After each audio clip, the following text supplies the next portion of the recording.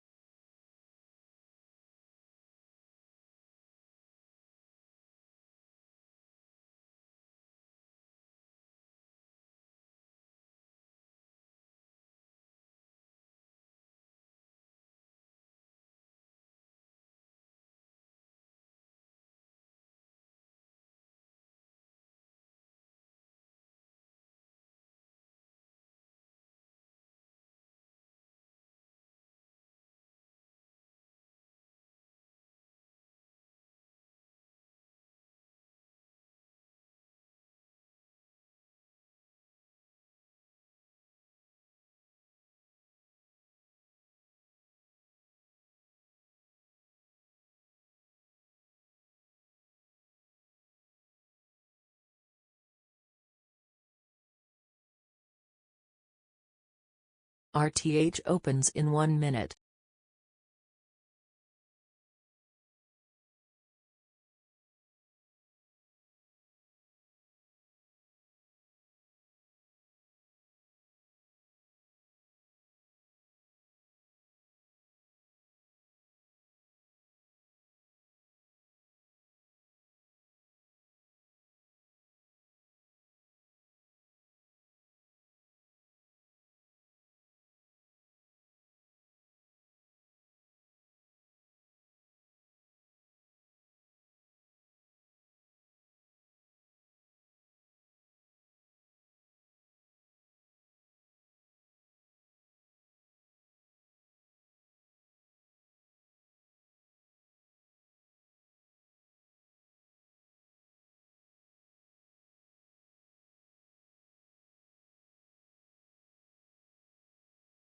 New tick low.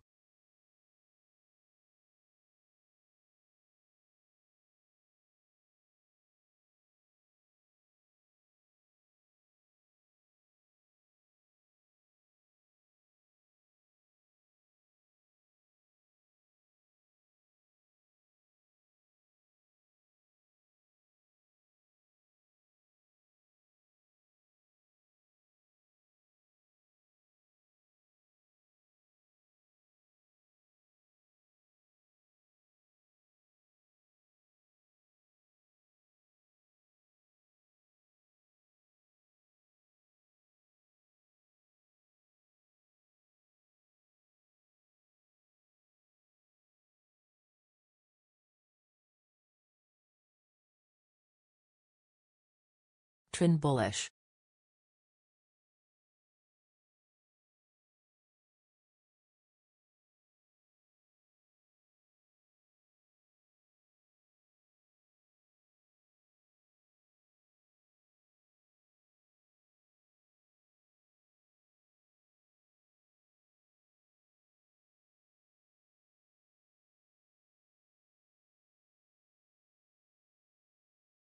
Overnight low crossed.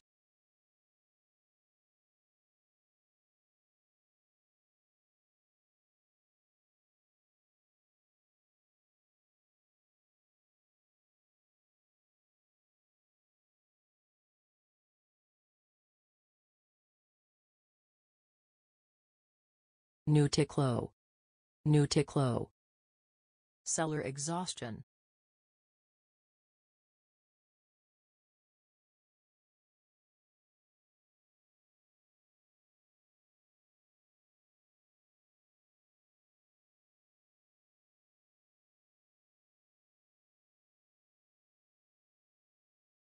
New tick low. New tick low.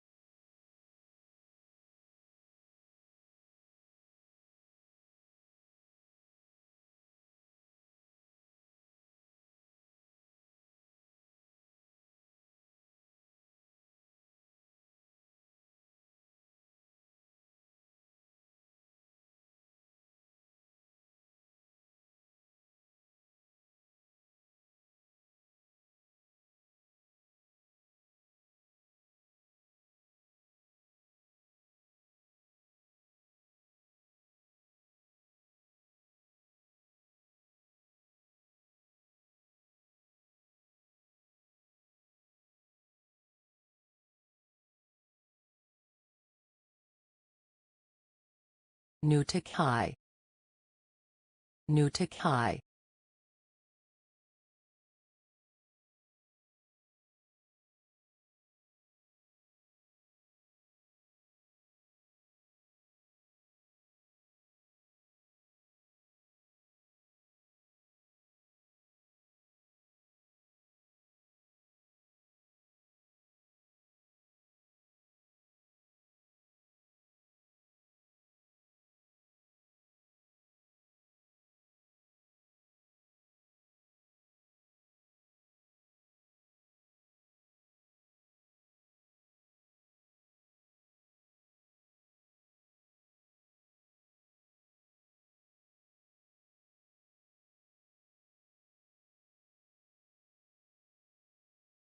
New tick high.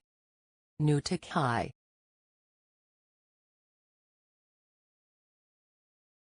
New tick high.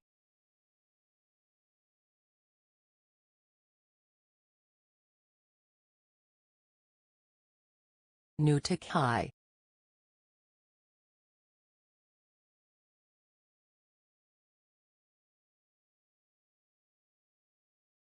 New tick high.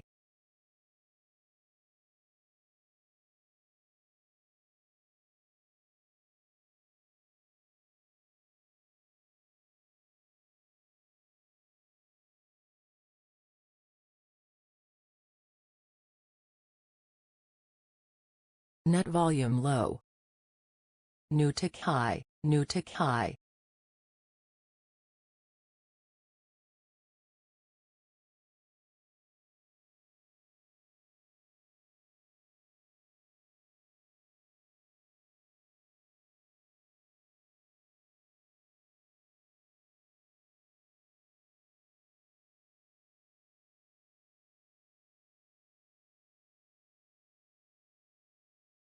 Net volume low.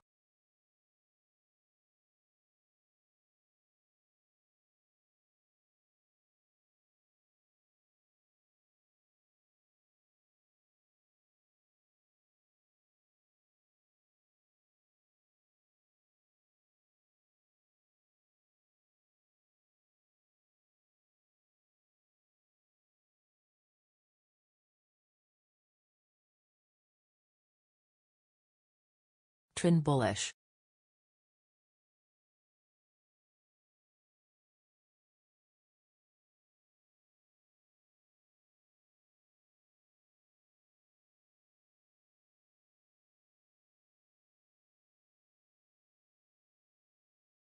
Net volume low.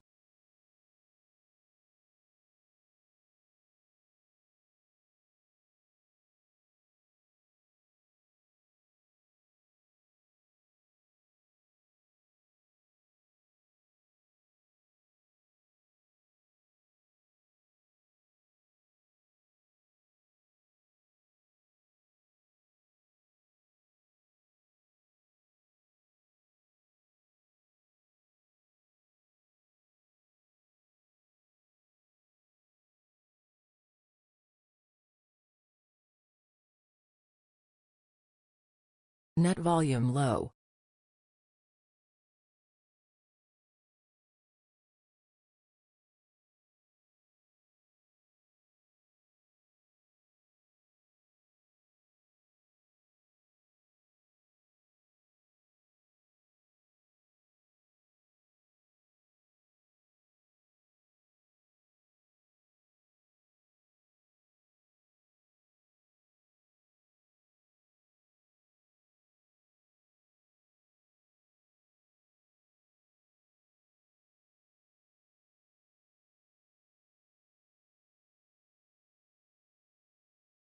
NQ overnight low crossed. Net volume low.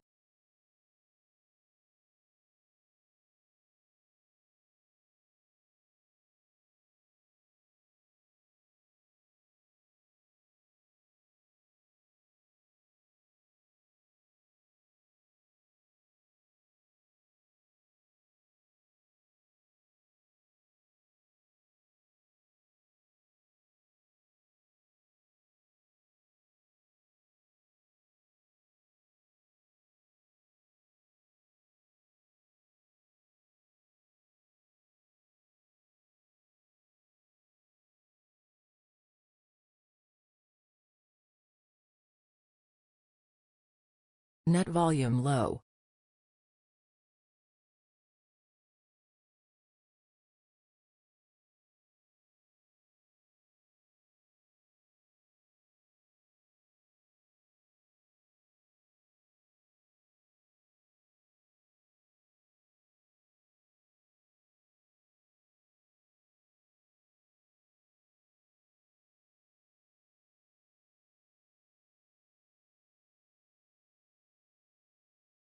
Trend bullish. Net volume low.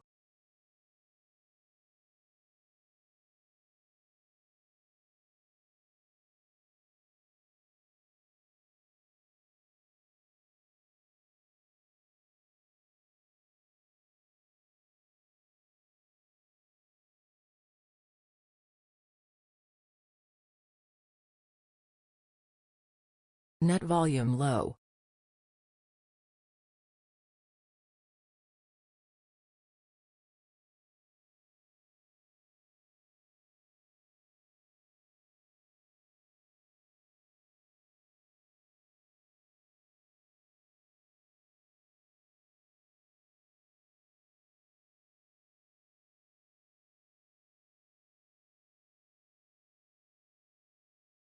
Trend bullish.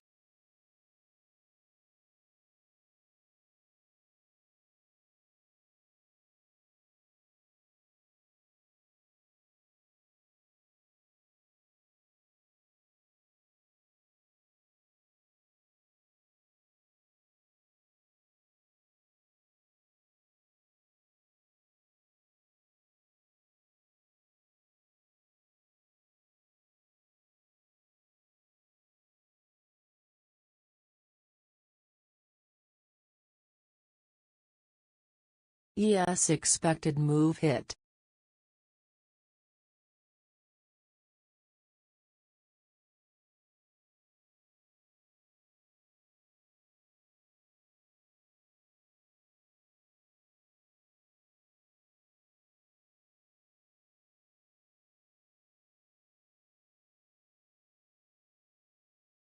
Net volume low.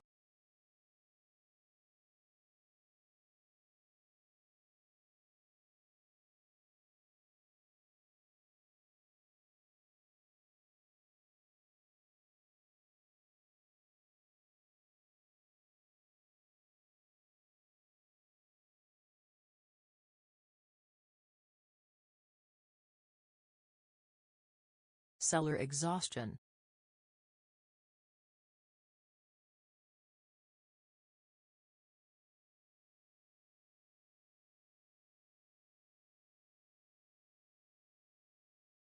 New tick low. New tick low.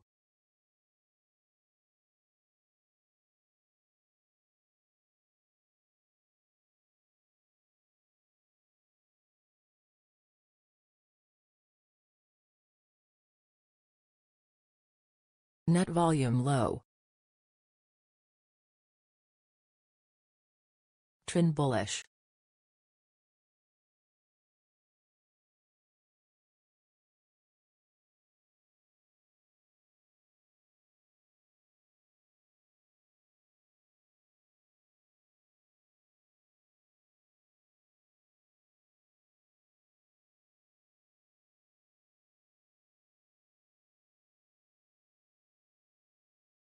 Net volume low.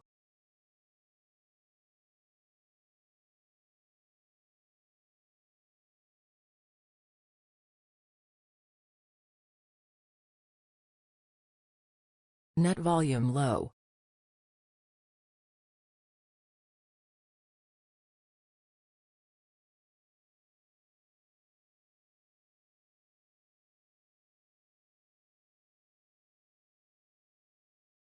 Net volume low. Trend bullish.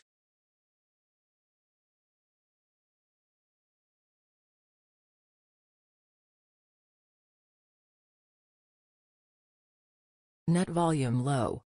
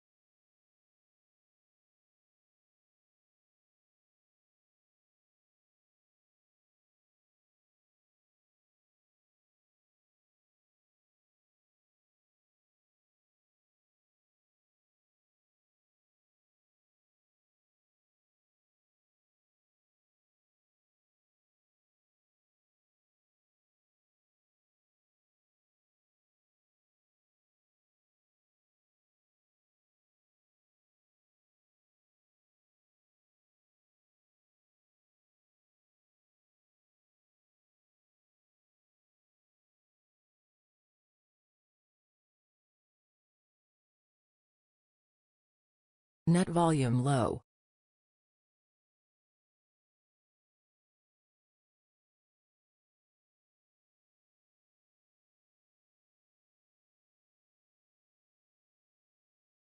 Net volume low.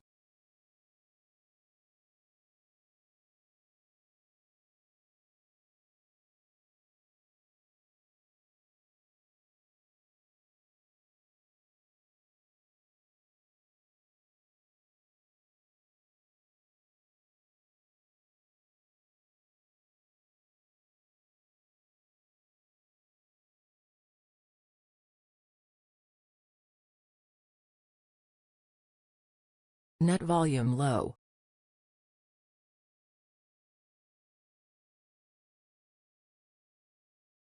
New tick high. New tick high.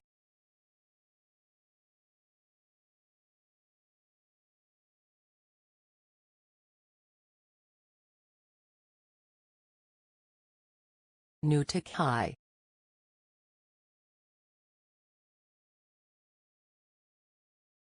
Net volume low. New tick high.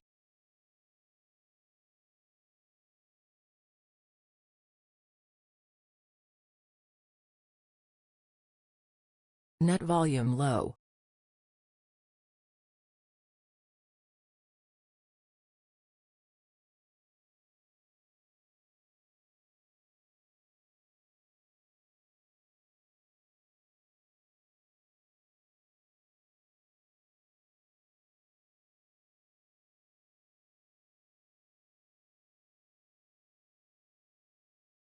New tick high. New tick high.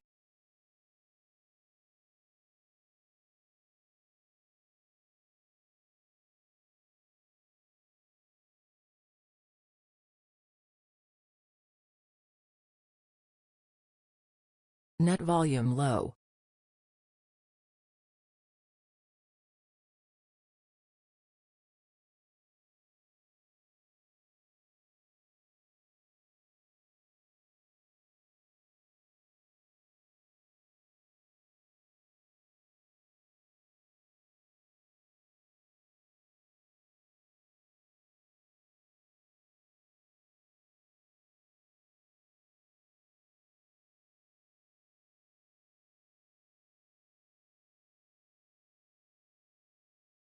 Net volume low.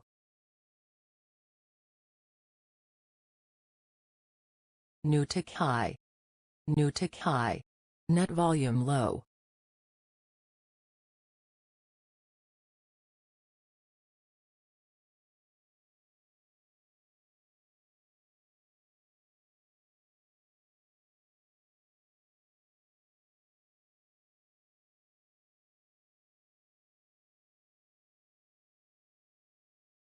New tick high.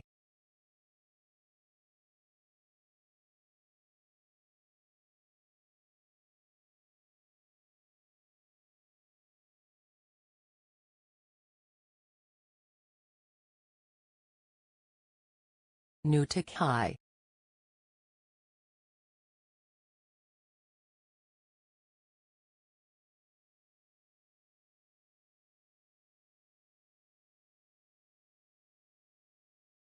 New tick high.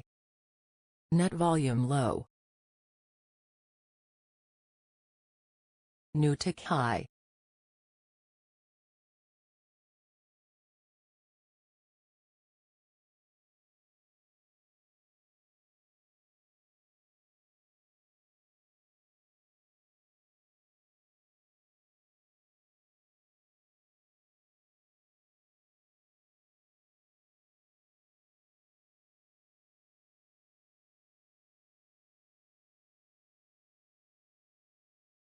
Trend bullish.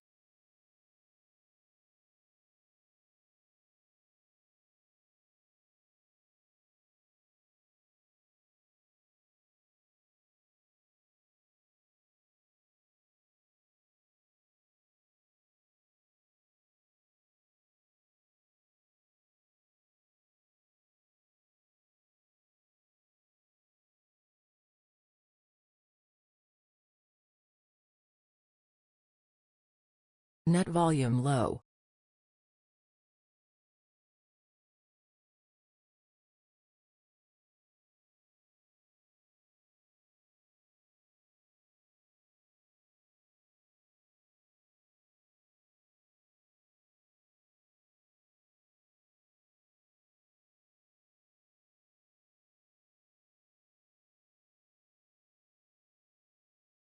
Net volume low.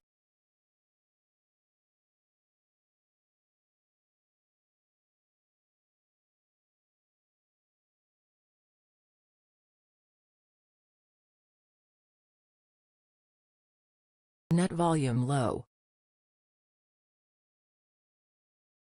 Trend bullish.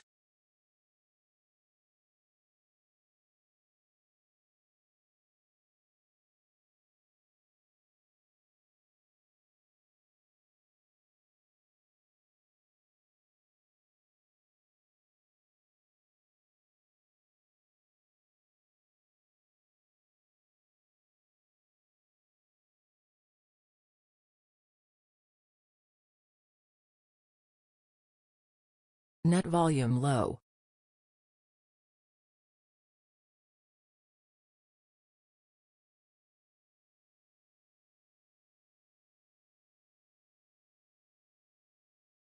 Net volume low.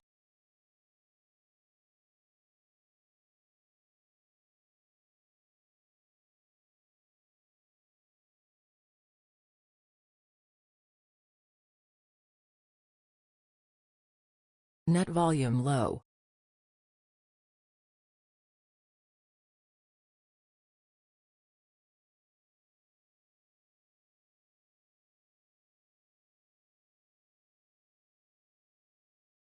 Net volume low.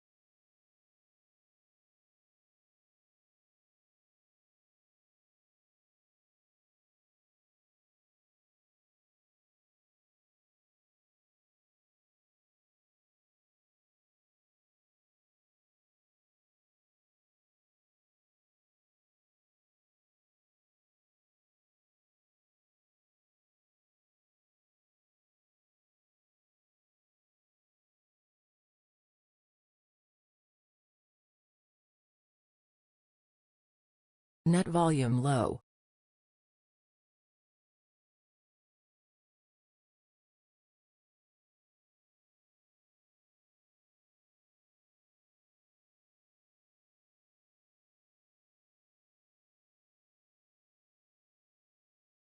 Net volume low.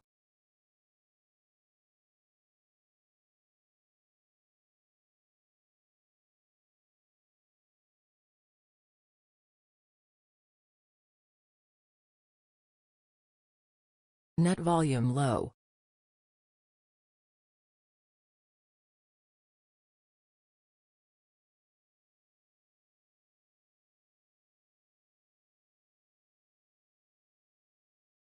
Net volume low.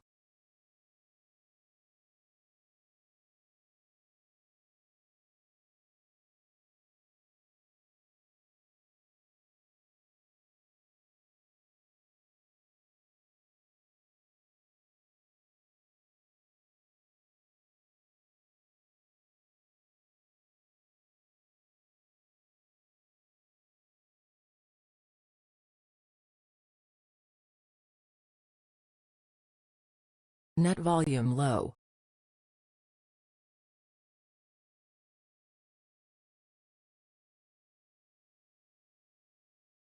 Net volume low.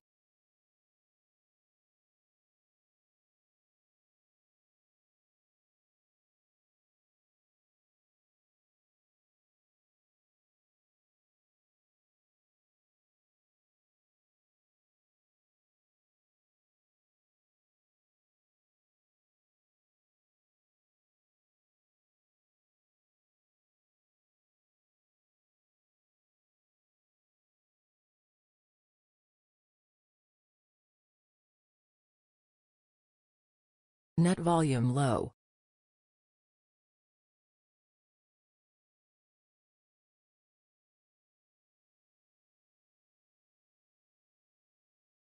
Net volume low.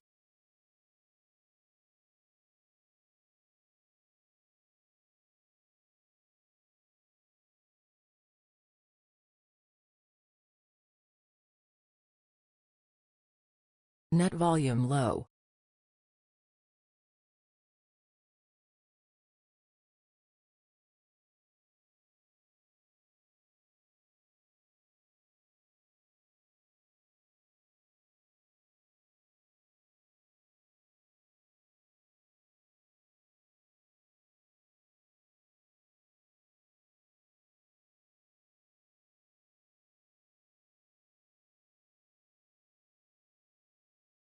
Net volume low.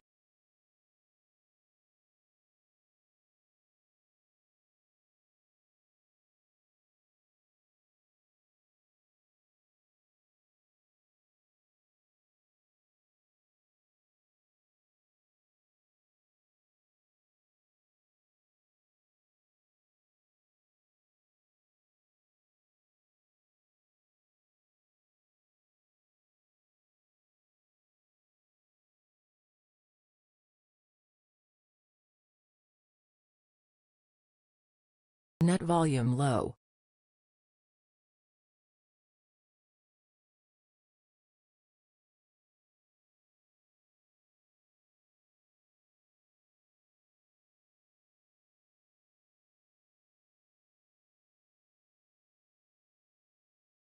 Net volume low.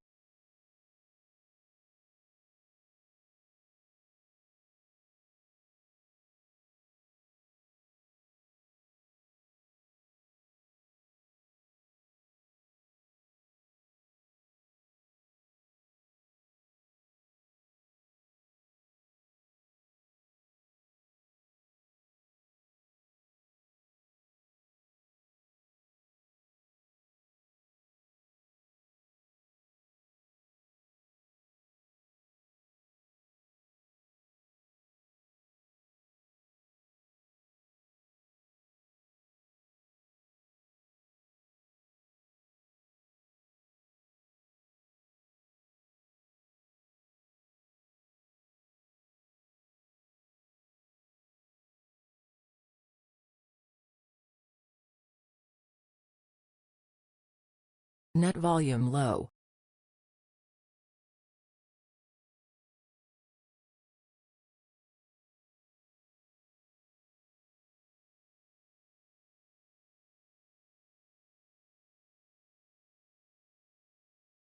Net volume low.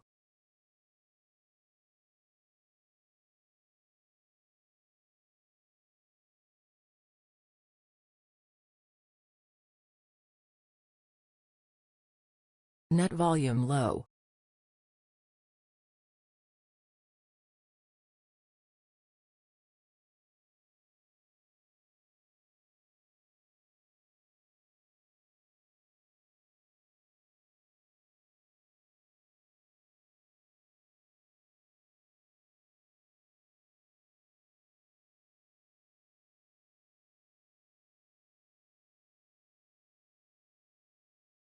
Net volume low.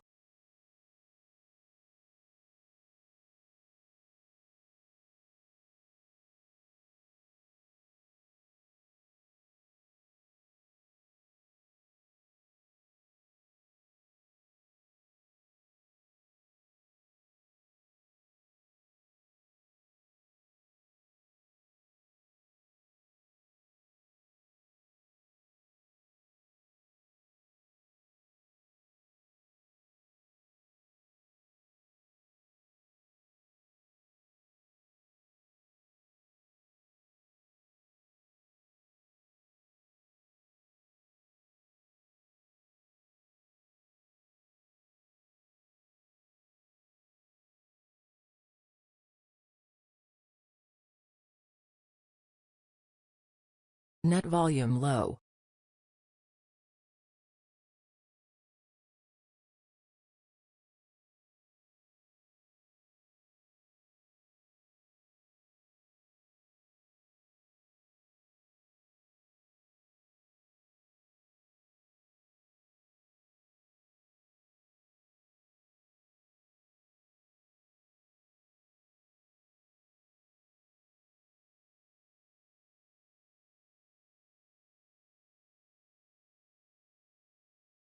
new tick high, new tick high.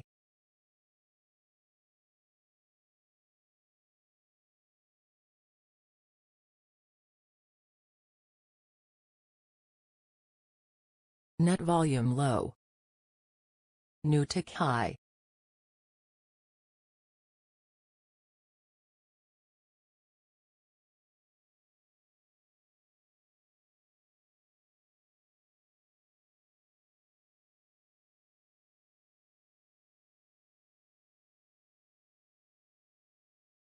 Net volume low.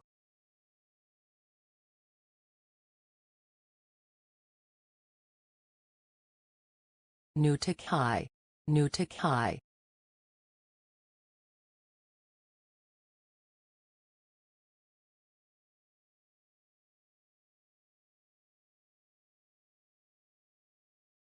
Net volume low.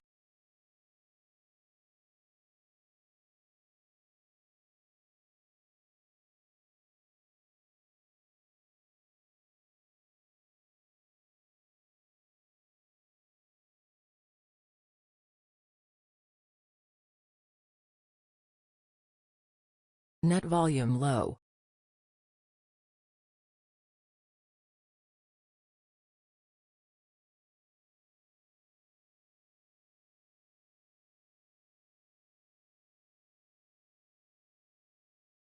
Net volume low.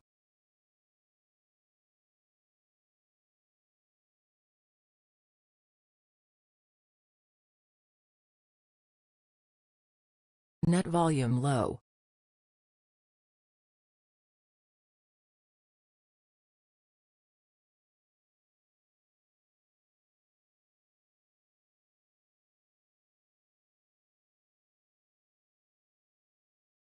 Net volume low.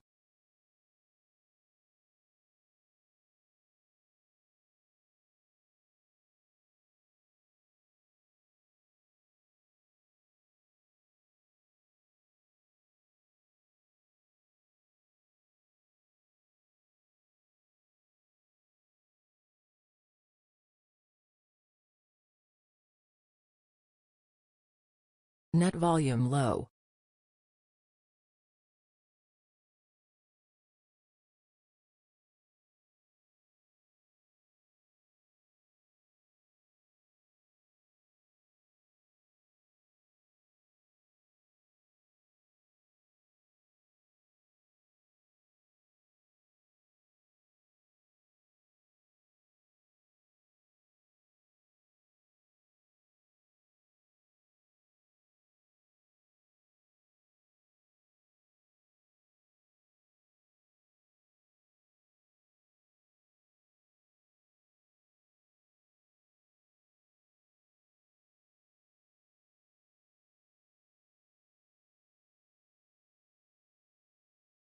Net volume low.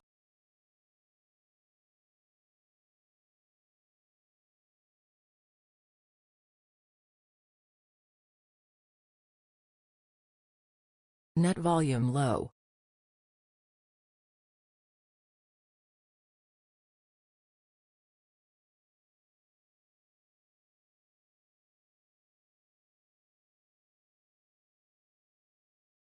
Net volume low.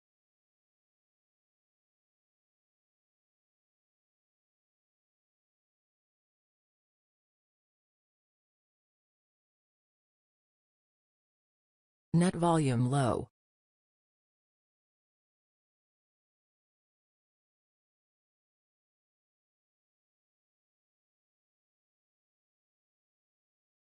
Net volume low.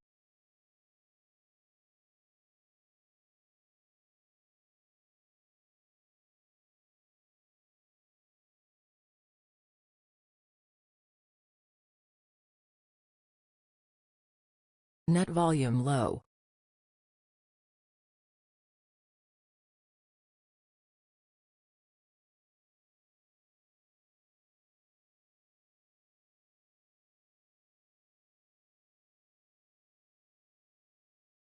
Net volume low.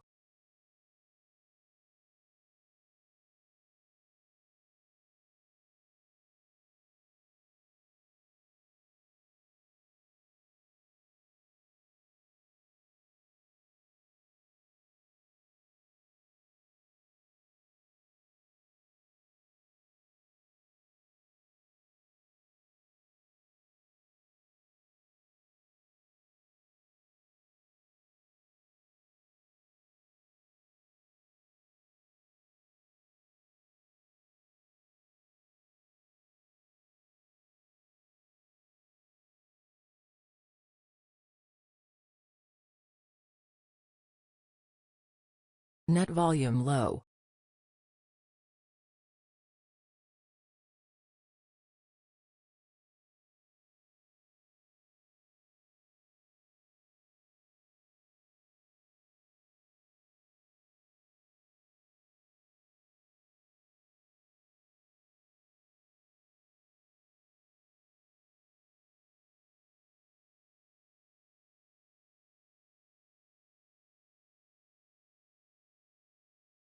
Net volume low.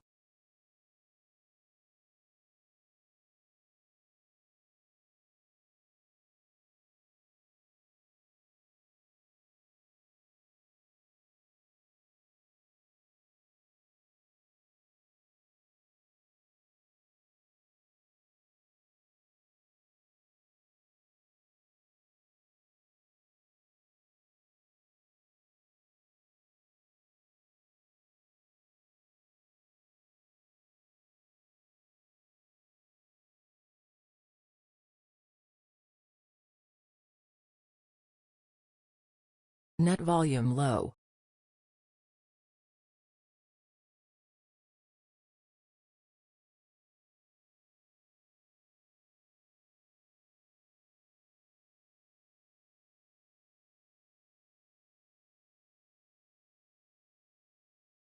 Net volume low.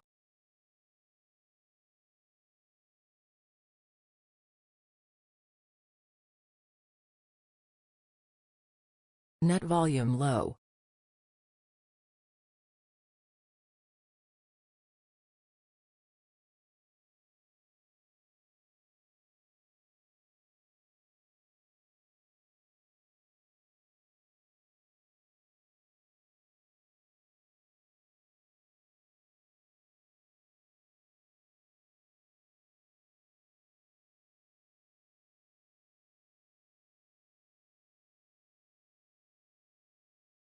Net volume low.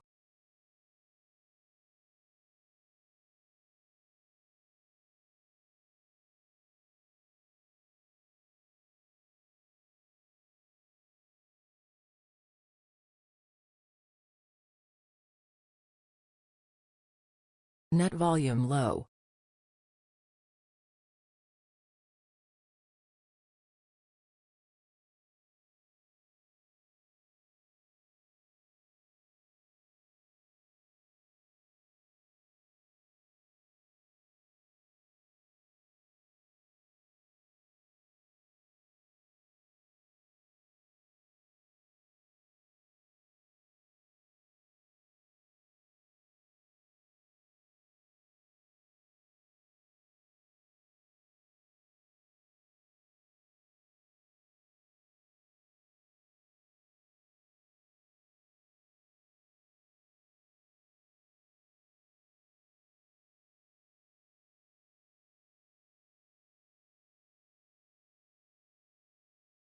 New tick high. New tick high.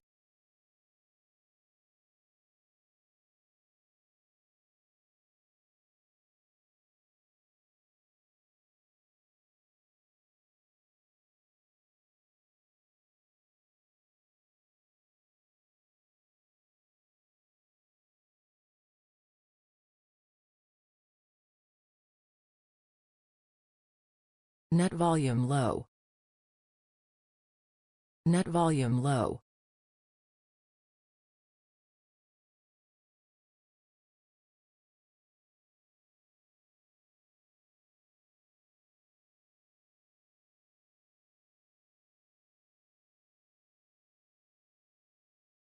Net volume low.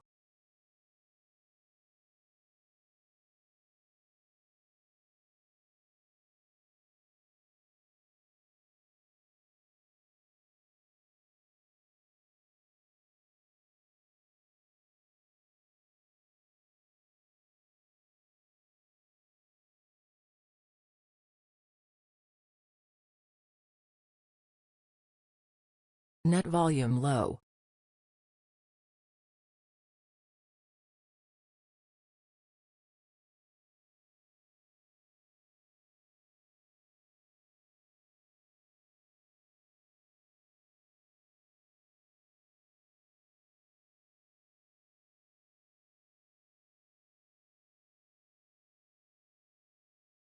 Net volume low.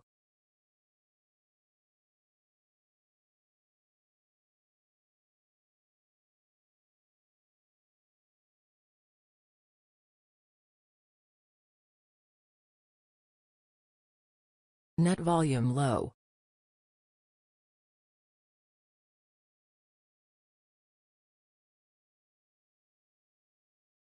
Net volume low.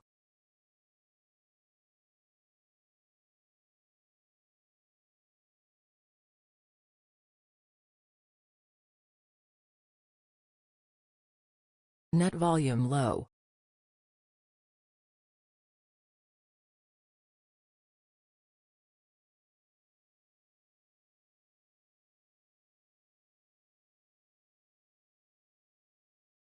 Net volume low.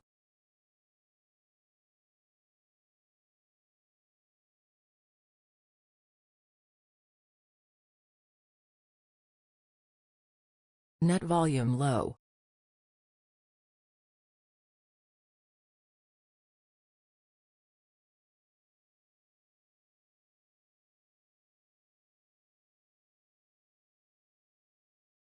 Net volume low.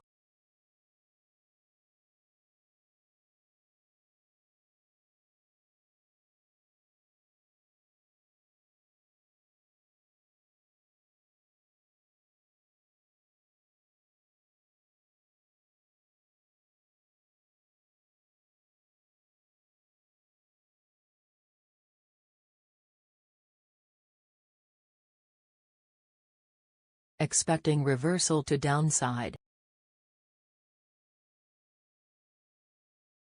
Net volume low.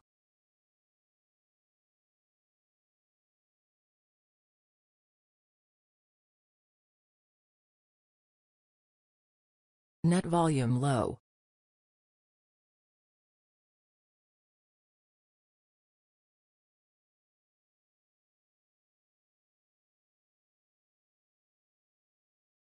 Net volume low.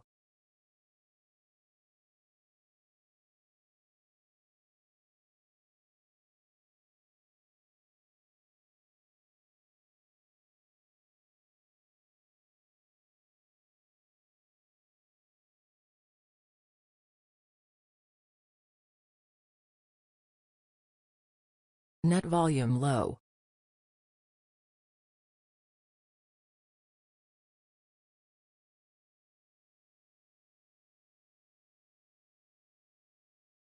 Net volume low.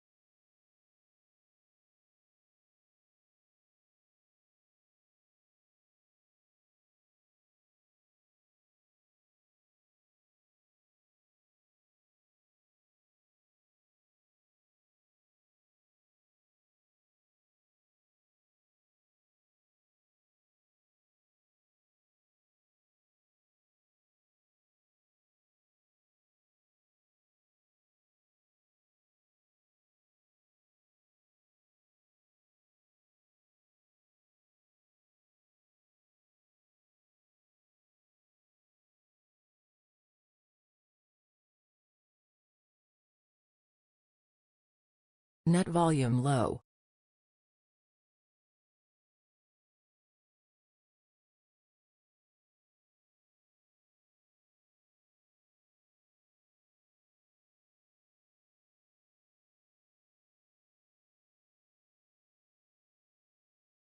Net volume low.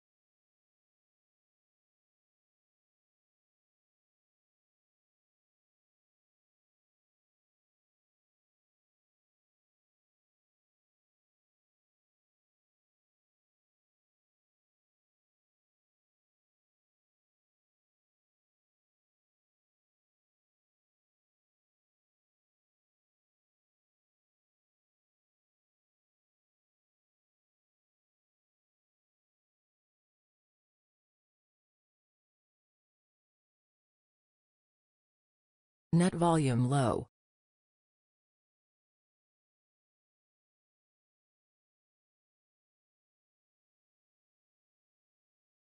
Net volume low.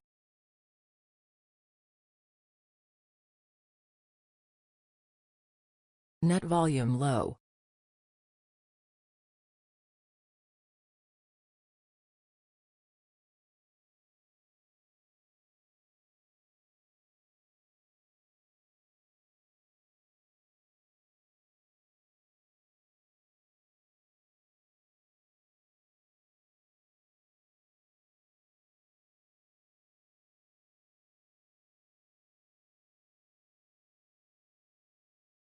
Net volume low.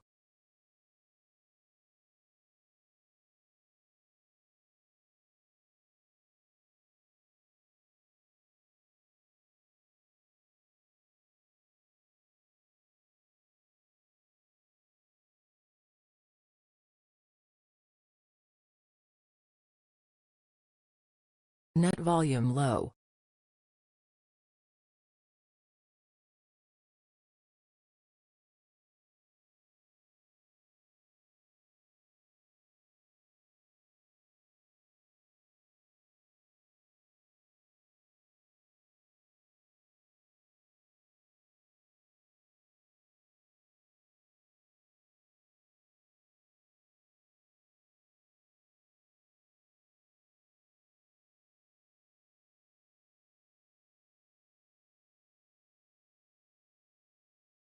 Net volume low.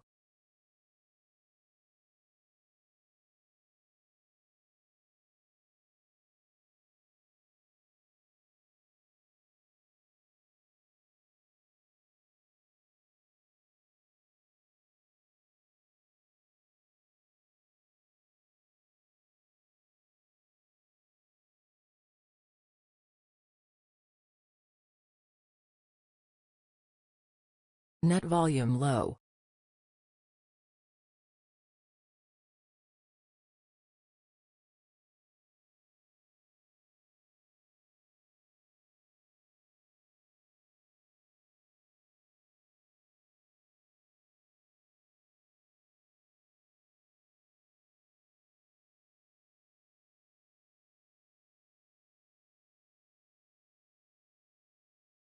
Net volume low.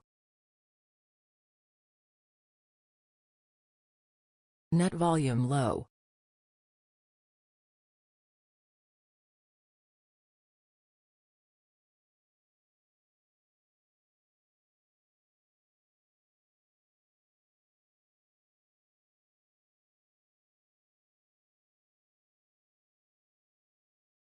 Net volume low.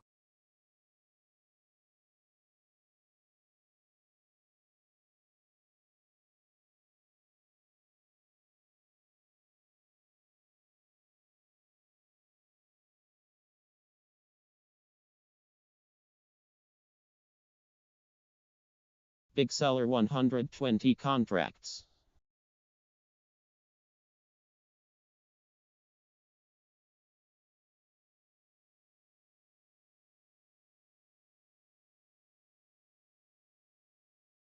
Net volume low.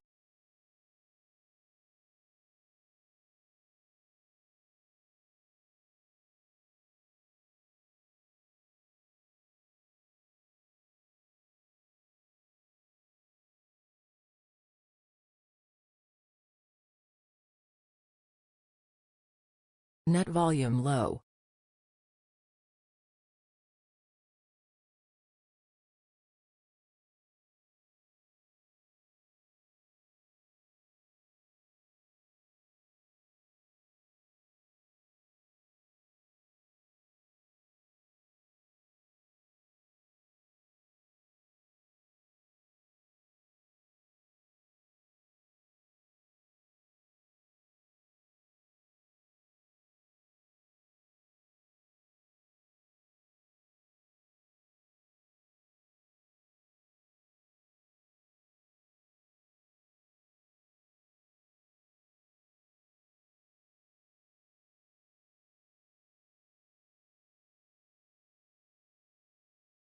Net volume low.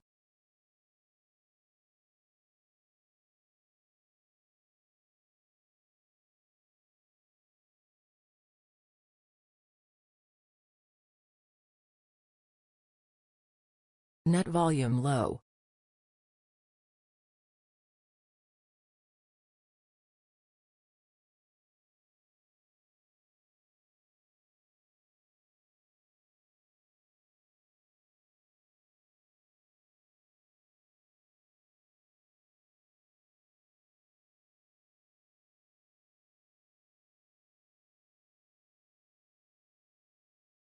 Net volume low.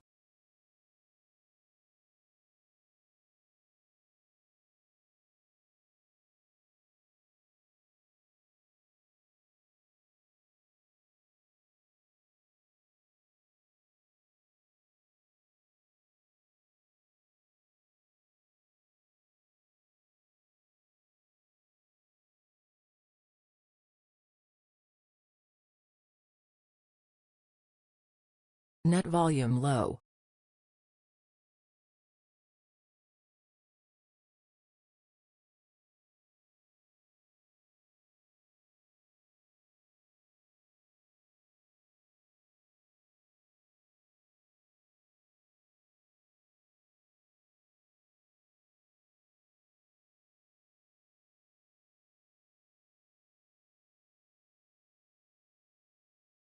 Net volume low.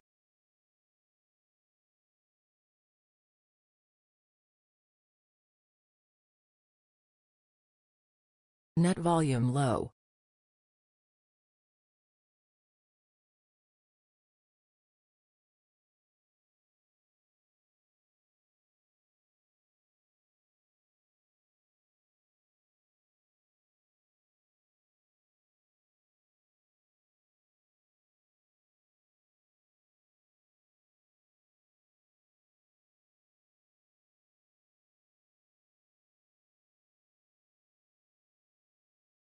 Net volume low.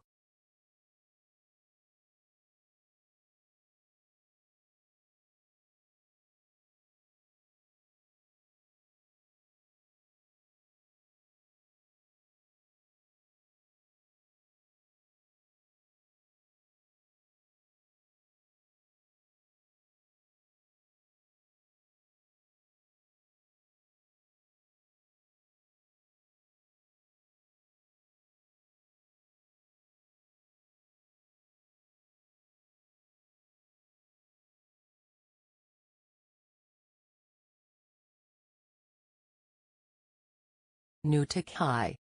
New tick high.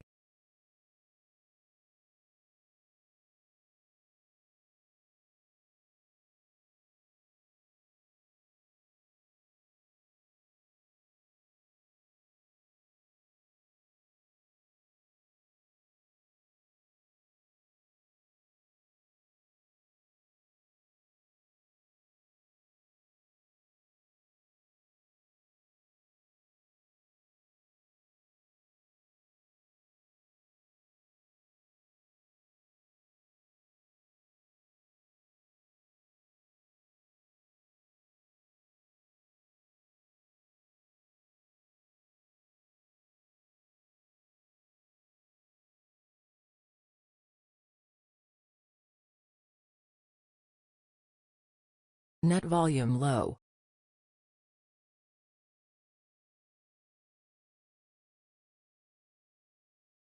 Net volume low.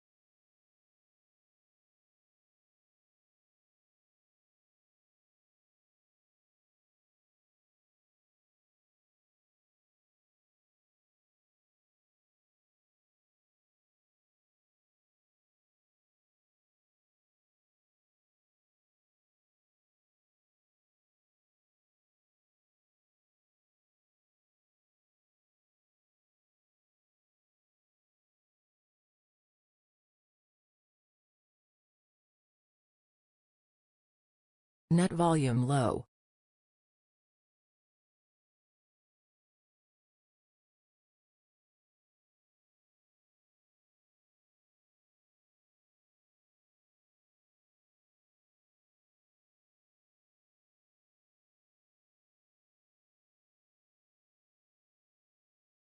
Net volume low.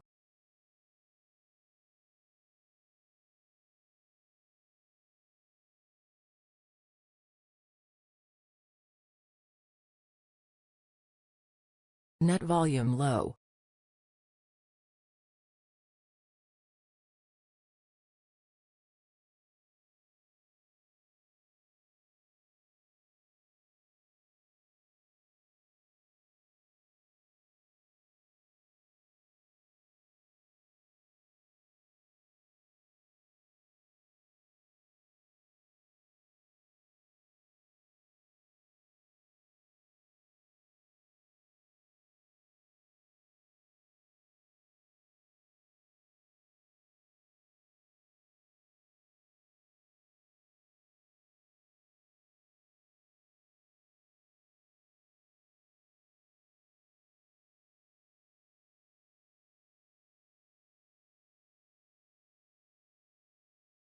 Net volume low.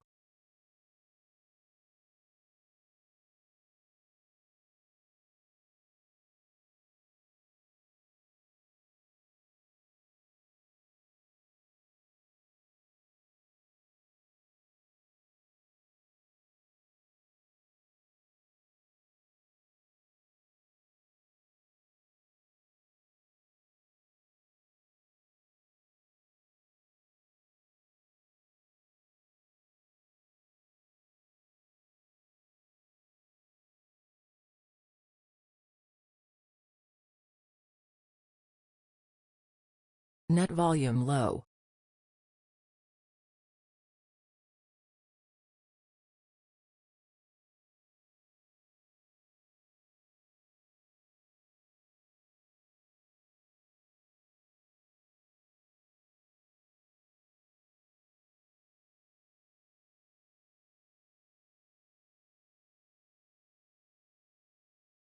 Net volume low.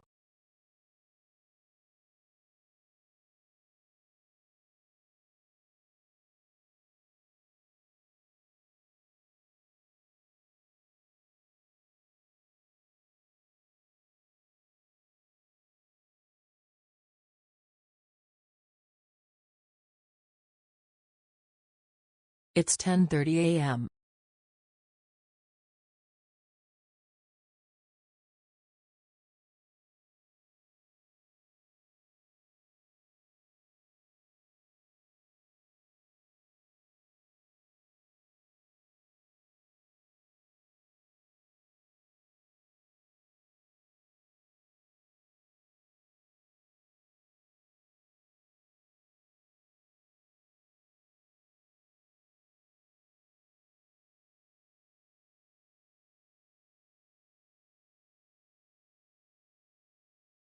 New tick high. New tick high.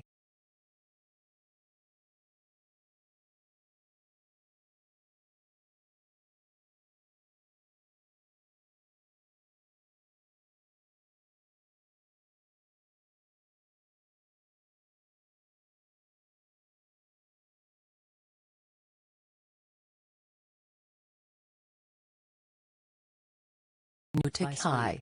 New tick high.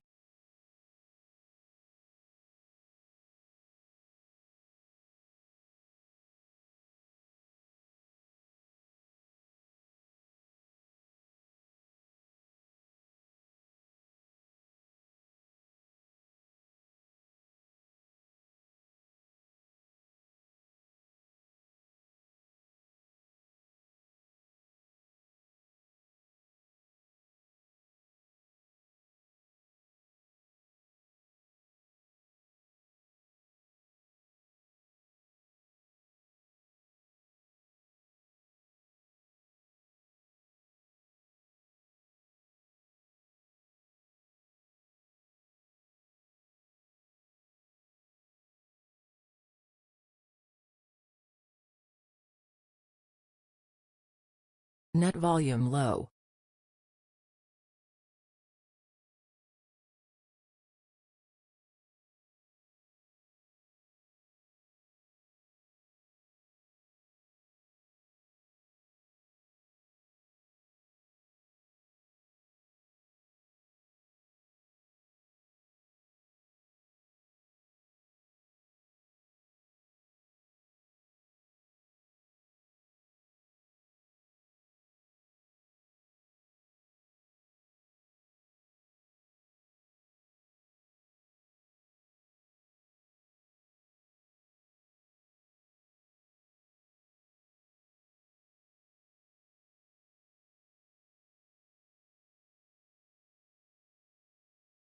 Net volume low.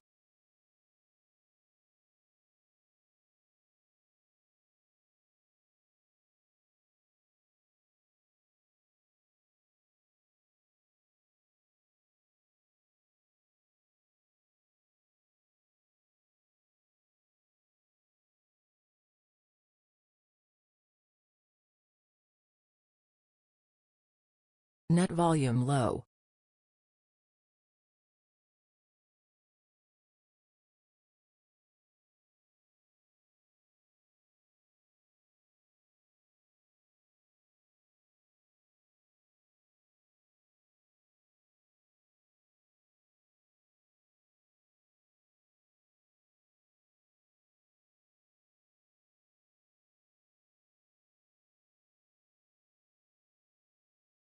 Net volume low.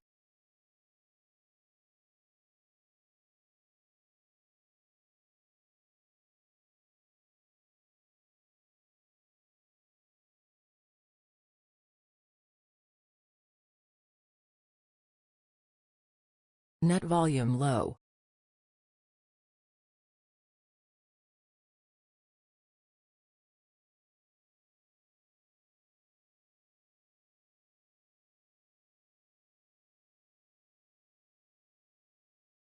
Net volume low.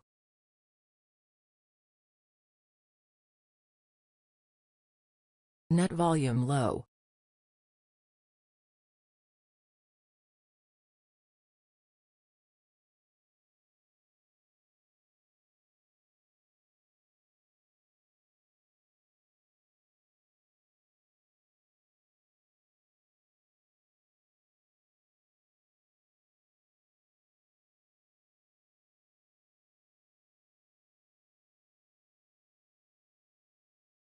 Net volume low.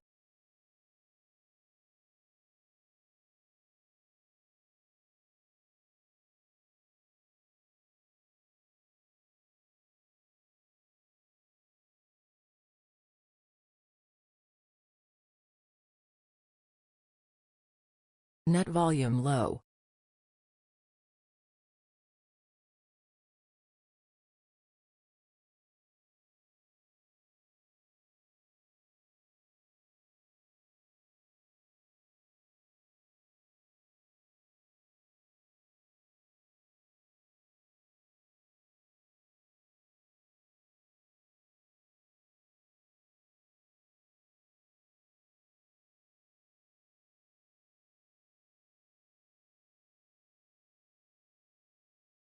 Net volume low.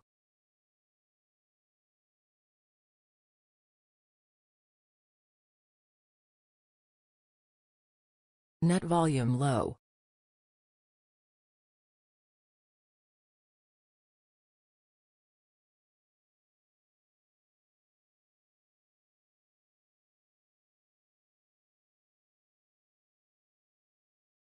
Net volume low.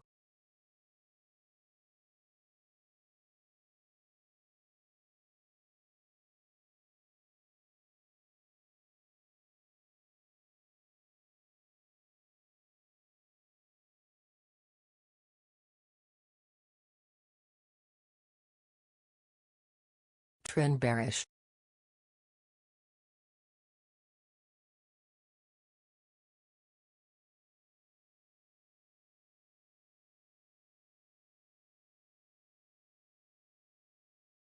Net volume low.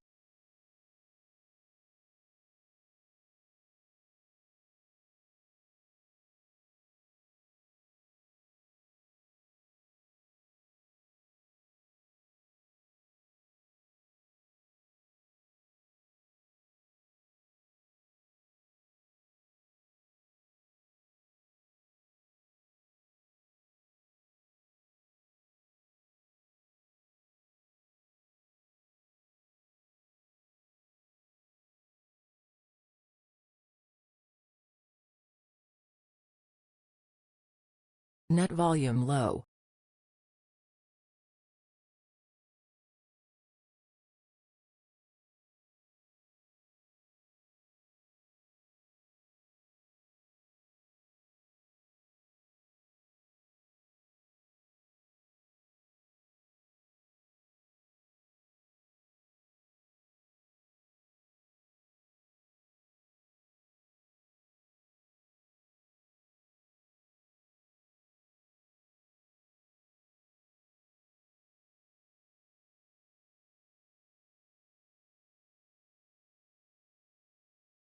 Net volume low. Trend bearish.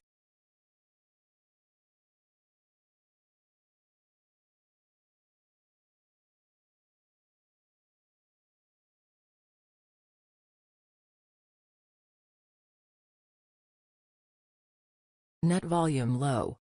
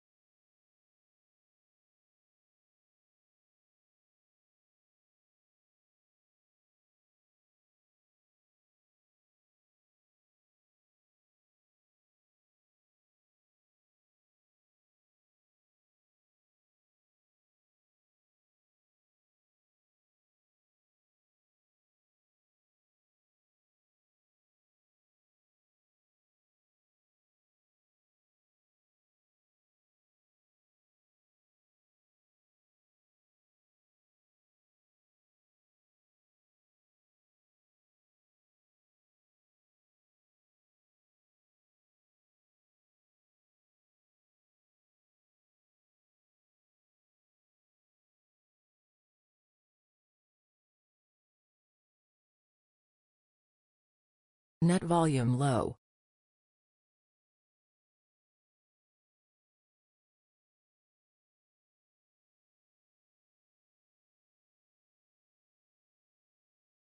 Net volume low.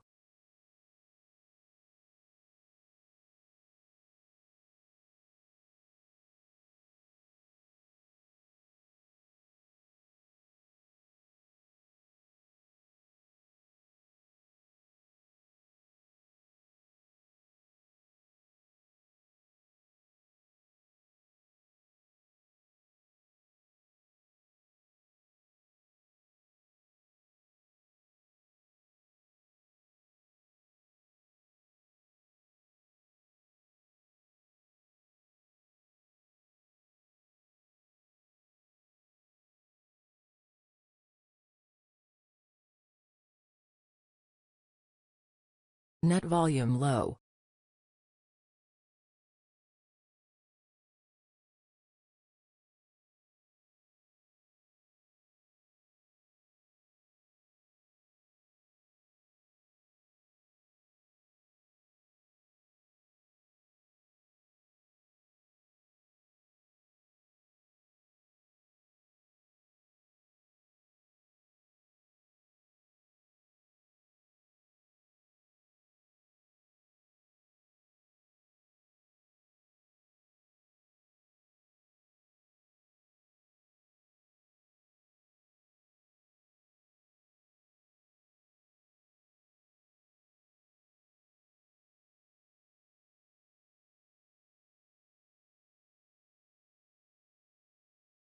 Net volume low.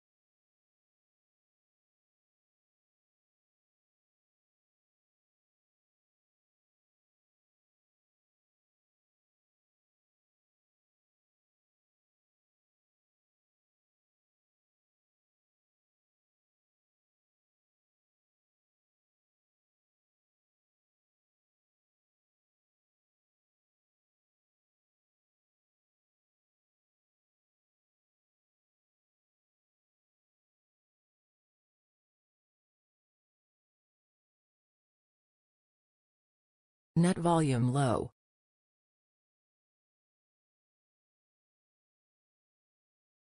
Net volume low.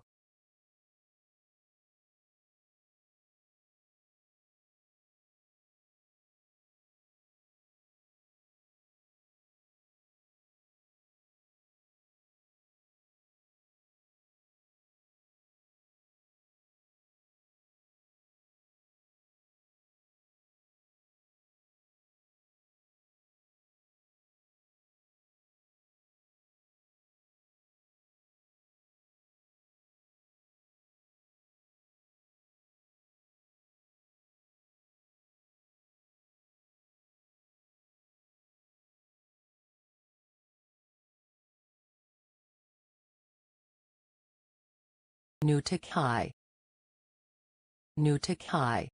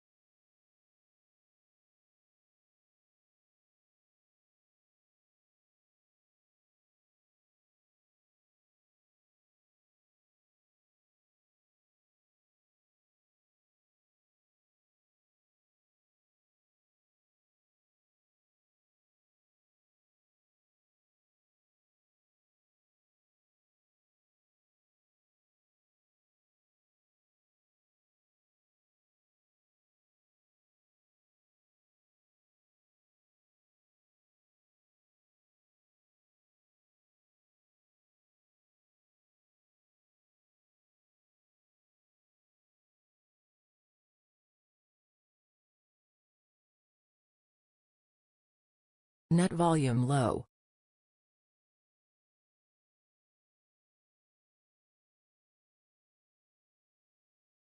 Net volume low.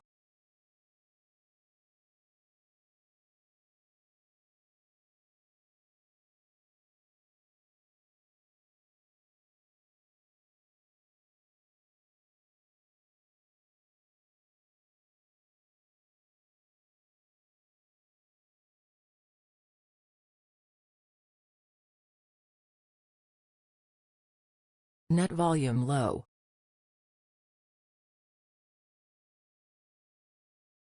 Net volume low.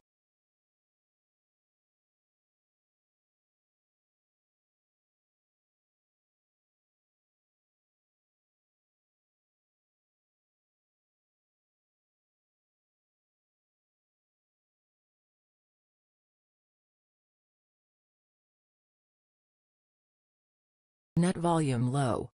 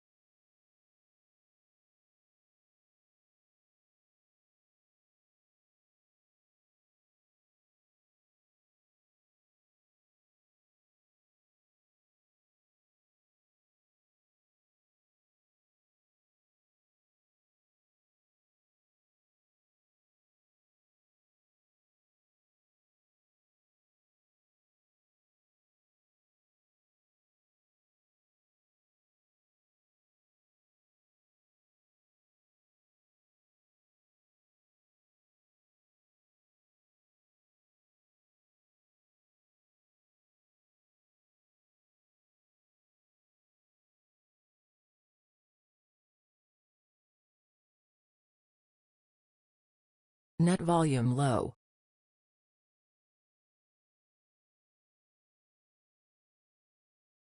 Net volume low.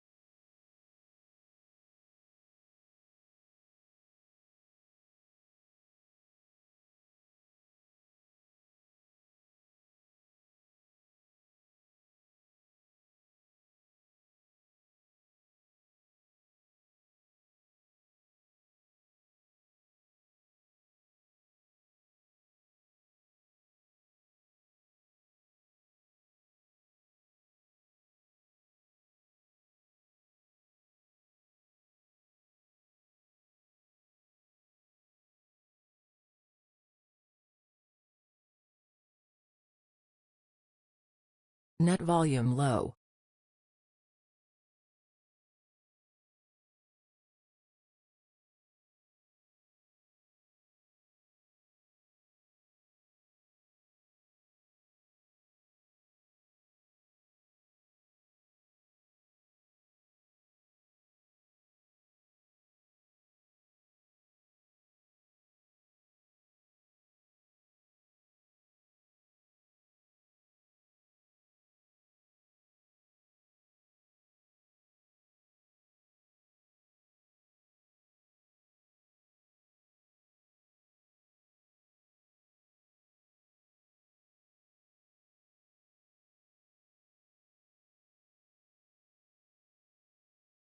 New tick high. New tick high. Trend bearish. Buyer exhaustion.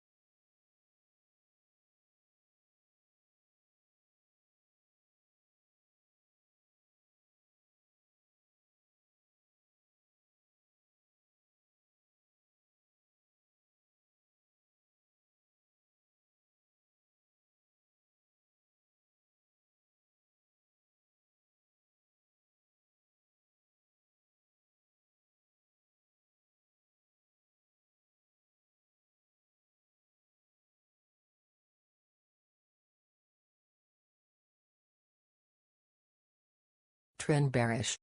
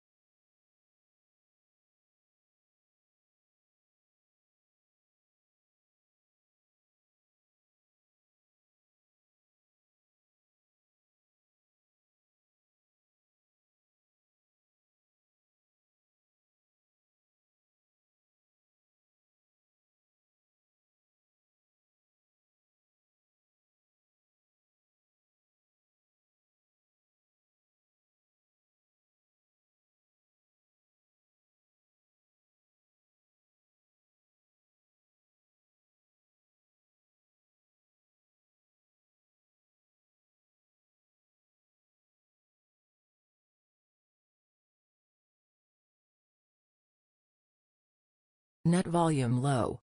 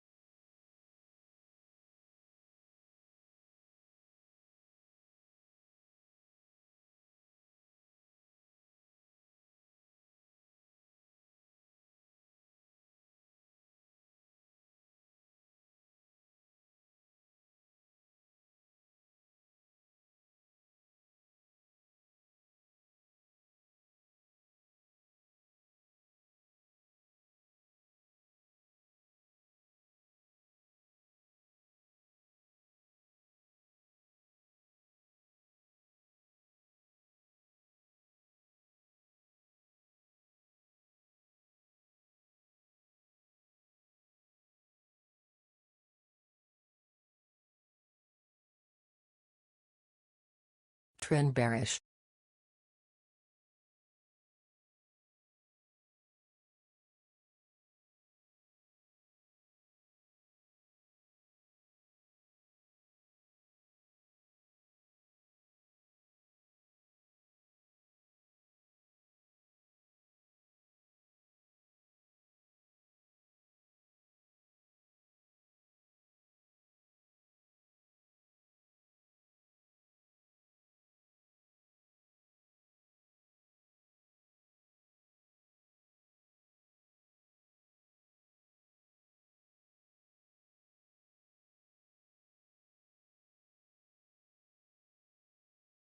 Big seller 100 contracts. Net volume low.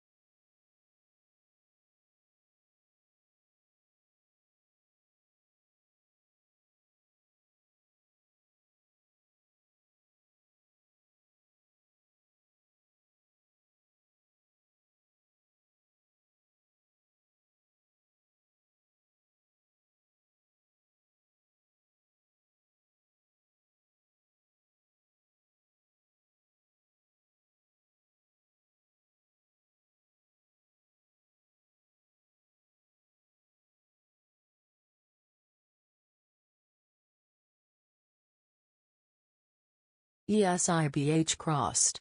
Big seller 110 contracts. Big seller 102 contracts. Buyer exhaustion.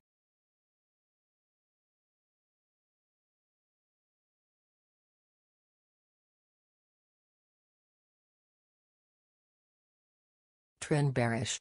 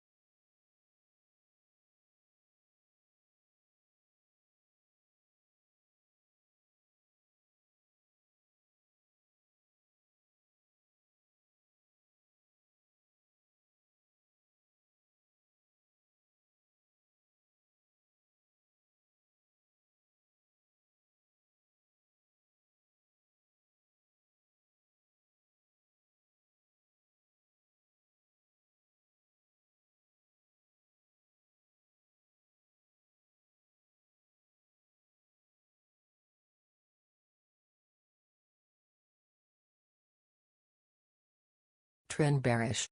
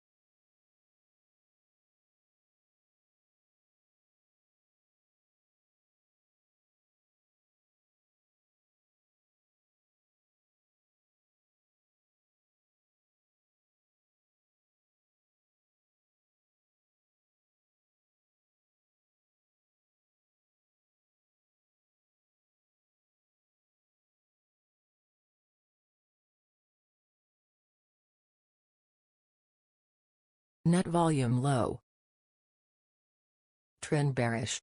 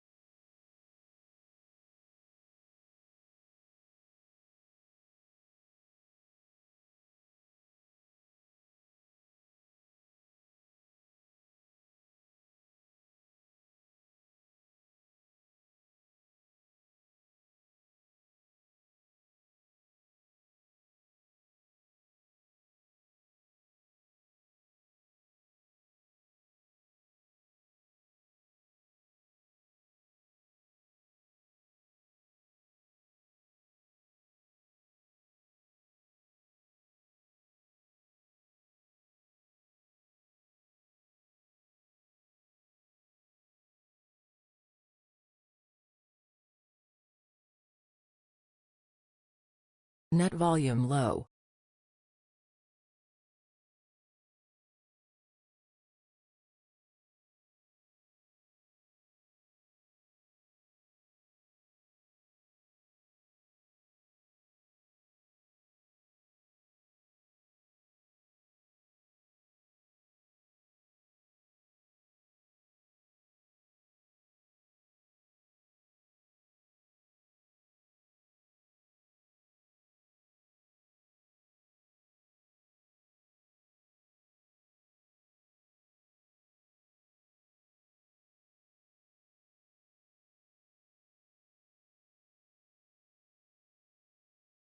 Trend bearish.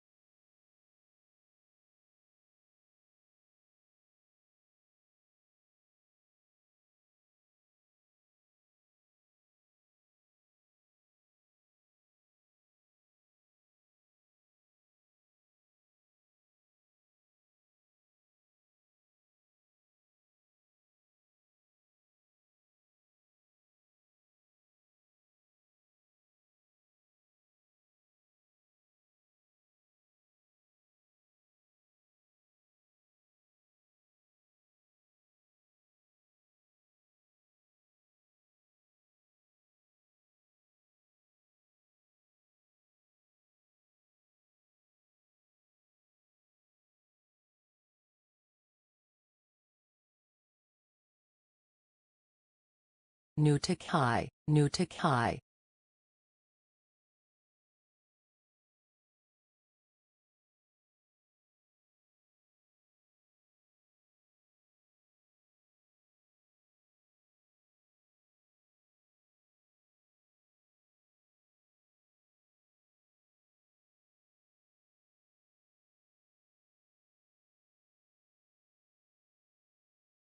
Trend bearish.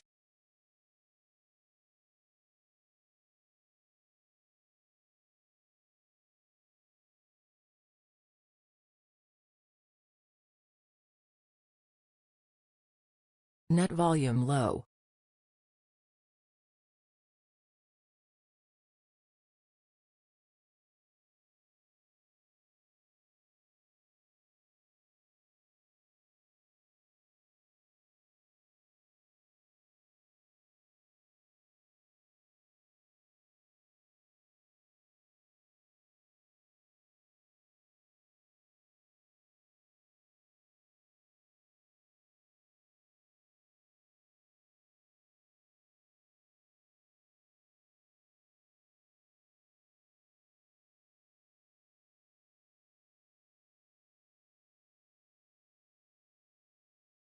Trend bearish.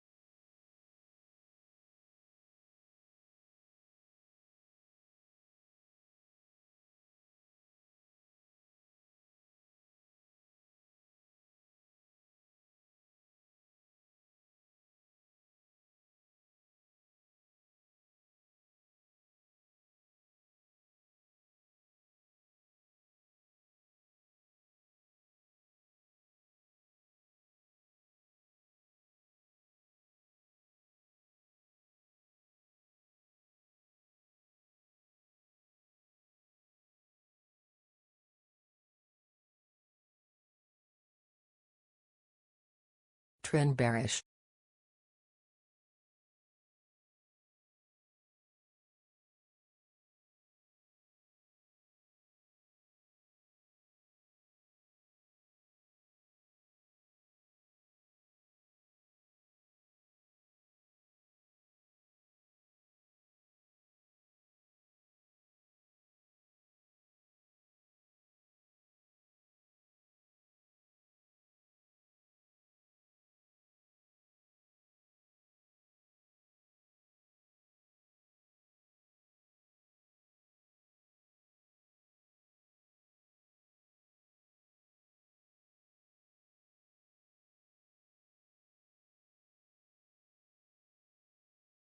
Trend bearish.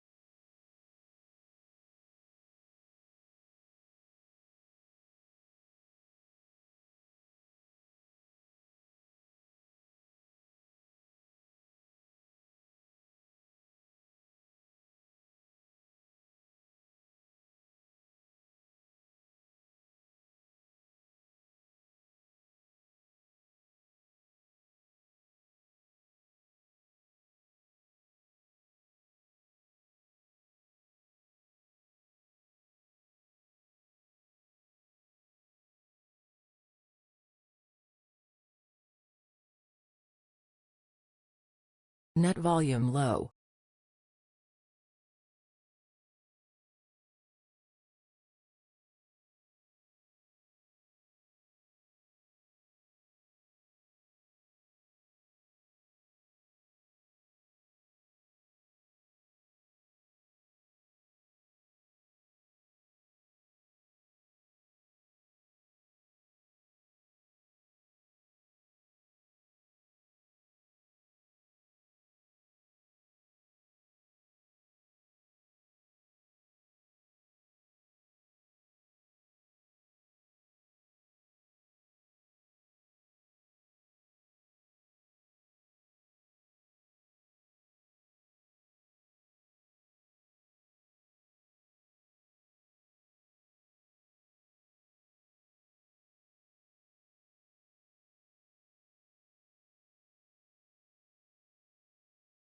Net volume low.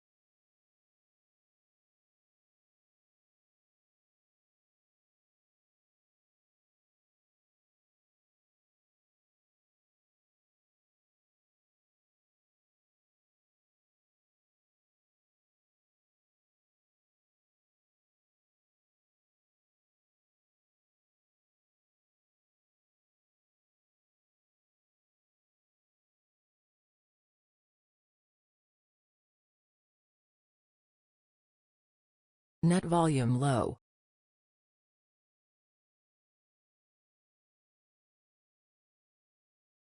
Big buyer 118 contracts.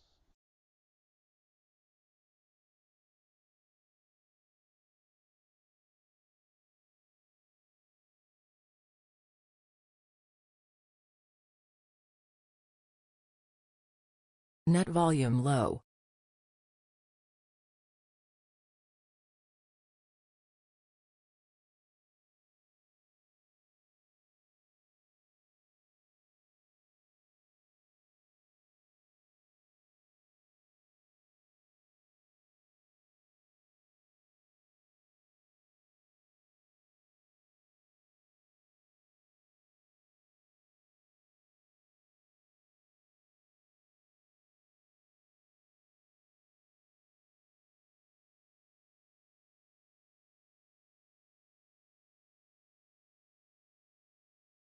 Net volume low.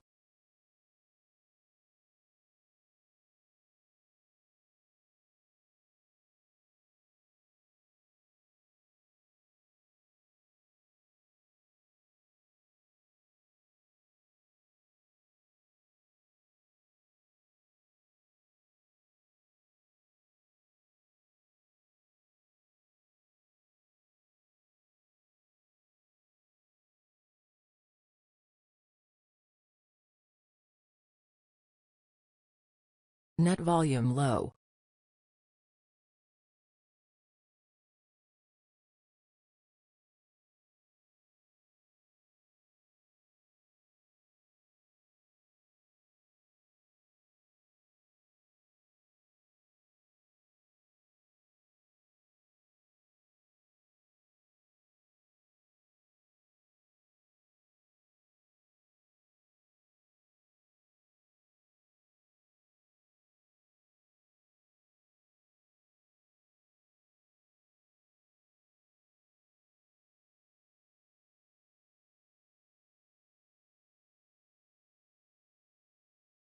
Net volume low.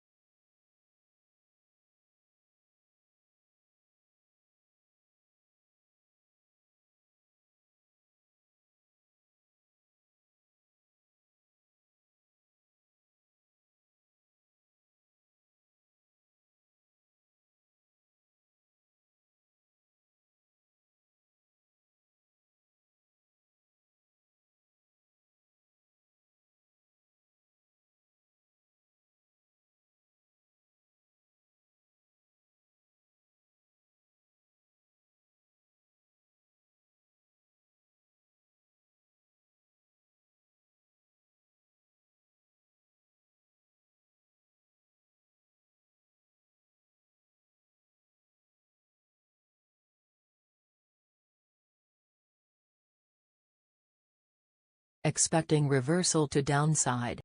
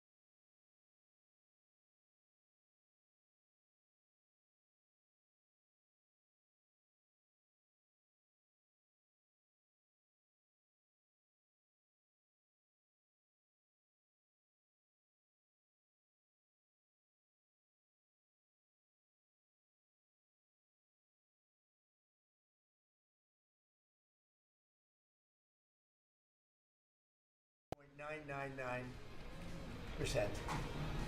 That is usually 100%. So I think it's an amazing tribute, and Christy, congratulations, and Tom and everybody else. It's an amazing job, actually. And it was done very quickly. We officially designated Tren de Aragua, MS-13, and the Mexican drug cartels as foreign terrorist organizations, and we're expelling these monsters from our country rapidly and working with the Department of Justice. Pam, you're doing fantastic. Your people are amazing. We're having some judge problems. Everybody's reading. We're having some judges that don't like, killers, murderers being thrown out of the country. So I don't know what their problem is, but we have little difficulty. We won on the basis of a great border and of getting criminals out of our country. That was why we won every swing state. We won by millions of votes. We won everything. Every metric we won by a lot. It was a massive victory, and we won, I think, largely because of this issue. I put this issue as number one issue, and they don't want us to do what we're supposed to do, and I don't think that can be. And I hope the Supreme Court is going to fully understand what's going on. We have to get the criminals out of our country, and that's the basis under which we won the election. Core GDP, and this is, you probably saw some numbers today, and I have to start off by saying that's Biden. That's not Trump, because we came in on January, this is the quarterly numbers, and we came in and I was very against everything that Biden was doing in terms of the economy, destroying our country in so many ways, not only at the border was more obvious, but we took over his mess in so many different ways. Core GDP, removing distortions from imports, inventories, and government spending, was up plus 3% when you add it. We had numbers that, despite what we were handed, we turned them around, and we were getting them really turned around. Gross domestic investment was a whopping 22%. Now, that is a number that people are coming in at numbers. For instance, I just walked in, I heard Samsung is now, because of the tariffs, they're going to build massive facilities in the United States. If we didn't do the tariffs, they wouldn't be doing that. So it takes a little while to get those facilities built, but they're coming in with big numbers. They're all coming in with big numbers. We have more money being spent than at any time in the history of our country. We're up to close to $8 trillion, I think I can say. And really, it's going to be a lot higher than that. Those are just the ones that we know about. 8 trillion. I'm not going to say, but I'm not sure if Biden did $1 trillion for 4 years, 1 trillion. But we're at 8 trillion for 2 months, because let's give us a pass on the first month. We were sort of getting a little bit used to things, right? But after 2 months, we have $8 trillion. There's never been a number like that. And that includes chip companies, car companies, every form of manufacturing, high-tech companies. Nobody's ever seen anything like it. So $8 trillion. I can talk about gross domestic product, gross domestic investment. I can talk about a lot of things, but to me, the biggest numbers, the kind of numbers that are, and these people are coming in. Our Secretary of Commerce spent the weekend, he went down to Arizona to see what was happening with the biggest chip company in the world.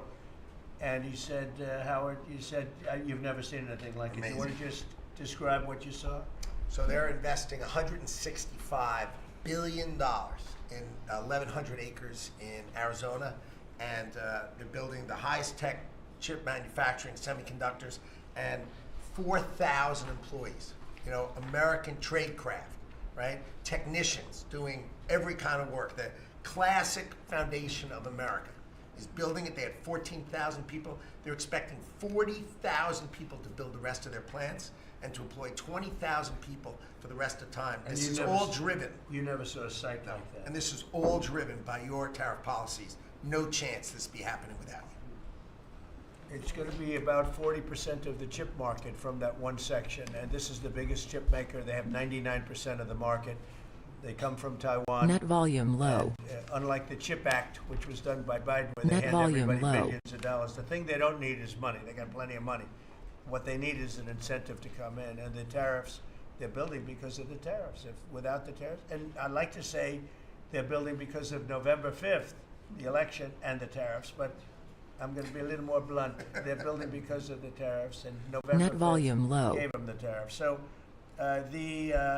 it's amazing when you look. And these are not companies that go out and say, well, we're going to build, we have to go get our financing. Let's go. Like we would, in New York, everybody would look, you'd get a building site, and then you'd look around for money, you'd look around for financing for 6 months, you'd get your financing. You'd build your building, the market would be good, you'd make money, the market would be bad, it wouldn't be so pretty, you'd have to negotiate, This is different. These people have so much money, they don't know what to do. I asked Howard, did they finance it? No, they do it through cash. And they say that site, and they just started, they just announced it like a month ago, and they've already started. He said, I've never seen a site like it, so big. So, you're talking about essentially a $50 billion building. Now, if you build a warehouse for $50 million, that's a Net big warehouse. volume low. But a $50 billion building, that's a lot. They're building the electric, they've become a utility, and I've given them the right to become. They're going to build their own electric, they're going to build their own electricity, which they need tremendous amounts of electricity. They're going to build it themselves. Anything they have left over, they'll hook that into the grid. But the grid is old and they're unreliable and bad things can happen to grids. I said, if you want, you can hook into the grid, but that's a little bit risky. Or you can build your own electricity and become your own utility. And they, I think in all cases, are deciding to do that. So it's very exciting, and we have a lot of things going. We took over on January 20th. These are quarterly reports. We took over on January 20th. The tariffs haven't kicked in yet. I know that, and I don't want this to happen, but I know that China is doing very poorly right now. I just saw some reports coming out, and I don't want that to happen to China. I like the president a lot, President Xi. I don't want it to happen. Buyer I exhaustion. was actually saddened to hear it, but Sell they're sweep. getting absolutely hammered in China. Big seller Iceberg. 275 They're sending contracts. boats, the biggest boats in the world, carrying cargo like nobody's ever seen before. These are the biggest boats in the world, biggest cargo ships in the world, and they're coming and they're turning around in the Pacific Ocean. They're doing a big U-turn and going back because they don't want the goods because 145% tariff. But at a certain point, I hope we're going to make a deal with China. We're talking to China, but their factories are closing all over China because we're not taking their product. We don't want their product unless they're going to be fair with us. And that includes intellectual property and other things. There are a lot of things far beyond just buy, sell. So we'll see what happens, but I was not, because somebody Big said, seller "Well, you're happy." I said, 183 I am not happy. I contracts. want China to do well. I want every country to do well, but they have to treat us fairly also. So with that, I think we're going to maybe go around, and we have some letters where the secretaries and people around the table are making statements about how they're doing and what's happening, and I could start with Pete on the left because he's my least controversial person at the table. No, they don't know how good he is. So we'll go around the table and you can hear it. And these are cabinet meetings where they're very open and transparent. And I can guarantee you Biden didn't do this. He didn't do this. Go ahead, Pete. Well, Mr. President, I think we're controversial because we're over the target. And like so many things, Mr. President, you inherited a demoralized military that couldn't recruit, that was perceived as weak after what happened in Afghanistan and elsewhere because of Joe Biden. And what we have seen since your election and the inauguration has been nothing short of a recruiting renaissance. It's true. Decades, it hasn't been decades since we've seen this kind of recruiting in the Army, the Navy, the Marine Corps, the Air Force. The men and women of America want to join the United States military led by President Donald Trump. And the police, by the way. Absolutely. And fire. I always mention the fire, but the police and fire, likewise they have waiting lists now, and 6 months ago it was a disaster.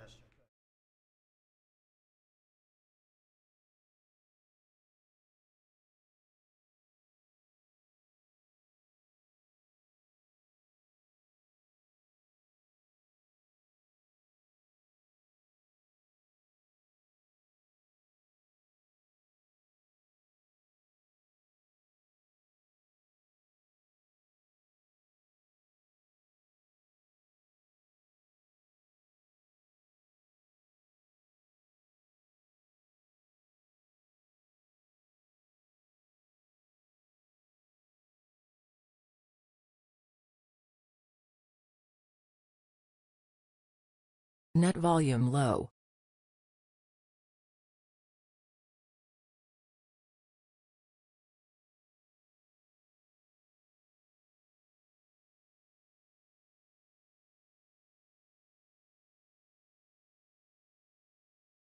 Net volume low.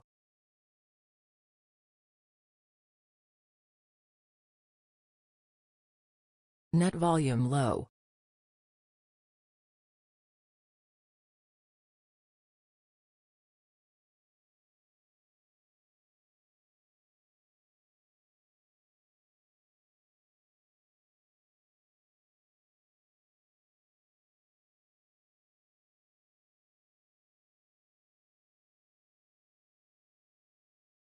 Net volume low.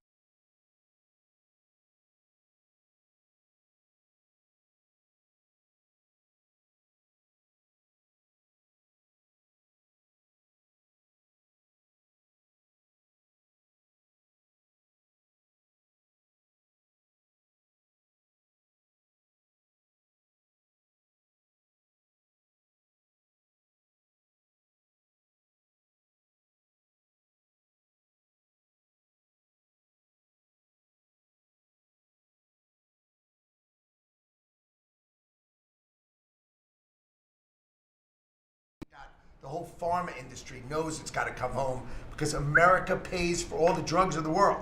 So the pharmaceuticals have to come home, right? Auto's coming home, industrial's coming home. So, you know, we've got to train, and your great Secretary of Labor together and Secretary of Education together, we're going to train the workforce to build America. It's unbelievable. We've got so much, as I travel around, the attention on the Trump Gold Card. I mean, it makes me very popular. Last night, I was out to dinner, and someone came up and said, can I buy 10? And how do I buy 10? And I'm like, that's pretty good. It's $50 million for dinner. So, you know, I was paying for my dinner. The External Revenue Service, right? You've got the tariffs and the hundreds and hundreds of billions of dollars coming in to build the External Revenue Service. That our objective, of course, is to replace the Internal Revenue Service and let those outside countries trading with us, let them pay their fair share to America. And then, of course, you got rid of de minimis. And what happened is these foreign countries were sending in little packages for free and knocking out our mom and pop businesses across America. You put an end to it, and you're going to rebuild the mom and pop and the small business of America. You're their president, and I'm proud to support you. It's very important. De minimis. It's a big deal. It's a big scam going on against our country, against really small businesses, and we put an end to it. Mr. President, so CAFE standards, we have the fuel economy standards on vehicles that are going to go to 50 miles per gallon. We are going to rewrite those standards, bring it down to something that's far more reasonable. Net volume Elon's low. fine with that, I hope. But it's going to drive down. It's going to drive down the price of a car in America, making cars more affordable for families.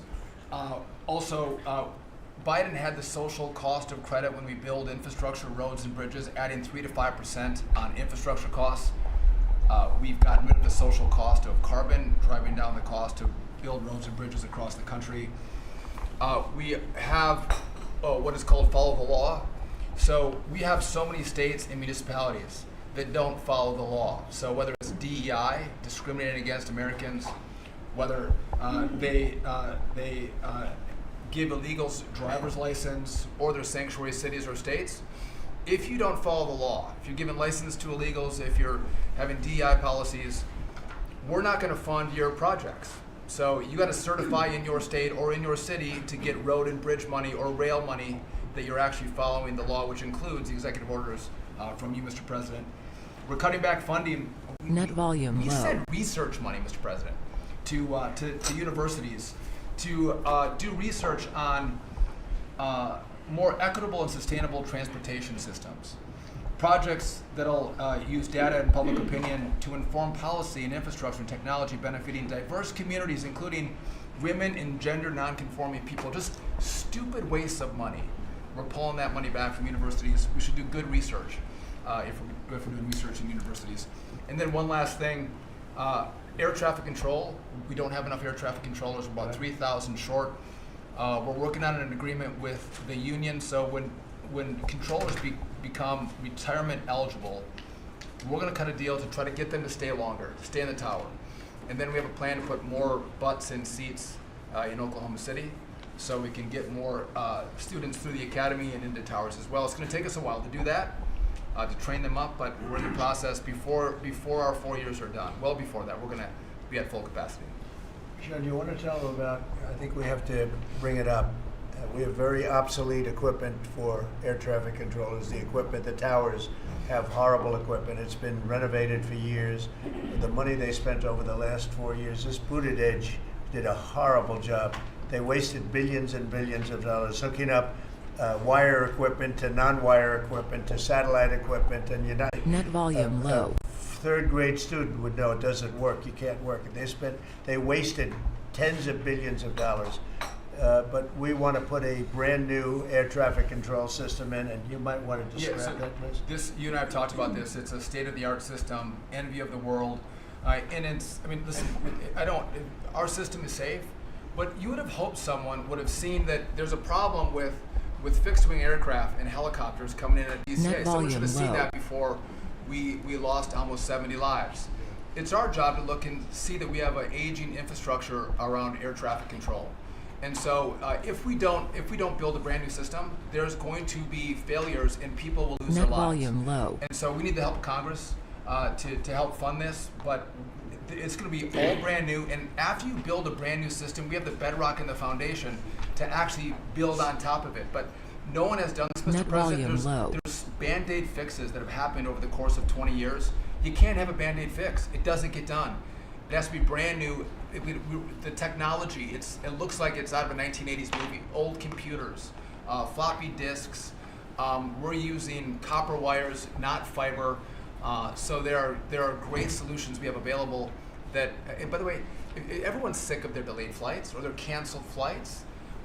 We have more capacity in the airspace, and if we build this brand new system, what you'll have is more efficiency in the airspace, and it will be safer. So the economy will be stronger. We can have more flights and less delays. So I appreciate your support on that, Mr. President. Rebuilding that is very important. You wouldn't have had the helicopter crashing into the plane at 400 feet up when it's supposed to be 200 feet. That would have, bells and whistles would have been gone over, and you would have heard net volume low. The screaming equipment saying there's a problem coming up in 15 seconds. You got to do something about it right now.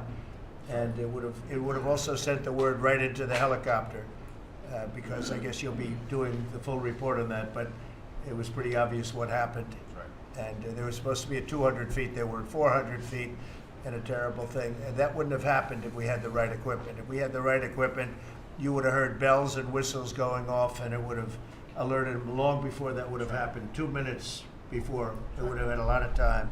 So we have to do this. We have no choice, and we're going to do it. We're going to be very proud of it. They did old equipment in new equipment, and you can't hook in old equipment to new equipment because it's different. Some is satellite and some is ground. The satellite doesn't work. This man would know that better than anybody, but you can't hook up a satellite system to a ground wired system. And if you do, you're wasting a lot of money. They spend billions. This is Buttigieg. They spent billions and billions of dollars trying to patch a system together. They had hundreds of different contractors, and the contractors were all fighting with each other. We're going to have one great big contractor, like the Great Big Beautiful Bill, which is going along very well. I guess I like Great Big Beautiful, but we're going to have one Great Big Beautiful contractor, whether it's maybe Raytheon, maybe IBM, maybe it could be any one of 4 or 5 different groups, but you put one in charge. They're very big, very powerful monetarily, and they give you a guarantee, and they hook up everything. They do every single thing. So they're responsible for the digging of the ditches and the fiber and every single element. And it's one system that's hooked in. It's not all these hodgepodge systems that don't work together, and it's just a shame. I mean, it's basic construction, but it's complex stuff, and there are a few companies that do it unbelievably well, and we're going to have that. So, good job, Sean. I know that's your big project. And Mr. President, no one has done it because it is complex. It's hard to do because as you're building a brand new system, you have planes taking off and landing, and so because it's complex, no one has done it, and you've given the directive and the support to make this happen. So well, ours is going to be an all new system. It's going to all hook up. It's going to be the same tower is going to have the same equipment. And all towers all over the country, all over the world actually, mostly, are going to be hooked in together. And when there's a problem, when planes are too close, you will hear a sound that's very ear-shattering. And I've heard it. And it's amazing. I mean, honestly, it's amazing. It's real genius stuff. And we didn't do that. What we did was just waste money. You could have just thrown it right out the window. What they did in this last 4 years was disgraceful. Whether it was the border or this, you can name 100 different things. The worst administration ever. Okay, Thank you, Mr. President. thank you. And Mr. President. Secretary, thank you. Yeah, Mr. President, thank you. And I think one of the things that I want people to understand about the VA is we're part of the national security interests you have, and you've laid the groundwork for that. It's leadership and making sure that with the Secretary of Defense and myself, we take care of veterans on two ends. One when they come in and one when they serve and they've earned the benefits that we have. And one of the things is if we're not doing our job on our end, then the recruitment and all goes down on the other end because we have a full spectrum. That's what leadership is about. What we found, and speaking the last 4 years, is we found an administration that wanted to throw money and people at problems, but they didn't want to put leadership in. They just put money and people at it, and we saw wait times stay the same. We saw issues of suicide rates, death by suicide, not change. We saw a homelessness issue barely go down. We saw disability claims skyrocket when you took place over 250,000 back dislodge, which we're already bringing down almost 40,000 so far just in the last couple of months. But we've also put back what you, and I was in Congress when this happened, and I was glad to see it. The Mission Act is back front and center at the VA. We're actually doing community care. We're actually giving the veteran the choice that they've earned and they deserve, whether they can get their VA care inside our facilities or in the community. It's their choice. It's VA care. We're going to give them the highest quality care wherever they want to go. Also, we're expanding out options for treatments and others for those that are new. We're experimenting and looking at new counseling ideas, all new drug techniques that we can help with PTSD, TBI, the things that are affecting our veterans right now. But also, we've taken the leadership to take people and bring them back into work where they're actually communicating. They're back in our offices. We put thousands of people back in. We're processing more claims daily than we were in the last little bit, hit 1 million before has ever happened, and we're actually bringing it down. And I've actually taken our deputy secretary, and he is actually handling a strike force now to bring down that disability claim, plus our regular work that we're having done. We've also taken almost $300+ million and taken it out of contracts that we've all heard about so far. We were doing contracts for meeting notes and PowerPoints, and if our folks didn't know how to do meeting notes and PowerPoint, go online and learn yourself. We're not going to pay for it anymore. And we took $360 million and put it back into community care and also our health records management system that we have. We've opened 6 new facilities just in the last little bit so all the media who wants to talk about how we're hurting healthcare, we just opened 6 new facilities. By the way, thank you, you're welcome. As we go from that we've continued. We've also took $11.6 billion in ceiling values of contracts and terminated that we did not need, resulting in significant cost avoidance for the future, but also still maintaining the ability to take care of our patients and also our disability benefits. We've also gotten unity again. We did away with $14 million in DEI spending. We've ended gender dysphoria treatments. We phased that out. All directed, the savings from that go to paralyzed veterans and amputees. We've also continued to work toward, as you've, in anti-Semitism and also anti-Christian bias that we saw. The biggest thing though, Mr. President, I wanted to state, is you told me when you said for me to take this job, you said take care of my veterans. Well, we've done something in taking that step forward. The veteran is back first at the VA. The VA is not about itself anymore. We're not a self-feeding animal. It's about a service organization that takes care of one of the best we have, and that's our veterans. And that way, Mr. President, we're just getting started. Thank you, Doug. How are you doing with the suicide rates? We're getting, it's tough, Mr. President. That's something that we're looking at. This is something that we've had $588 million has been spent over the last, especially 4 or 5 years to be prevention, and yet the numbers stayed at 17 or 21, wherever you want to have it. We're now opening that back up, taking in nonprofits. We're bringing in others who have things that are actually looking at. I've worked with Secretary Kennedy and others on the idea of we're opening up the possibility of psychedelic treatment and others that give us an opportunity. We got to research it, make sure it's good, but it's opening up that possibility. And I think, again, veterans are understanding now that we're putting them first. When I go to these hospitals, they're actually coming up saying thanks. We're back in where we need to be, and we're seeing a workforce develop. So suicide is going to come down. It's also going to take some transition stuff that your Secretary of Defense has been very helpful on. We've got to transfer them out of the military so they come to us better, but we're working on that. Good. Very good. Thank you. Jameson? Mr. President, it may come as a surprise, but this has been the busiest 100 days in the history of the By the way, in history. You know, this is the biggest deal ever done. If you sold IBM, ExxonMobil, and 5 other companies together, it's peanuts compared to what we're doing. This is the biggest deal ever done financially in the history of the world. And I think we're doing great. You're going to see some big, big results. Go ahead. And I'll just say something that Secretary Duffy said in his context, because it's complex, no one has done it. So this is something, a reordering of global trade that hasn't happened since the end of World War II. and it's long overdue because we've seen manufacturing offshore under the old global trading system, with the net result of the global trading system is that all the manufacturing goes to Asia and other places. That's a system you have to replace, and that's what you're doing. They said you wouldn't be able to do global tariffs. We did it. They said everyone would retaliate. No one retaliated outside of China. They said no one would come to negotiate. We're talking to dozens of countries. They said no one would have offers. We have dozens of written offers. We have lots of countries in this week. This is like a break for me to come. You have the list, you have the list of with all the countries that want to negotiate. Sure. They all So want this to negotiate. They want to make a deal. don't zoom in on this. Yeah, this is like a tracker, right? We have all these columns of which countries have come in, when we started negotiations, who gave us an offer, are we in technical talks, and when do we expect to have deals done? Those are some weeks out, but we're working very quickly on this. Thanks, Jim. Thank you, Jameson. You're going to have a lot of fun for the next 3 weeks. It's fun. It will be fun. You have anything?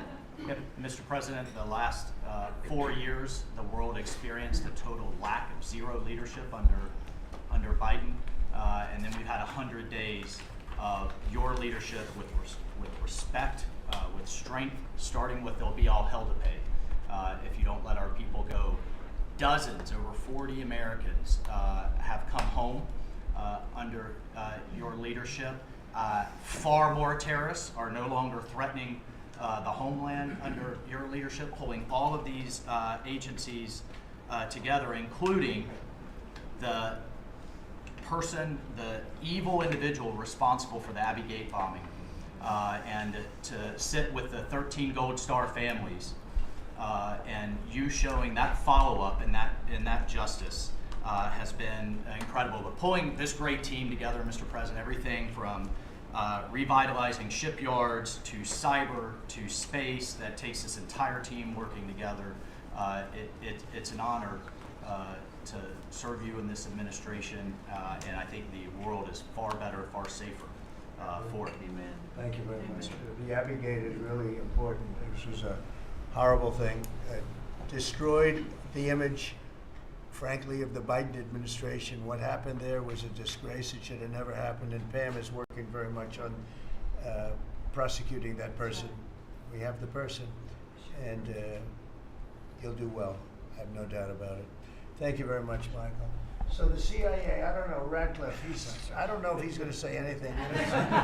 He's probably the one person here that's not allowed to talk about the great job he's done, but go ahead anyway. Mr. President, as you know, at your direction, the CIA has deployed our unique covert action authorities in various places and continents to successfully advance your national security and foreign policy priorities, to advance peace, to end wars, to take terrorists off the battlefield, and to keep illicit drugs from coming into this country and harming Americans. Unfortunately, as much as I would love to detail your accomplishments in that regard, we can't do so in front of this crowd. But you and I both know, Mr. President, that you have had a profound positive impact on America's national security posture, and Americans are safer because of your leadership. What I can talk about publicly is, as has been mentioned, the CIA provided the intelligence that led to the apprehension of the Abbey Gate bomber, who is now being prosecuted by our great Attorney General and providing a measure of justice to those 13 families that suffered as a result of that disastrous Afghanistan withdrawal during the last administration. In addition, at your direction, Mr. President, the CIA has negotiated and secured the release of Americans like Mark Fogel and Ksenia Karolina, who have been wrongfully detained, sending the message that you will forget about no Americans that are being held in other places unfairly and unjustly.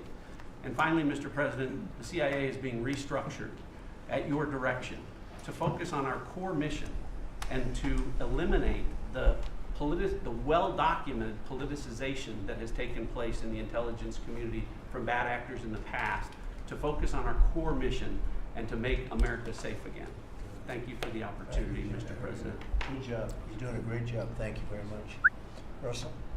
We're obviously involved in a number of budget bills that are moving, trying to make sure all of your priorities are reflected in the reconciliation, working on our upcoming budget. Wonderful job by the entire cabinet on that front. Details soon on that front.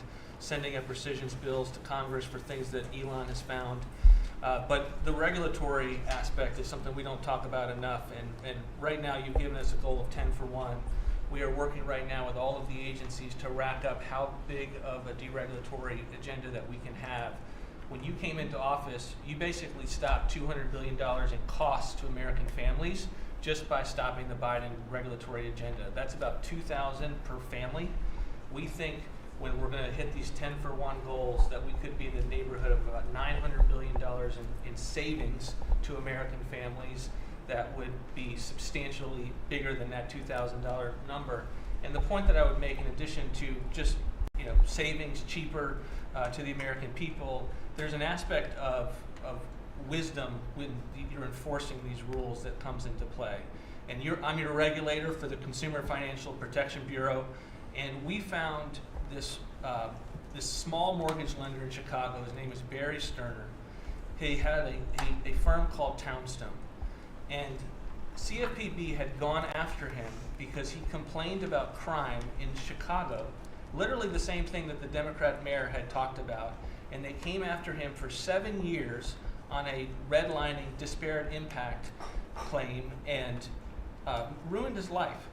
We overturned that. We apologized on your behalf to that individual, and we basically, without having to go through notice and comment, we ended the policy that set that in motion. And so that's happening across these agencies with how they are using their enforcement discretion, and it will only continue based on the stone wall of backing that you've given us to make these hard calls. I don't think they're actually that hard, but no one's done it to this point, and we were able to go forward and do that because of the backing that you've given us. So maybe the biggest thing we're working on, maybe bigger than tariffs in a certain sense, is we call it the One Big Beautiful Bill. And that's wielding its way right now through the Senate. And John Thune has been actually amazing. And the Speaker has been so great, Congress. Mike Johnson has been really two guys that they get along great, and it's just been a beautiful, unified attack, really, because we have to attack because the Democrats are trying to stop it at every turn.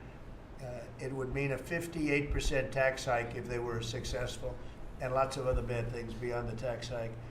But with us, it'll be the biggest tax cut in American history. How are we doing with the bill?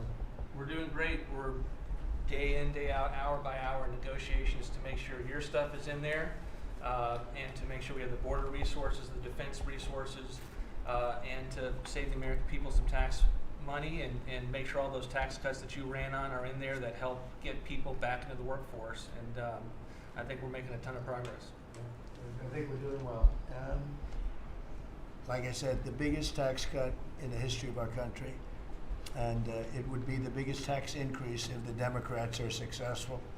They're the only people I've ever seen running for office where they want to increase taxes, but this would be a 58, maybe a 60% tax increase, unsustainable for the American people. Thank you very much. Great job. Susie, the most powerful woman in the world, they say. I agree with that. I agree. I'll be brief so you can hear from these amazing people.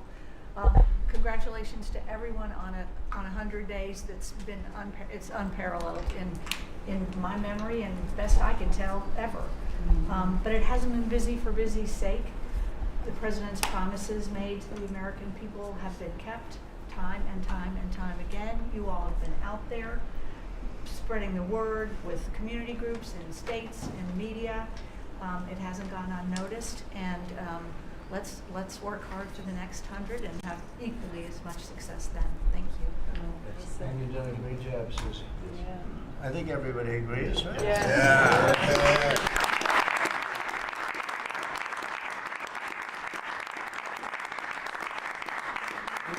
Do we have anybody that disagrees, please? In front of the media. In front of the media. Please raise your hand if you have the courage to do so.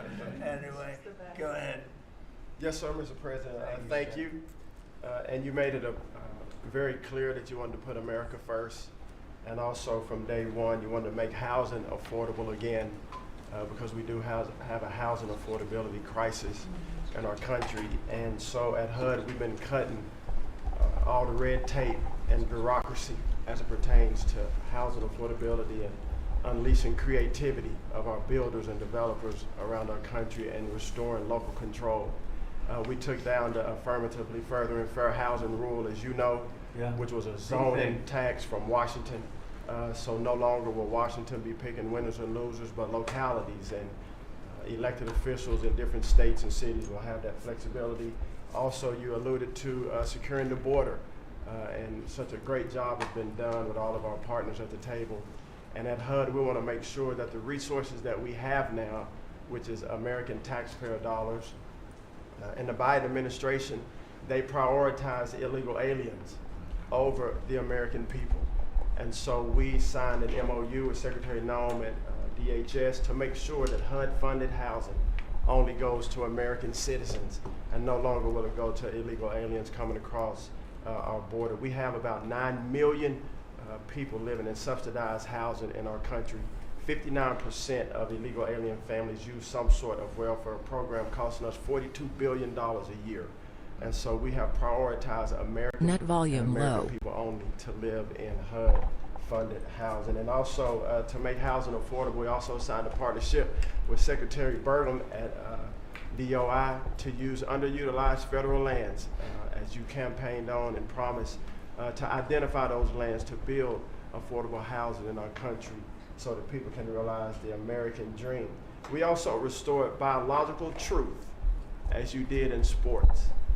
We have the equal access rule at HUD, which we took that rule down to ensure that at women shelters, that those that enter those shelters would be of the same sex, and that we would protect the ladies of our country. No longer will those that identify as women but are not women be able to enter our shelter, so that we can protect the ladies that we serve. Along with our DOGE task force, we identified over $2 billion in savings at HUD. $260 million at HUD were just in contracts, $4 million were DEI. And so we took those contracts down and de-obligated and sent back $1.9 billion back to the Treasury for the American people. Again, we want to be good stewards over the American taxpayer dollars. And so, Mr. President, thank you for your leadership in this. And we have a tremendous team at HUD, and I'm so grateful to be part of this team around this table to take care of the American people. And I consider it a great honor and humble to do so. Good job. Yes, sir. Yes, sir. Appreciate it. Brooke? Well, I'm not sure if anyone's heard, but the price of eggs is down. I know it's news. I know it's news. Listen, sir, today on as we celebrate the 100th day, I think that it's just such a joy and honor to continue to do this work. So thank you for that. We have been obviously very focused on the cost of groceries, specifically eggs led the way, as you have so eloquently discussed over the last few months, and we're holding tight on a very significant decrease, which is great. And investing where we need to there. As I mentioned before the press came in, we have had a massive issue with Mexico on water, getting water to our farmers along the border for decades. When I worked in Texas 25 years ago, we were fighting with the Mexican government over the water then. You got involved about 2 weeks ago. That evening I started conversations, and as of just a few days ago, thanks to Secretary Rubio's great deputy secretary and I, have been negotiating, and we hit the best deal, I believe, in history on behalf of our farmers, and thanks to your leadership and your strength on that. And that's a really big deal long term for those farmers in the southern part of the country. On the energy side, I know we've got Secretary Burgum and his partner Secretary Wright, but we often forget that agriculture has a major piece of the energy dominance agenda, not just timber, not just minerals, but biofuels. So we continue to support that great leadership coming from those agencies and doing hopefully our part as well, and they've been incredible in that. Our farmers have been hurting under the Joe Biden administration. There was a 30% increase in the cost of input, so the cost of doing business for these farmers over those 4 years. When we left the White House the first time 4 years ago, we had a $0 trade deficit with our agriculture products. After 4 years of Biden, that hit $50 billion because they just didn't make an effort. And so obviously that's $50 billion less dollars at a time of very thin profitability for our agriculture community. So the Congress passed because the last administration didn't get a farm bill done either, The farmers were hurting there, so Congress stepped in. I say all that and basically said $10 billion to move out. USDA, fastest in history, that money went out to those farmers that couldn't make plant their crops. And so I'm really proud of that, and you'll hear a lot of that from our farmers today, that this USDA is moving more quickly than any ever before. And we're not organizing money based on the color of skin and other ways, which was how the last administration was moving out. We have canceled $6 billion in contracts thanks to our great friend Elon Musk and his Doge team. A lot of those were DEI, gender, studying transgender mice. Who knew? The racism in pest management, we've canceled all of it. We're going through a major restructuring. USDA is one of the biggest agencies. It's sort of a catch-all. And we're really downsizing and aligning around putting farmers first, which is really important. A big part of USDA, though, is food stamps. It is perhaps one of the largest, if not the largest, welfare program, and it's a supplemental nutrition program. Secretary Kennedy and I have been working very closely. We were in Texas yesterday talking about nutrition and agriculture. You can't make America healthy again without your farmers and your ranchers as your partner. So ensuring that our food stamp program and those at the bottom end of the socioeconomic ladder really have access to nutritious foods as we're facing an obesity crisis and a chronic disease crisis, which I'm sure Secretary Kennedy will touch on. And the final thing I'll say is this morning, Secretary Noem and I, together, and I brought a picture because I think this is important and it goes to why we're here. This is a South Dakota ranching family named the Mods. They are a fifth generation ranching family. Charles Mod, in his 30s, bought the ranch from his granddad, I'm going to show the press, when he was 17 years old. Those beautiful children, Lyle and Kennedy, his wife Heather. Under the Biden administration, they had, of their several hundred-acre operation, they used about 20 Net acres. volume low. It had a fence that had been there since 1910 when their family took over. Net the volume ranching low. operation. There had never been really any problem that had been brought to their attention. Perhaps there was a minor dispute over, again, 20 acres. This family was indicted, prosecuted, threatened with jail time, told to find guardians for their children over a fence line dispute that the Biden DOJ pushed forward. So this morning, on the steps of the U.S. Department of Agriculture with Secretary Noem, who was their governor, as the governor of South Dakota, which is where these great people are from, all criminal charges were dropped, and I really appreciate the Department of Justice. It was a really big day as we sent Net the volume signal low. that the over-criminalization and using government, and you know this better than anyone because you were in the crosshairs for so long, that those days are over and the regulation through prosecution is no more. And so this family is one of many that we'll now be talking to ensure that never happens again. Thank you. Thank you. Great job. Please, Scott. Sir, it's been a momentous 100 days with you at the helm, and I view this 100 days as setting the table for peace deals, trade deals, tax deals. So the next 100 days will be harvesting. You've created negotiating leverage and leadership that are going to yield remarkable results. Energy costs have plummeted, mortgage rates are down, food costs are moving lower, and American families are finding their financial footing again. I had a group in today. America, under your leadership, is on the verge of becoming an AI superpower, that our economy had become barbelled. We had high tech and finance on one side, natural resources led by energy, which the previous administration tried to kill on the other, and you're filling in between with precision manufacturing that we're going to be bringing back through good trade policies, good tax policies. Under the Doge at Treasury and the IRS, costs, Net tech volume support, low. and efficiency have increased. We have the IRS revenues are up, and thanks to the young man sent over by Doge, Net the volume IT low. update that began in 1990, which was begun before he was born, is going to be finished during your Net term. volume low. So trade, you couldn't make it up. Trade, taxes, and deregulation. The one big beautiful bill under your leadership, Speaker Johnson and Leader Thune have done a great job but they have you as a closer Net on many of their volume low. members. And I'll just close by saying economic security is national security. National security is economic security, and it's never been better. We're rebuilding it. And as I said last week at the Net IMF volume and World low. Bank conferences, America first does not mean America alone. Under President Trump, it means leadership. Yeah. Well said. Thank you. Are you busy enough? He's doing a great job. Thank you very much. Mr. President, thank you, and thanks to the cabinet. So, at the risk of insulting everybody else at the table, I believe that I am the youngest member sitting at the table. And it occurred to me that from the time that I was born to the time that Donald J. Trump was inaugurated just a few months ago, we went from, again, 40 years, we went from the world's manufacturing superpower to one in which we depend on the People's Republic of China to make the things that we need. We went from the proudest military in the world to one in which we failed to meet our recruiting goals. And we went from one in which bipartisan border policy was the consensus of both Democrats and Republicans to one in which we allowed 20 million people to run roughshod illegally over the countryside, causing crime, causing a stress in the welfare system. And again, that happened over the lifetime of the youngest member of the cabinet.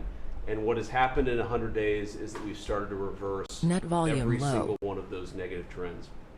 And I think what it shows to me is that the president, and you sit in the Oval Office and you see these portraits of presidents past, and let's be honest, most of them have been placeholders. They've been people who have allowed their staff to sign executive orders with an auto pen instead of men of action. And the reason the media attacks this administration as chaotic is because the president is solving the problems the American people set about to solve.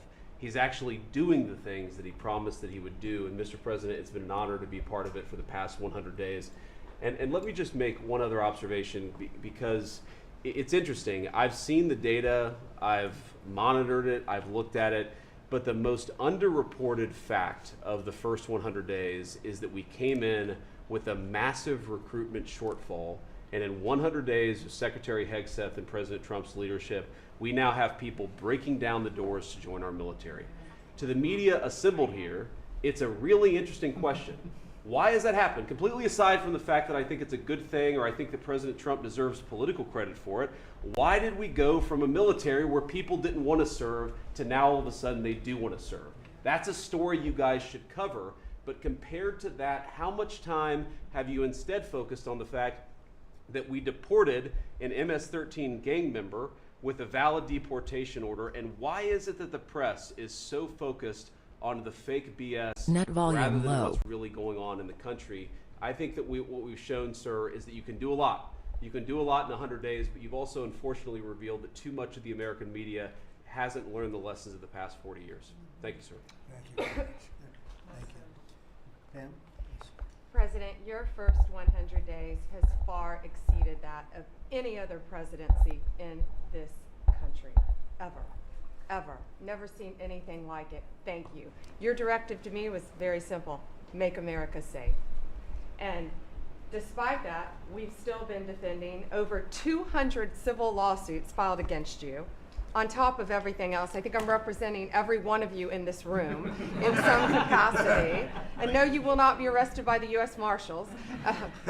Over 200 lawsuits, over 50 injunctions, and now we've got multiple cases in front of the Supreme Court, and we will succeed, and we are doing great in front of the Supreme Court, President, and we'll continue on with that.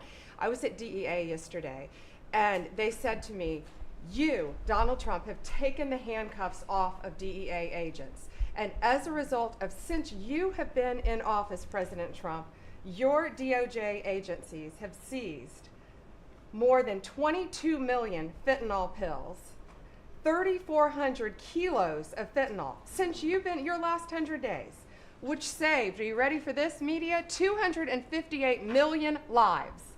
Kids are dying every day because they're taking this junk laced with something else. They don't know what they're taking. They think they're buying a Tylenol or an Adderall and a Xanax, and it's laced with fentanyl, and they're dropping dead. And no longer because of you, what you've done.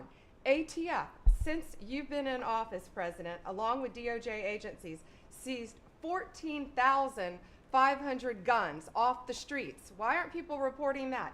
651,000 rounds of ammo. That's up 151% from 2024. That's keeping America safe. We've rescinded death penalty. We are now seeking the death penalty on cases. I'm signing death warrants. We are going after terrorism. We are going after arsonists. Whether you're burning Teslas, we've arrested 9 people so far in 7 jurisdictions, no negotiations, 20 years in prison, or you're burning down the governor's mansion in Pennsylvania. We will be there to protect you. And I've been talking to Governor Shapiro, and he greatly appreciated you reaching out as well. ISIS terrorist, we got one in New York, right around the corner. We got an ISIS terrorist in New York. We have an October 7th task force. We just broke up a huge human trafficking ring by the Sinaloa cartel. 1,000 pounds of methamphetamine on our streets. Ton of fentanyl, 20,000 Molly pills. Those are the drug of choice among at clubs and bars for young kids. They were fake, but you know what they had in them? Fentanyl.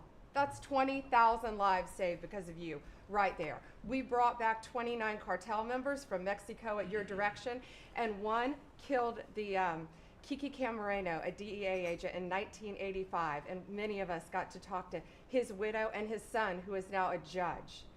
And they started crying. They have tried to get that guy back forever, and thanks to so many of you in this room working together, they have justice. They were crying on the phone because of what you did, President Trump. Thank you. We're going after anti-Semitism. We're unleashing everything you told us. No more DEI, no more weaponization. We have rescinded, as I said, 200 policies, and I could go on all day long, but we are doing everything in our power to keep America safe at your direction. Thank you. Thank you, President. You're really doing a great job. Thank you very much. Okay, let's go. Nice to see you, Mr. President. Well, first of all, I think what you've heard amongst this team is the leadership, because it's given us the latitude really to collaborate amongst each other, not only in this room, as Jameson mentioned, we kind of get a break for a couple of hours here, but we stay in contact actually every other day that we're working for you. And I think what that says is, I was speaking to, for instance, the Farm Bureau of Texas yesterday. I'm not the Ag Secretary, but it matters Net to the volume workforce. low. I'm working with the other secretaries, Letnick and McMahon, on education and the workforce investments that you've asked me to do, because as you've come in and negotiated these great repatriation of these companies and the investments, we're going to need that workforce to build back this economy. And I couldn't see that more as I've kicked off my 50-state tour. We've been in 5 states so far. We'll finish all 50 states by the end of the year. And what we're talking to is the American workforce and these companies about what the market demand is. That's the difference, that we finally have made that connection. What do they need? How quick do they need it? And how fast can I Net get these volume either low. apprenticeships toward that million that we've put that lofty goal. We've already added 80,000 new apprenticeships already just since January. So at the Department of Labor, that tour is kicked off, and I couldn't be more honored to be on the ground and see my colleagues that we're passing in the skies, but we're on the ground together because we're all collaborating together. One of the things that we're talking about, illegal immigration, I have put states on notice. I warned all 50 governors that if they continue to reward illegal immigration by treating unemployment benefits as a handout, they're going to lose their federal funding as well. We can no longer continue to give unemployment insurance to illegal immigrants, and so I've let those governors, and I sent out that letter last week. We also eliminated discriminatory DEI offices within the department, specifically the Office of Federal Contract Compliance Programs. Most of our federal contracts were really just to focus on DEI enforcement. We were really punishing a lot of these companies. If they weren't complying, they weren't going to have a federal contract. We've let go of that program completely. $4.4 billion in unspent COVID funds came back to the Treasury from the CARES Act. Billions were collecting dust in these coffers, in the state coffers. We've asked for that money back to return to the Department of Treasury. We saved $250 million by canceling Net volume America low. Last, is what I call it, foreign handouts, including funding for things like transparency and accountability for Uzbekistan cotton industry. It doesn't make sense that we're funding, Net volume low. these foreign, and thank you to Doge and to the government efficiency, what we have found with the fraud that we're seeing. I mean, some of these things are so ridiculous you can't believe it. No, I write them down and I read them Uzbekistan more than once. cotton Like this farmers? county trip. Yeah, it doesn't It make sounds like sense. a comedy sketch. That's right. And so again, with the executive order preparing Americans for high-paying, skilled trade jobs of the future, that's our goal. The trades is where we're being focused, but all companies, and we want to make sure we're Net on hand for volume that. low. And what I want to say is thank you to government efficiency, because you asked us when this transitions out, will our departments and our agencies continue that government efficiency? And I think that we've surpassed that in the Department of Labor. Out of our 14,000 federal employees, 3,000 have taken the DRP, and we offered it again. So over 21% have taken that offer. And we'll keep our critical workforce, MSHA, OSHA, and wage and hour, and make sure our workers stay safe. So with your leadership, Mr. President, I couldn't be more honored to serve. I know we were probably the last to know each other, but we're getting to know each other well. And the team that you have assembled is really an honor to serve with. So thank you, Mr. President. Thank you. You're doing great. Thank you very much. Chris, please. Mr. President, you ran on unleashing American energy, and 100 days have shown the tremendous impacts that can arise from the unleashing you have enabled. I'll just hit a few highlights. Number one, oil, gasoline, and diesel prices are the lowest they've been in years. How does that happen in 100 days? That's a messaging. Your message that we're pro-energy. We're not against energy, we're for it. That sends a message to the marketplace that supply is easier to grow now and supply will be coming, and that's already led to tremendous savings for American consumers across the country. And we need not only more affordable energy, but we need a lot more energy. One highlight I think a couple of us have touched on is AI. This is a new emerging critical industry that's very energy intensive. It is not acceptable for the United States to not be the leader in AI. We must win the AI race and lead in that, and that's going to take a lot more energy. If you had not won election, we would not have won the AI race. Full stop. Energy would not have been there to enable us to win. Reshoring of manufacturing. These trillions of dollars you led off with, it's going to come back to our country to make chips, to make steel, to make automobiles, to make artificial intelligence, to make all of these industries we've outsourced. That's only going to be possible with way more American energy. But we have that energy. We have those resources. We have those businesses. We have those capitalists. We just need to stop standing in the way of them and follow the lead you've set, which is to enable them, not to subsidize them, not to help them, to enable them to invest American money and create American jobs here. Regarding our balance of trade, the second largest export of the United States is liquefied natural gas. Second fastest. In the next few years, it'll be our largest export in our country. But yet, 18 months ago, the Biden administration had said, we're going to stop issuing permits for new LNG export terminals. That's just nuts. That's a great competitive advantage we have, huge balance of trade driver, a huge industry just coiled and ready to go. I just came back from Poland last night. They are thrilled that America's back in business again and that the rest of Europe can get off of Russian energy and can enable their own economic growth with secure, reliable, affordable energy from the United States. Also witnessed the signing ceremony for a deal between two large American businesses to build a huge nuclear power plant in northeastern Poland. The first of this design built in Europe. It'll be the first of Net volume many. low. I spoke with many other nations over there. They want to buy more American gas. They want to get American technology. They want to have a partnership with us. And they shared the message I delivered to Europe in my keynote remarks is that unleashing energy is the way you make your society safer, more prosperous, more free, and that these sort of over-the-top climate alarmism doesn't do anything to help the environment of our world, but it does impoverish people, it does reduce the security of your nation, and it makes you weaker. I think that's a constant message many of us around this table have brought to Europe. We want our friends in Europe standing up again and leaning in. A lot great is happening under your leadership. We're unleashing consumer products that Americans wanted to buy that Biden was making illegal. I'll be in Georgia on Friday at Renai's manufacturing plant. Tankless natural gas water heaters. Incredibly popular product. They almost became illegal. The return of common sense is incredibly welcome across this country, across the world.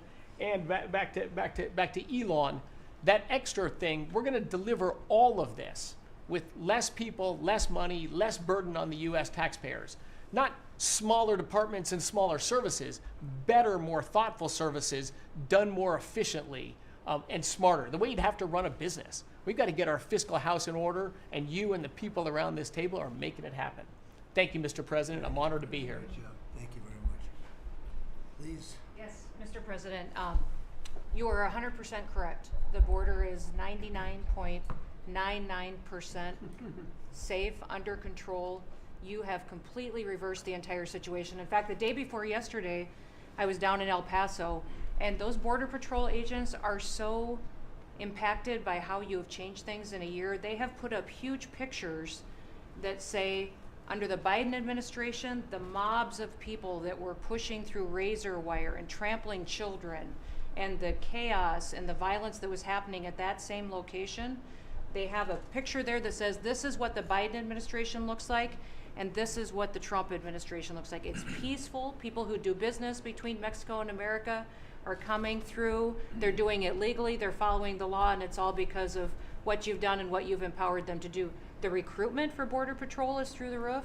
For ICE agents, they want to be a part of ICE because they recognize they actually get to do their jobs. I have the Coast Guard too. Coast Guard recruitment is up over 20% just in the last 60 days. Everybody wants to be a part of what the heritage is of this country. We've repositioned the entire Coast Guard fleet to focus on border and drug interdiction. As we've secured the border, the cartels have gone to the water and are going out in maritime waters to move their drugs into this country. The Coast Guard just in the last 2 months has taken into custody over 126 tons of cocaine, millions of doses of fentanyl. It's just amazing. And the aliens that they are deporting is incredible too. We've been working with all of them. The one thing that I want to point out is the fake news has been saying that Biden deported more people than you. And it's an absolute lie. And they're letting the Biden administration get away with manipulating and cooking the books. What they're counting for the Biden administration is every single person that came to that border that they processed and let into this country. They're allowing Biden to say that was a deportation just by processing somebody and letting them come into the country. It's absolutely false. It's not true at all. You have deported over 250 known terrorists. You've deported thousands of foreign terrorist organization members and gang members, hundreds of thousands of people that were in this country illegally. We've collected $30 billion worth of tariffs through CBP, and we've also collected millions and millions, hundreds of millions of fines and penalties from people that have overstayed here in this country. So I just want to thank you. You've been a game changer. I want to thank Pete for his leadership at DOD and what they've done. I want to thank Marco for his diplomacy and getting us travel documents into these countries. Mexico has finally come to the table and now is going to take a lot more people that we're able to send back to that country. And the president of Mexico told me, sir, she turned around over 500,000 people in Mexico before they ever reached our border. We should be counting those as deportations because they never even made it to the border because she turned them around because you forced her to. So those are all people that never even came here because they got the message because you were so aggressive. So thank you for what you're doing, and every day we get to get up and do jobs that matter, and we appreciate that. Tom is doing a great job. Oh yeah, Tom's a great messenger for us. He just, yeah, he's hardcore. Yeah, thank you. He is hardcore. Yeah, he is. No question about it. Kelly? Mr. President, it's such an honor to serve in this administration and on behalf of Main Street America for our 34 million small businesses that make up 99% of all businesses in this great nation. I have to tell you, under your leadership, Main Street is open for business again. They're thriving and they're investing. And the data that we have at the Small Business Administration, the loans that we're putting out, a record 26,000 loans in your first 100 days means that 2,000 small businesses each week are receiving that funding, that investment in the future. Small businesses create 2 out of every 3 new jobs, in this country, and we've already seen under your leadership the jobs economy is back, manufacturing jobs are back. We've seen a 38% increase in manufacturing loans. We put out 1,500 manufacturing loans in your first 100 days. We saw startups increase by 54%, and we saw businesses under 5 people increase by 95%. So your leadership on the economy matters to every region of this great nation. I'll tell you on the manufacturing front, I'm out on a national manufacturing tour. We've met with 250 manufacturers, and as I walk through the factory floors, they all ask me to thank you for fighting for their jobs, for these industries, and for the people who are creating things from pharmaceuticals to aerospace, to food, and all these essentials that this nation needs to be independent and strong. And to that end, I'm working with Congress. We'll be announcing tomorrow an upsizing of our manufacturing loans to make sure that that economic engine, because 98% of all manufacturers are small businesses. It's incredible to walk through these factories that are really creating what you had in your first administration, the blue collar boom. It's now a new collar boom because it's the intersection of technology and manufacturing and what they can create for our war fighters, for our aerospace, for pharmaceuticals with less than 300 to 500 employees, sometimes 100 employees. I was at a factory in Georgia on Monday that is creating machines to help with the Iron Dome in Israel. Less than 50 employees. This is the engine of our economy. It's the heartbeat of our communities. It's the small businesses that helped elect you because they needed your economic agenda. So thank you, Mr. President. It's such an honor, and congratulations on an epic 100 days. I do have to thank Elon. I do want to note, we just cut $3 billion in contracts because of Doge's work. That's $3 billion that hardworking families that won't have to work until April 15th to pay for the waste, fraud, and abuse that we continue to find in this government on behalf of taxpayers. So again, thank you, Elon, as Thanks, well. Kelly. Thank you. Great job, Kelly. Thank you very much. Elon, I love the double hat, by the way. Yeah, thank you. He's the only one that can do that. You don't get away with it. Well, Mr. President, you know, they say I wear a lot of hats. And as you can see, it's true. Even my hat has a hat.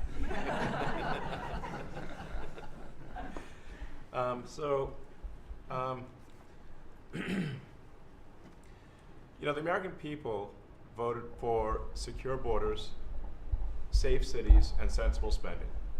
And that's what they've gotten. A tremendous amount has been accomplished in the first 100 days. As everyone has said, it's more than has been accomplished in any administration before, ever, period. This portends very well for what will happen for the rest of the administration. I think this could be the greatest administration since the founding of the country. Well, we all want to thank you for your help. You know, you really have sacrificed a lot. Been treated very unfairly. Well, they do like to wear my cars, which is not great. You know, could be better. But you have been treated unfairly. But the vast majority of people in this country really respect and appreciate you, and this whole room can say that very strongly. You've really been a tremendous help. You opened up a lot of eyes as to what can be done, and we just want to thank you very much. And you know, you're invited to stay as long as you want. At some point, I guess he wants to get back home to his cars and his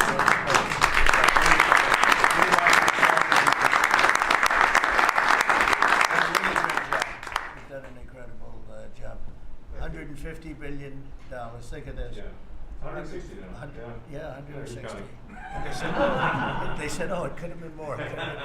And a lot of stuff is being worked on. That number could be doubled and even tripled. A lot of things are being worked on that we don't count yet because it's not quite there. But you've done a fantastic job, and we appreciate it very much, Elon. You know Thank you. It's also an honor to work with your incredible cabinet. I just like to say thank you, everyone, for it's great to work with you. Thank you very much. Thank you. Mr. President, congratulations on this truly historic first 100 days of your administration. Really only made possible by your focused leadership on delivering the mandate the American people gave you.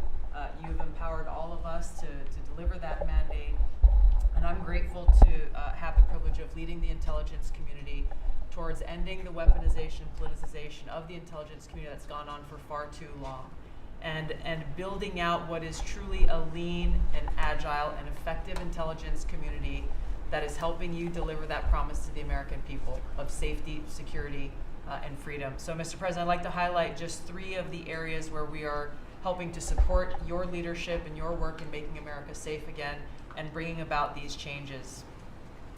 First of all, because of your designation of cartels as foreign terrorist organizations, I took immediate action with our National Counterterrorism Center to prioritize their focus on those terrorists and gang members who are trying to enter our country through legal or illegal means, and to seek out those who already are here in our country because of the Biden administration's 4 years of open borders. We've been working very closely with your great Attorney General's team at the DEA to get these known cartels into our systems, to be able to stop them at the border, and turning over names to Department of Homeland Security and the FBI to be able to find those who are already here in our country. Just the other day, we found 700 alien terrorists who have ties to MS-13, Tren de Aragua, and the Sinaloa cartel. Just yesterday, our NCTC identified almost 600 individuals with ties to other terrorists who came through our borders illegally, claimed asylum, and under the Biden administration were paroled here within our borders. Secondly, Mr. President, like too many organizations in the federal government, the ODNI has become very bloated with too much waste and abuse going on within the organization. We've done a few immediate steps. We are doing more. The ODNI is 25% smaller and more lean today than it was when I walked in the door and when you took office. Secondly, we have just this morning actually shut down a human capital office. As soon as you issued the executive order to stop all DEI activities, we did that, shut down the DEI office, but we discovered this human capital office that was essentially a slush fund for DEI initiatives, hidden under the guise of human capital, that closed down this morning, saving taxpayers $150 million. We'll soon be announcing an additional $2.6 billion in savings with other programs and contracts that do nothing to ensure our national security interests. And lastly, we're working every day to hold the deep state accountable, to end the politicization and weaponization of the intelligence community. This past week, I sent 3 criminal referrals for illegal and unauthorized leaks to the media of classified intelligence for prosecution. We have 11 more that are under investigation. We've revoked, at your direction, 67 security clearances, and we continue the work of declassifying documents, as we have already around the JFK assassination. We have more coming for the assassination of Bobby's father, Senator Kennedy, and MLK assassination. And we continue our extensive investigations around exposing the very serious issues we have related to election integrity, illegal abuses of FISA, Crossfire Hurricane, and others. Mr. President, under your leadership, we are working every day to bring about that transparency and accountability that the American people deserve. So thank you for the opportunity. Great job. Thank you very much. Lee? Mr. President, at the Biden EPA, the Green New Deal was raging. At the Biden EPA, we saw billions of tax dollars burning.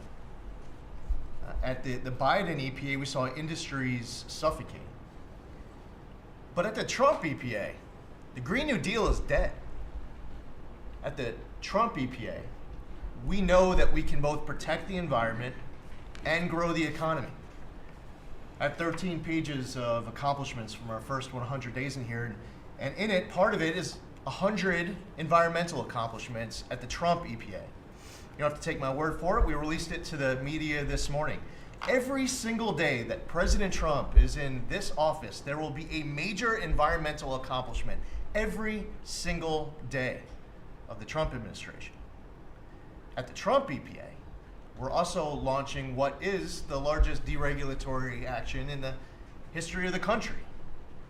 We're going to be giving our director of the OMB a whole lot of work because we inherited a big mess from the Biden EPA. And working with Elon and Doge, I've canceled now $22 billion worth of grants. Now today is a special day for many reasons. The biggest reason why we're here is that this is the 100th day of the most consequential, historic first 100 days in the history of this country. Today, while we're here, the House of Representatives is voting on Congressional Review Act bills, considering the EPA waivers that were given to California's tailpipe emissions, where California set their own standards. But there should be one national standard, and right now, Congress on the House side is going to be voting on that today. On a personal note, while this is a bit outside of the EPA jurisdiction, today is my last day serving in the United States Army. And I first signed up towards the end of the 90s. And I've had a chance to see a lot of national security teams over the course of the last 27 years. There has never been a national security team ever assembled that had the backs of our warriors like this national security team right now. And we have never had a president so deeply committed towards ending foreign wars instead of starting new ones. There's a reason, Mr. Vice President, why everyone is racing to join our Department of Defense. We have a Secretary of Defense who, with all due respect to our great president, would probably rather be swimming with Navy SEALs right now, be running somewhere in the Middle East with our service members. And from our Secretary of Defense to our Secretary of State, our Vice President, and more. I just want to say thank you as a veteran of our military for assembling what is the greatest national security team that I have ever seen in my 27 years associated with the United States Army. Has Pete signed off on this retirement leave? Well, it'll be it.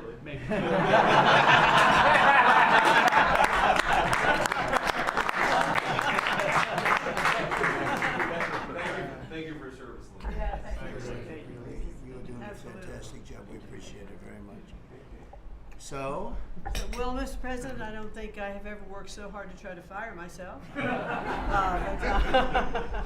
we're certainly making great strides in that. We've reduced the folks over at the Department of Education by about 50% now through our RIF program, and so we've closed a lot of the district offices, consolidated, so there are a lot fewer people working a lot more efficiently in the Department of Education. The commissioners of education in every state, and I was at a meeting with them not too long ago for not only our states but our territories. They are thrilled with the opportunity now to be able to have more control over the education in their states, to get rid of a lot of the red tape and regulation that's kept them from doing what they're doing. So we're seeing, I think, great improvements. We'll see test scores, I believe. It'll take a bit for them to be able to go up, but I think now that they're going to have the opportunity to put in their own programs, we'll see that grow. At the same time, we've been focused on higher education for our universities. We've returned proper enforcement of Title IX protections to schools. We have stopped funding to Columbia, for instance, and some other schools for not only Title IX but Title VI infractions. And those are moving along. I think we've brought people to the table. They know that you're serious. You meant what you said. They're going to make changes. They're making their campuses safer again. Anti-Semitism was just out of control in many of our universities. And so some tried to, in fact, Harvard is sued, and they're saying that it's, First Amendment infraction. No, this is civil rights, safety on our campuses for our young students, who are there. And with Pam's help and the task force that we formed with HHS, with GSA, with other agencies, we're going to make sure that our campuses are safe. And so there's a lot of good work going on. I think one of the biggest things, you'll be very happy to hear this, Mr. Vogt, that we are putting back into place collecting on our student loans that have been delinquent since March of 2020. Been no effort to recollect on those loans. So as of May 5th, the letter goes out that the loan recollection is beginning again. So for those people who have borrowed money and who have not been paying, and that's just not to be punitive. There are many ways that they can go online to understand how they can get back into the right payment structure, because when they're in default, they can't buy a house, they can't buy a car because their credit scores are down. So it's helpful to them as well as to get this money back into the country. I mean, when $60 billion of increased student loan debt since 2020. And in total, we've got almost $1.7 trillion in student debt. So we're gonna start getting it back. And Scott, his team have been incredibly helpful. We appreciate that so very, very much. And so a lot's going on at the department. And what I would really like, as I'm firing myself, I'd like for you to be known as the education president, because of the best in practice systems that we want to put in every state to incorporate AI, so that we are training these new entrepreneurs and business leaders in our country. We can't do it with the infrastructure we have in place today, so we have to be working on that at the same time. So we're going to be doing that. So thank you for your charge to elevate education, so that we are providing for every student access to excellent education. Thank you, sir. Thank you very much, Linda. And what's going on with Harvard and some of these colleges that are taking vast amounts of money, who also have vast amounts? They've got $52 billion and really scamming the public and hiring people like de Blasio and Lori Lightfoot, who are certainly two of the worst mayors in the history of our country, paying them a fortune of salary and having them teach our children how to manage cities and how to manage government. What's the word as of this morning on, let's say, Harvard? Well, we're negotiating with them. When we went back to them to say we'd welcome them back to the negotiating table, their response was a lawsuit. So Pam and her team are helping work with that. And I am, enjoying the fact not only am I firing myself, but I'm now being sued fairly regularly by different departments of education. But we're staying tough with them. The other thing that we're looking at also are the 117 violations of these big universities like Harvard and others, who are not reporting, as they're required to do by law, foreign money that comes in and how much that is and where it comes from. And so that is And students. Yeah, and it's very serious. Where are these people coming from? Yep, Yes, exactly. sir, we pulled back their grants because Harvard isn't responding to us criminal activity by their students. And until they give us that list, they're not getting any more grants from Homeland Good. Security. I think we should pull it back. We did. The students they have, the professors they have, the attitude they have is not American, and I think you should. A grant is a grant. We don't have to give grants. Exactly right. So we'll pull back the grant. All right. Very good. Thank you very much, Lenny. Thank you. Bobby? Mr. President, thank you for your extraordinary leadership over the past 100 days. We are already making America healthy again. We announced last week the ban on the 9 petroleum-based synthetic dyes, food dyes. Within 2 years, within 2 months, we're going to ban the worst 2 of them. I am working with Secretary Rollins on dietary guidelines, the dietary guidelines that the President Biden's administration gave us. 453 pages. They're basically unreadable. And they are the product of the same kind of politicized science that drove Fruit Loops to the top of the food pyramid. And we're going to do real science, gold standard science. We're going to develop we have till December to do it.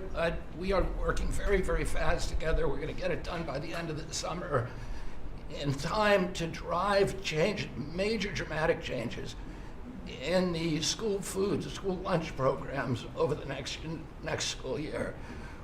I'm working also with Secretary Rollins on the SNAP program and to get sodas and candy off of the food stamp program. 10% of food stamps go to SNAP. And I want to thank you for your courage. You are a business-friendly president, probably the most business-friendly in our history, but you're also willing to stand up to very, very powerful businesses, and you've shown that again and again. Secretary Rollins had the soda industry come and knock on her door very much, very loudly, and they said to her, well, the SNAP program is not supposed to be about nutrition. She pointed out to them that there is no nutrition in a soda. And they said, well, it's not supposed to be about nutrition. And she said to them, the name of the program is Supplemental Nutrition Assistance Program. So it is about nutrition. And we shouldn't, we have 38% of our kids are diabetic or pre-diabetic, and we are paying at both ends. We're paying for the food-like substances that make them diabetic, and then we're being bankrupt. We're spending $1 trillion a year on metabolic dysfunction. It's existential and it's not sustainable.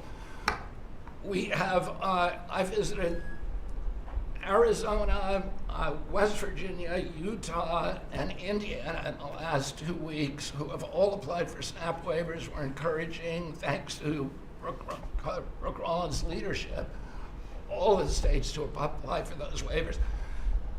I also visited Utah, which is the first state to ban supplemental fluoride.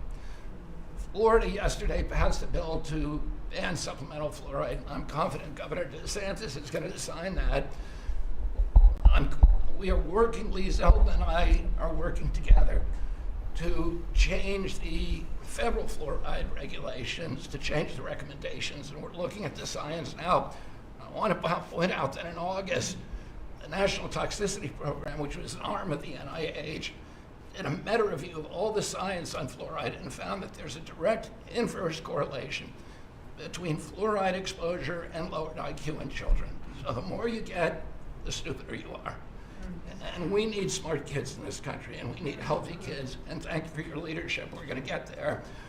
We're reviewing the GRAS standards now we're revamping them to get 10,000 ingredients that are in our foods. The Europeans only have 400 ingredients. We have 10,000.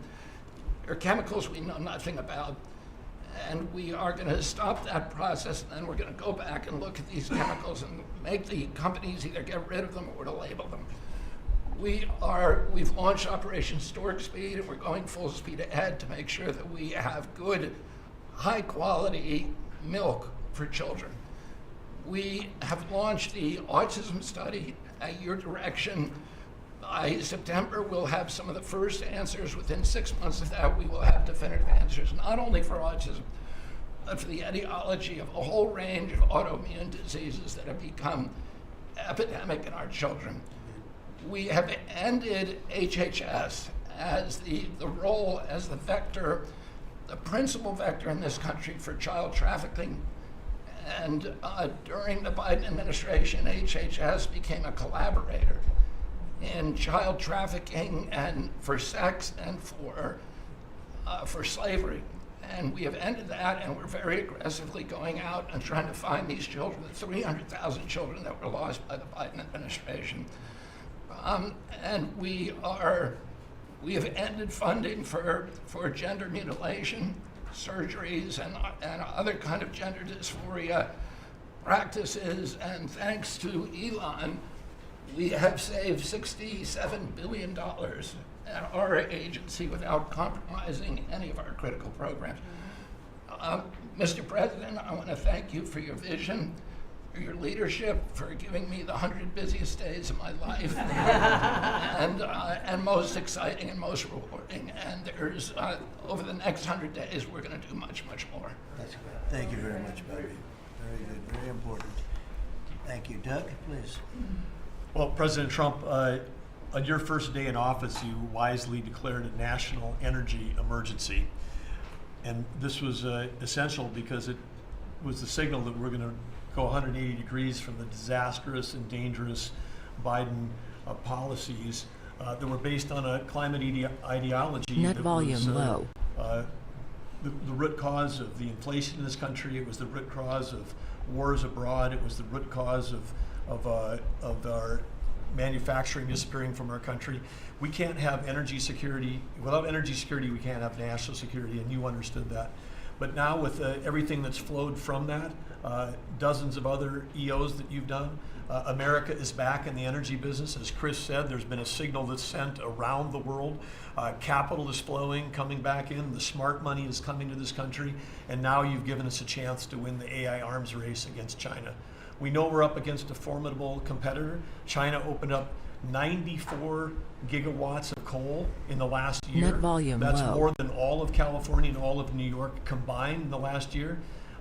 We've had presidents in the past, the Biden administration, that were running away again under this climate ideology. You've embraced baseload power in this country. I'll never forget standing in the East Room with you, surrounded by the coal miners around this country, where you said, hey, big, beautiful coal. As we work to try to identify the balance sheet of America, our earliest estimate is that the coal resources in America, just on public lands, could be worth $8 trillion with a T. That was all going to be taken off our balance sheet if we weren't going to touch it. But now we're back in the business. I was 1,800 feet underground in a coal mine in Alabama a couple weeks ago. They do metallurgical coal. Without metallurgical coal, we can't produce steel. This is a plant. This is a plant that would have been in a mining operation that would have been shut down under the Biden administration. What we're doing here, back in the business, we're doing leasing. We're leasing for oil and gas. We're leasing for timber with Brooke Rollins. We're leasing for grazing. We're leasing for critical minerals, which is key. And when we lease the public lands appropriately and by the law to do that, we're bringing in revenue. We're bringing in jobs. We're helping strengthen America. And so we're treating our natural resources like the American balance sheet they are. And America's resources, the 700 million acres of surface that's public, the 700 million of subsurface, the 2.5 billion offshore, all contain what we need to have self-sufficient supply chains. And so in this, we're focused deeply on critical minerals. The Biden administration put us in a real predicament right now. The whole trade team, the whole cabinet, Susie's jumping in, leadership across everybody in the National Energy Dominance Council. But of the top 20 critical and rare earth minerals that we need for defense, that we need for industry, China's controlling 85% of the refining for that. So we are running at warp speed 7 days a week to try to put ourselves back in business in that way. So, and I want to just close out by saying a couple other things. One is the border. Few people realize that 41% of the southern border is in Department of Interior. And then we've got a few more percent that come with Brooke and with the Forest Service. But that's been a risk area. Part of the reason everyone's pouring into our country, Biden wasn't enforcing the border laws. They definitely weren't enforcing it on public lands. And so again, using tying two presidents that had a great propensity for action, Theodore Roosevelt in 1907 created what was called the Roosevelt Reservation, 60-foot strip that go from Texas all the way to the Pacific Ocean, because he was worried in some future state there might be smuggling. I don't think he was anticipating human smuggling and fentanyl trafficking, but that has been largely unused. He gave us the authority to transfer that, and so working with Christie and working with Pete, we've transferred that to the DOD, so transferring land from the other agencies like Interior to the Department of Defense. Then as Pete said, they can do the detain and assist with the military. And having been down at the border multiple times in recent week, I can confirm everything Christie said. The enthusiasm, the morale of that group is exactly 100% opposite of when Christie and I were down there as governors. I had Border Patrol people say that they were multi-generational service in that law enforcement that said, my wife and I are telling our children never to go into this thing, to go into Border Patrol. People this time were saying, I got a 17-year-old. As soon as they turn 18-year-old, they're signing up. My wife is thrilled. They're going into law enforcement. They're so proud to be serving with you. Everybody I've met, whether it's in a coal mine or at the border, law enforcement, the one thing they say on those trips is, please thank President Trump from all of us, the change that you're making. And I want to say especially this became very dear when we last week renamed a U.S. Wildlife Refuge in honor of Jocelyn Nungare. Jocelyn Nungare, of course, lost her life tragically to illegal Venezuelan gang members in this country in a horrific way. But her mother, Alexis, was at that ceremony. Her grandmother was there, and Jocelyn's great-grandmother was there.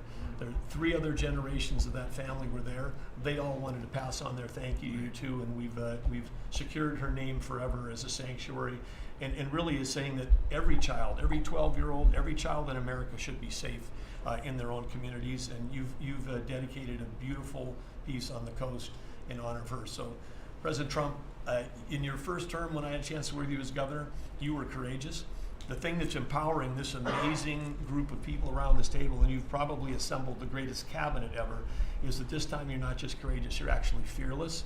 And it's your fearlessness to take on the issues that other presidents would not touch. whether it's the work that we're doing with successfully streamlining and right-sizing government, or whether it's taking on the issues at the border, or whether it's embracing the power we need to win the arms race. You're fearlessly doing that, and that Trend creates, it just, all of us can sprint because you're running ahead, so thank you. Well, thank you, Doug, and you are doing a great job, and with Chris, that's a pretty much unbeatable combination, I have to tell you, so thank you both very much. Thank you, Doug. It's great. Marco? Well, it's not easy to go last after all these reports that have come here. First of all, Mr. So it better be good, and I'll be short as well. A couple things, Mr. President. I think you deserve a lot of credit for two things. The first is assembling this Net great volume team. low. Some of whom I've known for a long time, others who I've gotten to know during this period of time, but putting together a team, not just of talented individuals, but that work well together, is something never going to be reported on in the media or fully seen, but it happens every single day. For the most part, I interact with almost everyone around this table at some level, and because of Secretary Kennedy, I'm afraid to eat anything. So in front of him, yeah. He said Tootsie Rolls are okay in moderation. So. Trend bearish. But it's a great team. And here's the second, and I tell this to people all the time. This is incredibly rewarding service, and you hear it in everyone's voices. Net volume in the low. past, and it's one of the problems we got in as a country, is presidents would say, okay, let's go do something, and then they would have to do a study, and then a study on the study, and then a long internal deliberative process, and by the time you got to it, it was too late, or somebody had forgotten it. In this administration, it's moving. You know the direction because you know why you were elected. The American people elected you very clearly, and basically it's measured, I used to say by days and weeks, now it's measured by hours and minutes, but action is happening. And that's what people want to see. And let me talk about foreign policy in particular, because I'm not sure this is fully appreciated. This president inherited 30 Net volume years of foreign low. policy that was built around what was good for the world. In essence, the decisions we made as a government in trade and foreign policy was basically, is it good for the world? Is it good for the global community? And under President Trump, we're making a foreign policy now that's, was it good for America? Trend bearish. I was appointed by you and confirmed by the Senate to be the head of the United States Department of State. Not the World Department of State, not the Global Department of State, the United States Department of State. And what that means is our foreign policy is guided by three things. Does it make America stronger? Does it make America safer? And does it make America richer? If something doesn't do one of those three things, and hopefully all three of those things, we're not doing it. Now, we went out and hired a consulting firm to help us organize ourselves. Luckily, they were free. They're called the Department of Government Efficiency. And they helped us do a couple things. Number one is our foreign aid. We were funding some crazy stuff. Crazy stuff.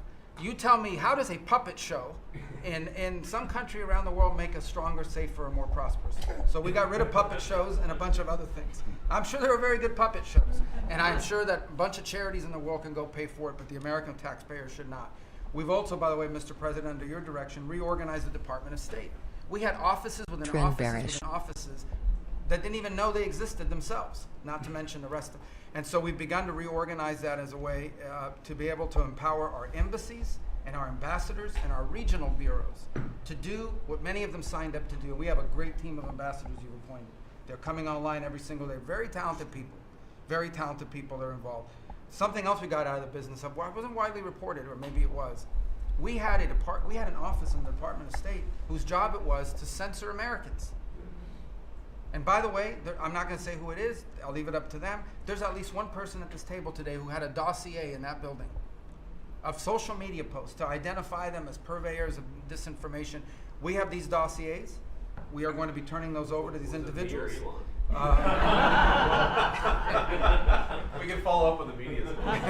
Well, we are going to turn over these dossiers to the individuals, and they'll decide whether they want to disclose it or not. But just think about the Department of State of the United States had set up an office to monitor the social media posts and commentary of American citizens to identify them as vectors of disinformation, when we know that the best way to combat disinformation is freedom of speech and transparency. And so that's what we're going to be in the business of doing. We're not going to have an office that does that. Beyond that, Mr. President, and this I'll move quickly because this has been a team effort, we have gone to countries all over the world and said, hey, you want good relations with the United States, you need to take back your people that are here illegally.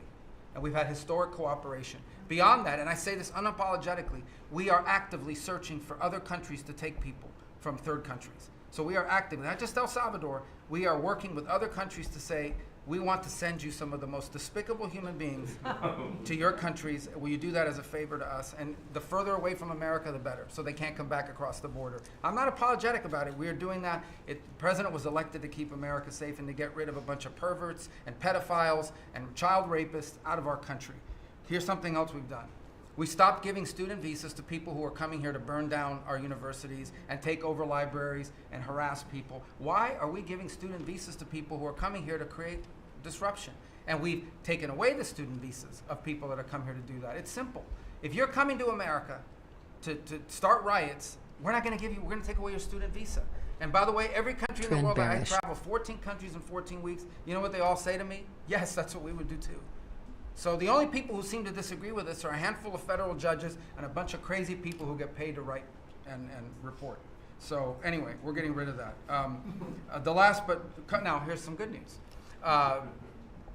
You know, we're going to have the World Cup, the FIFA World Cup, the FIFA Club Cup, and then we're going to have the Olympics. So we have to have a Consular Affairs Bureau. We have very good, talented people there, but we are going to infuse technology, again, working with our consultants, to be able to, millions of people are coming into this country for this. And, but we've done it to improve customer service. For some of us who served in Congress recognize that about a year and a half ago, we had a meltdown under Biden. You couldn't get a passport. You have people calling, I have a cruise on Friday, my passport expires. In the month of March, we processed 2.78 million Americans, their passports. That is the historic, it's the largest single month processing of passports ever, and we think it's a good way to build the momentum to be able to do the visas. Two last points I want to make. We have a great team that you've built. I want to especially acknowledge Steve Woodcock. This is a person that doesn't have to be doing what he's doing. He has a very good life in Miami, my hometown as well. He has worked incredibly hard, has done it without any agenda, and we need to acknowledge him. I want to acknowledge Mr. Boulos as well, who did something really great last week. They told us this war between the Democratic Republic of Congo and Rwanda is intractable. It can never happen. It will never happen. I sent Mr. Boulos, your envoy. A week later, I look on my schedule, the signing of a declaration of peace between the Democratic Republic of Congo and Rwanda. We signed it at the State Department last week. We hope it will lead now to a lasting, permanent peace that we hope to invite them back to Washington to sign. So two great, and we have a lot of good people working on our teams as well, but these are two great people. Mike Waltz alluded to this earlier, and this is the last point. In the first 100 days of the 47th presidency, 47 wrongfully detained Americans have been returned to the United States, thanks to your leadership and the diplomacy that was exercised to make that happen. 47 for the 47th president in the first 100 days, and that's all credit to you, Mr. President. Thank you for the honor to be able to serve alongside you, for you, and alongside all these excellent people. Thank you very much, Marco. Really great job. So, you know, I've been involved in a lot of groups of people over the years, good groups, bad groups, all types of groups. But I have been involved in some incredible groups, but I've never been more proud and impressed, frankly. Impressed is maybe even more important, but I've never been more proud or impressed than I am with this group. This is an amazing group of people, and I hope some of those television cameras were blazing and it was on so people could watch this because, frankly, you know, no matter who you are, no matter where you come from, this is an impressive group of people. I sat around being somewhat competitive. I said, well, let's see, who did the best job, who did the worst job? And I determined that everybody is like the same and there was no worst job. Everybody was outstanding. Everybody did a job. You couldn't pick a winner. The only thing you can say is nobody did a bad job or even a fair job. You're outstanding. And so I want to just congratulate you all. This is really something. And, you know, we have a job to do. We've done a lot of work in this 100 days. We've established things that are going to start taking place in the next 100 days. I want to see what it's going to be like.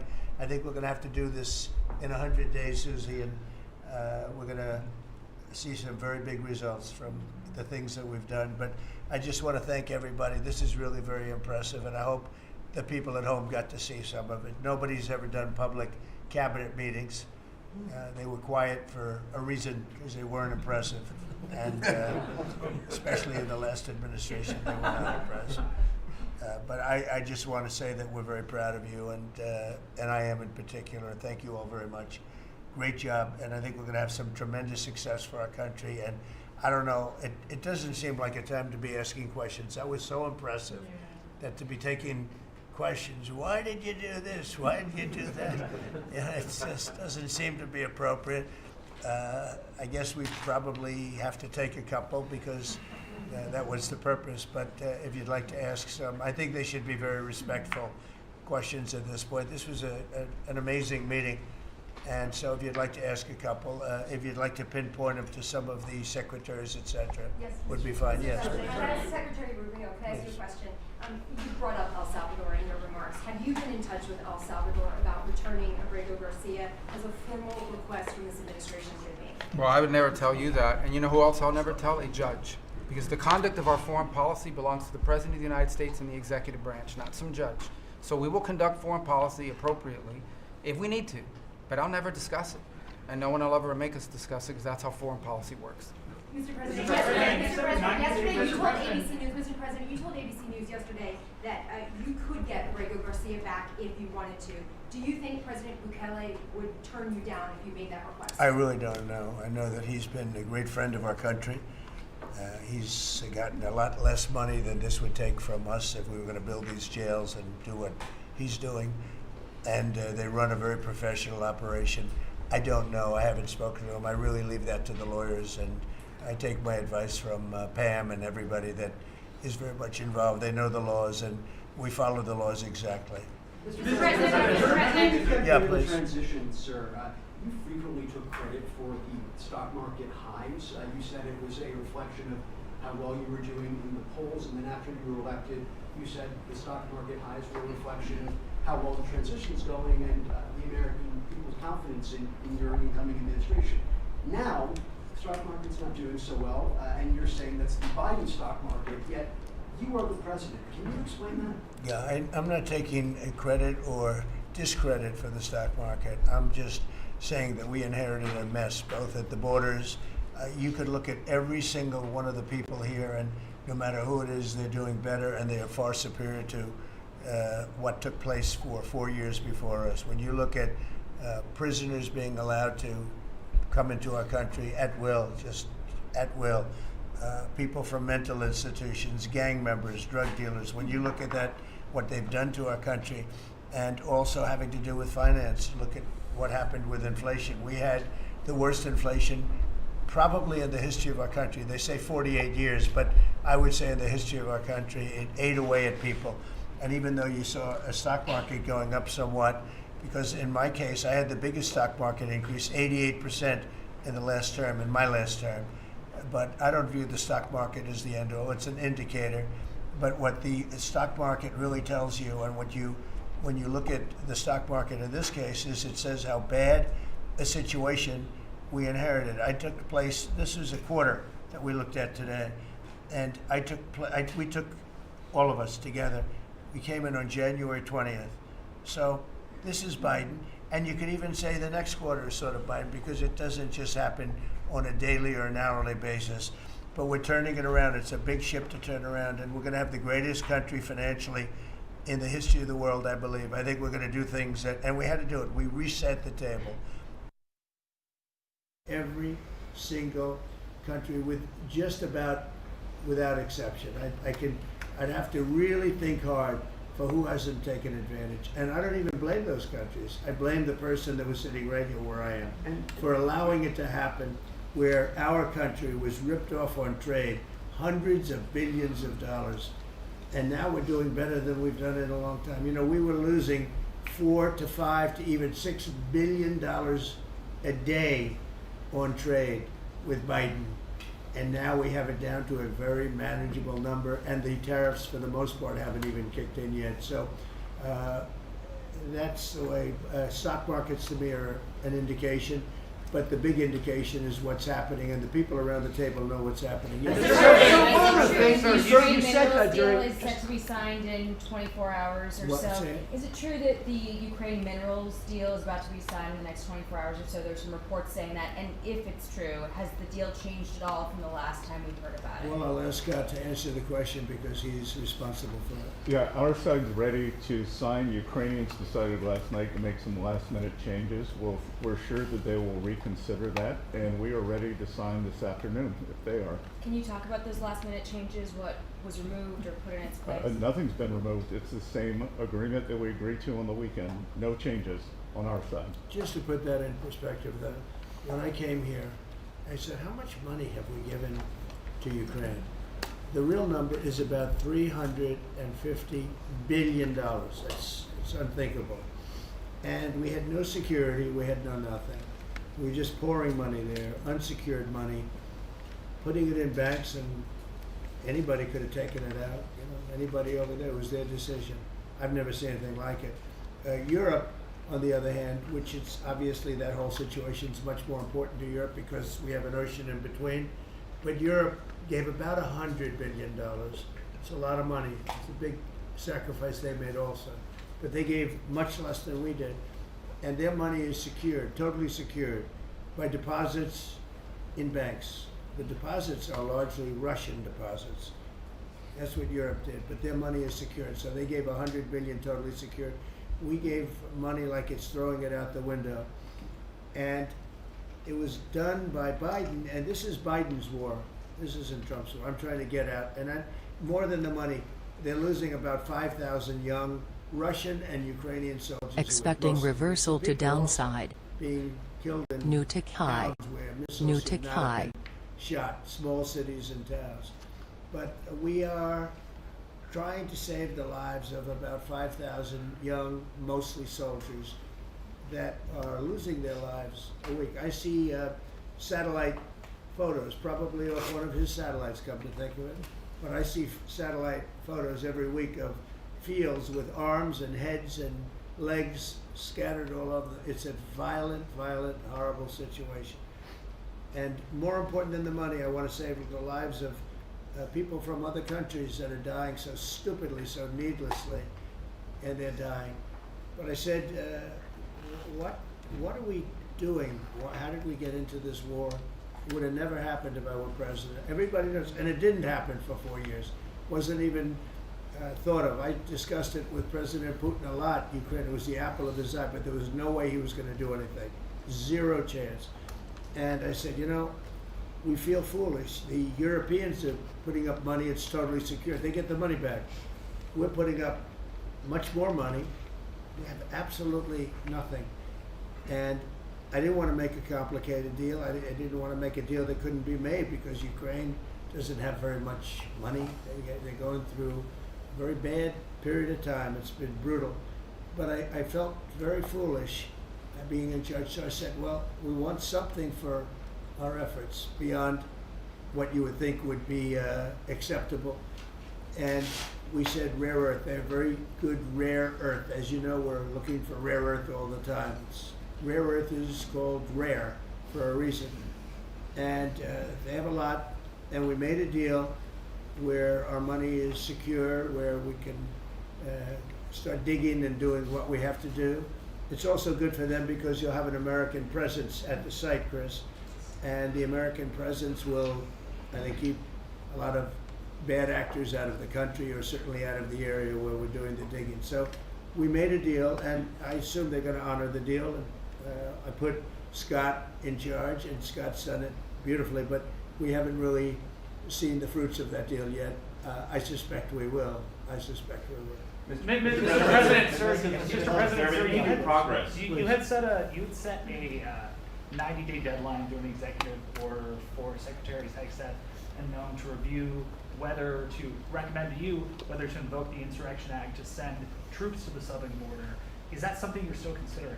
Well, I'm talking to them, and it's not hard and fast, but I'm talking to them, and I will tell you that the border is the most secure it's ever been. We have never had anything like it. And when when you said, Christy, before, it's 99.999, and I guess that means one person maybe, or two people. It's actually turned out to be 3 people came across the border versus hundreds of thousands of people under Biden.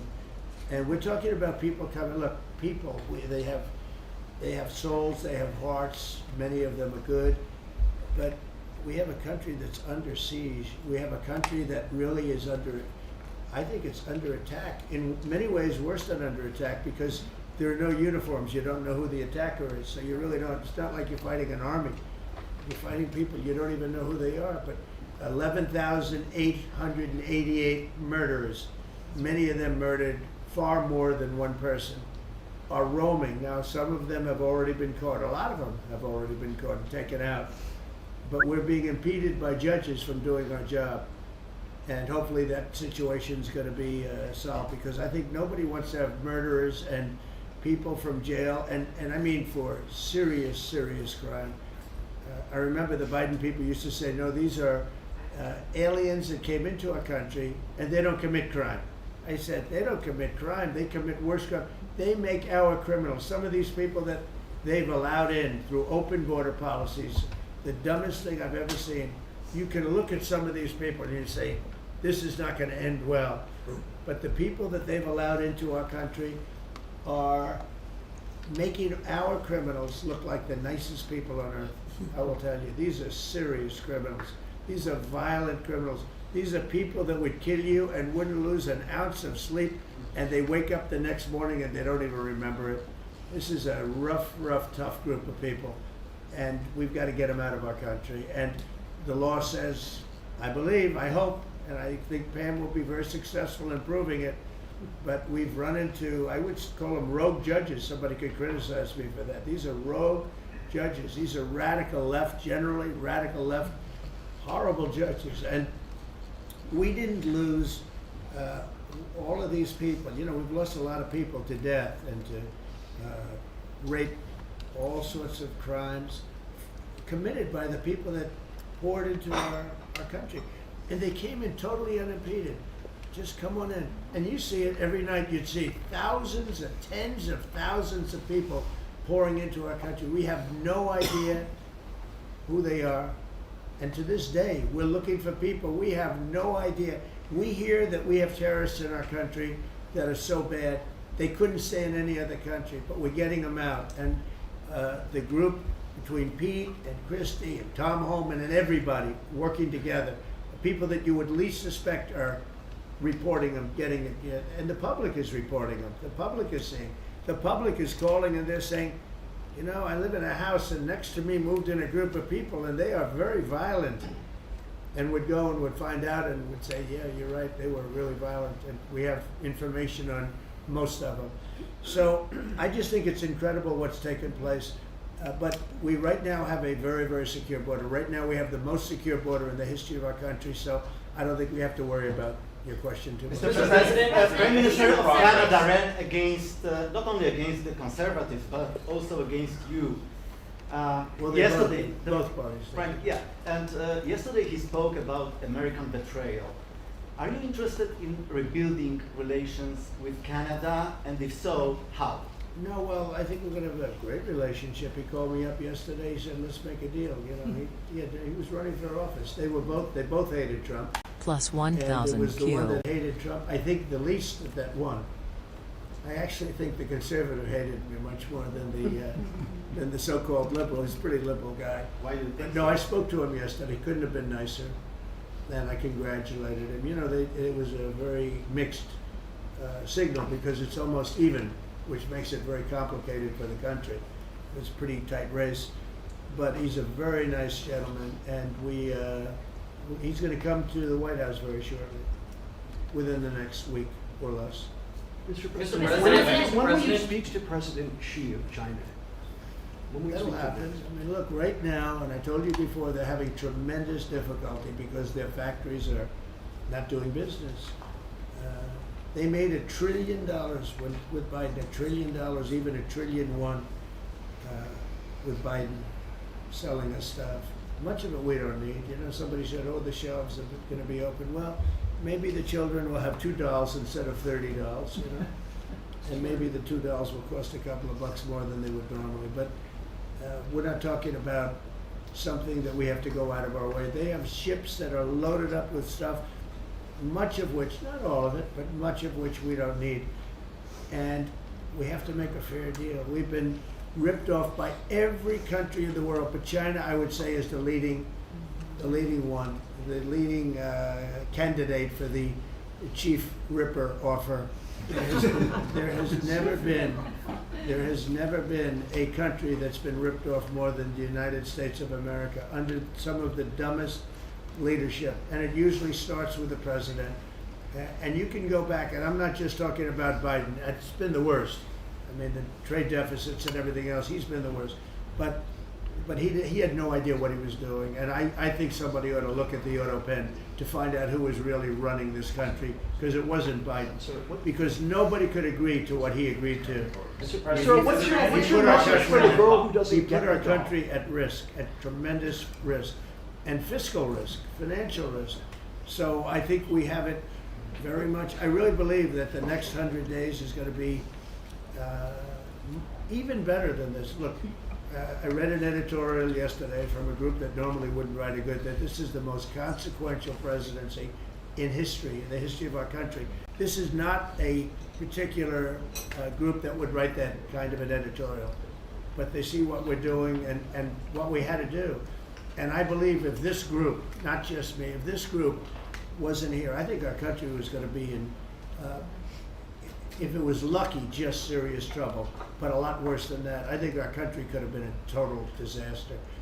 Bad things were happening with our country, and we've stemmed the tide, we've turned it around, but we're going to really turn it around over the next 3 years, 3.5 years, we're going to turn it around, and then hopefully it'll be in such great shape. That's my goal, to put it in such great condition that it can't be destroyed. Do you believe you mentioned this last night in your speech in Macomb, that we're facing an unprecedented situation where there's a lot of abuses of nationwide injunctions, sort of seemingly designed to curtail your power, specifically when it comes to deporting these illegal, violent aliens that came in under the previous administration. Have you spoken to your team about ways to mitigate this and continue to deliver for the American people on well, that there aspect? are ways to mitigate it, and there's some very strong ways. There's one way that's been used by 3 very highly respected presidents, but we hope we don't have to go that route. But there is one way that has been used very successfully by 3 presidents, all highly respected, and hopefully we don't have to go that way. But there are ways of mitigating that. I want to thank you all very much. I thought this was an incredible cabinet meeting. I think there's probably has never been a cabinet meeting like this. You've never seen it on tape, that I can tell you. And I want to just congratulate everybody at the table. But we have a lot of work to do, but we're off to a great start. Thank you very much, Do everybody. you enjoy, Mr. President, maybe in the White House bag? Second time? How's your life here? Thank you, everybody. I'm working hard. I like my life. I'm working hard, but I like it because we're doing a lot of good for a lot of people. Thank you very much. Thank you.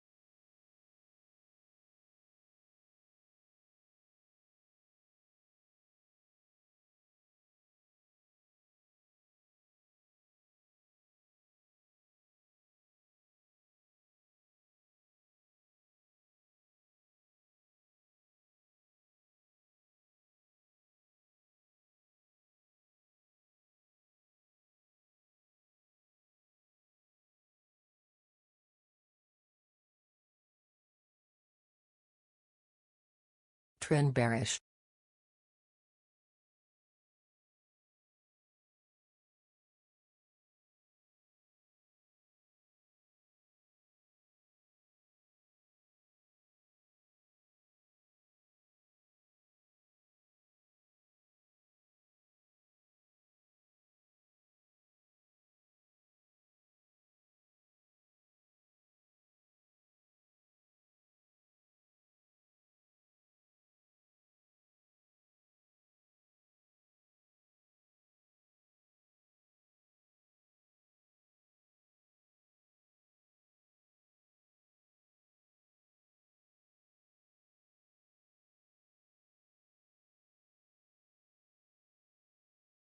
Trend bearish. New tick high. New tick high. Plus 1000 Q. ES expected move hit. Contracts. Buyers absorb. Big buyer 118 contracts. Big buyer 101 contracts. Big seller 116 contracts. Buyer Big exhaustion. seller 101 contracts.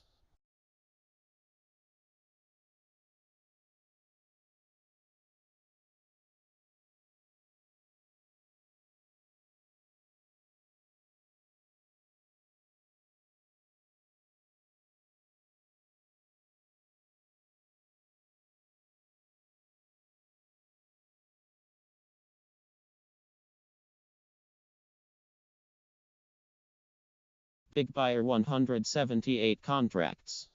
Big buyer 101 Buyer contracts. exhaustion. Big buyer 125 contracts.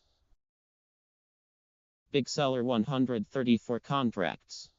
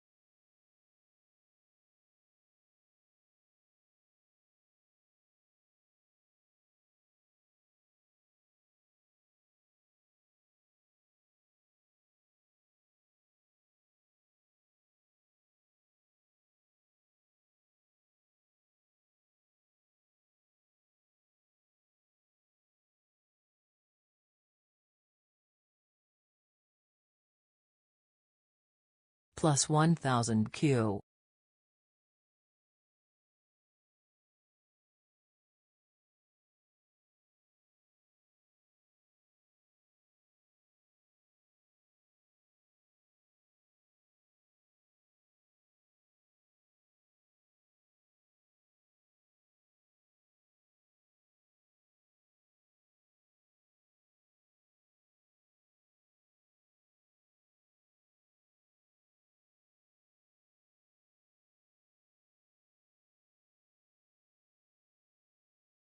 Expecting reversal to downside.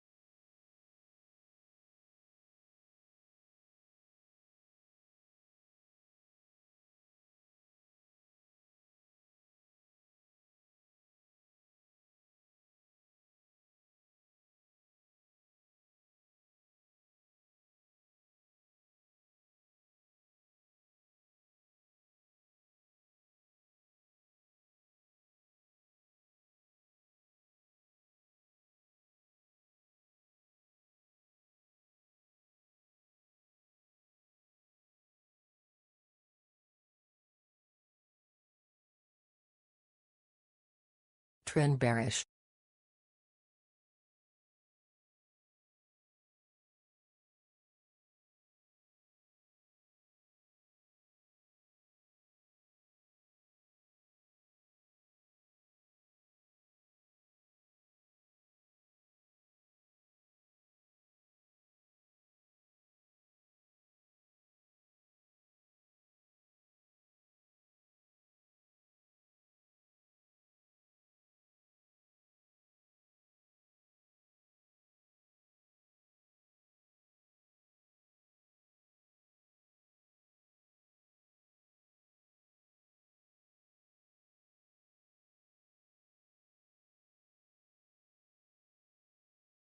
Trend bearish.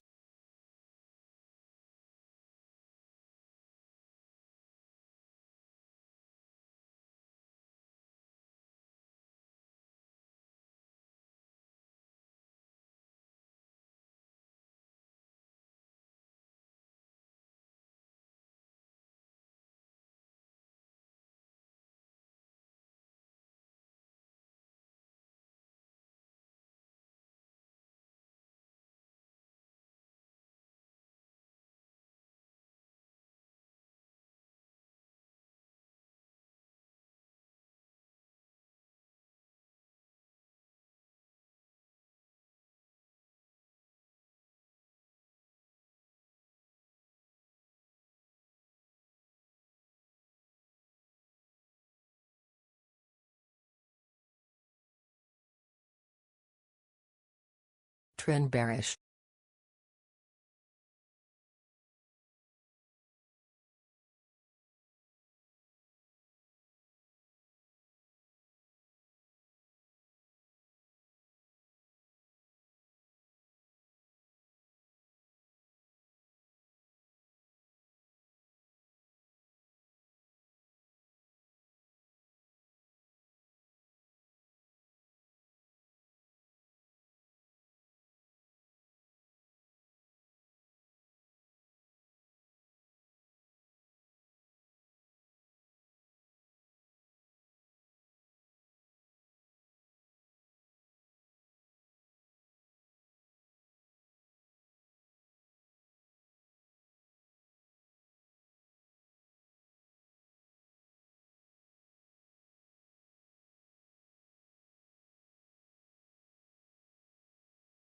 Trend bearish.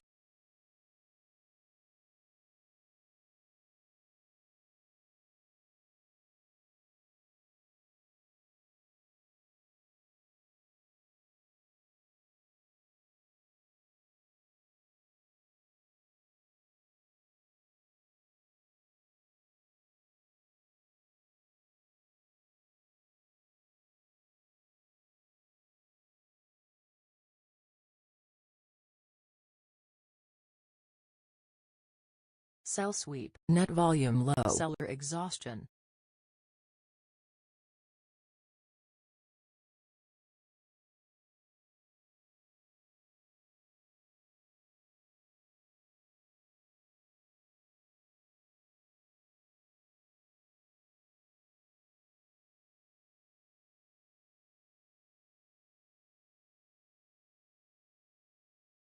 Trend bearish.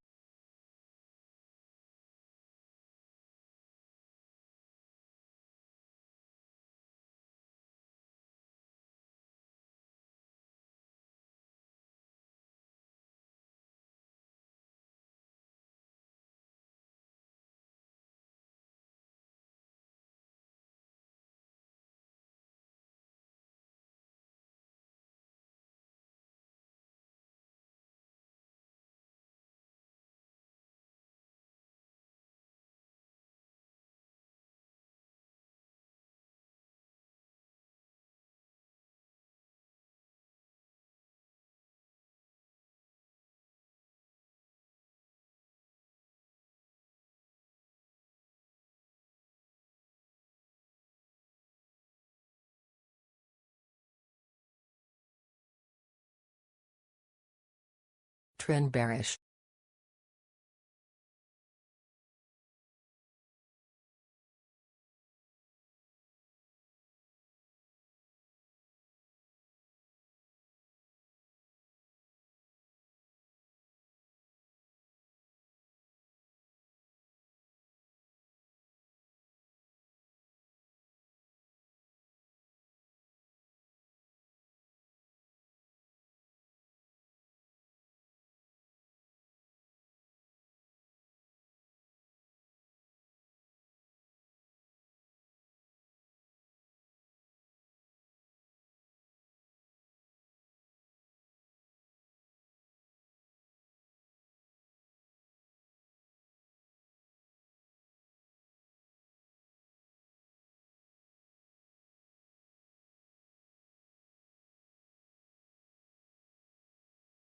Trend bearish.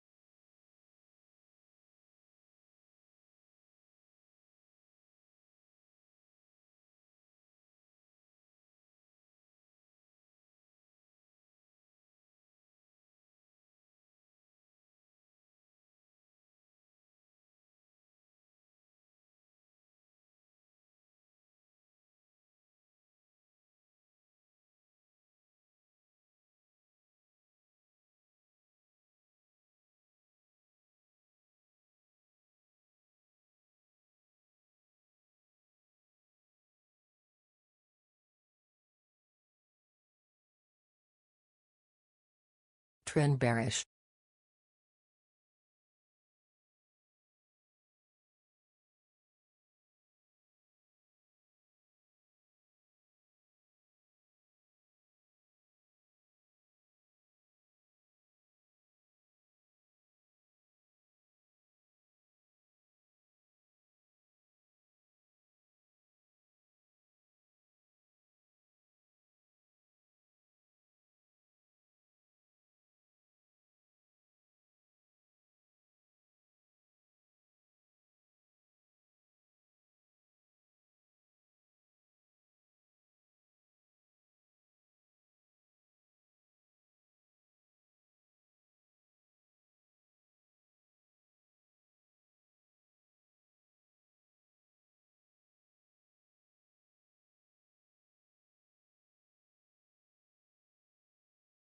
Trend bearish.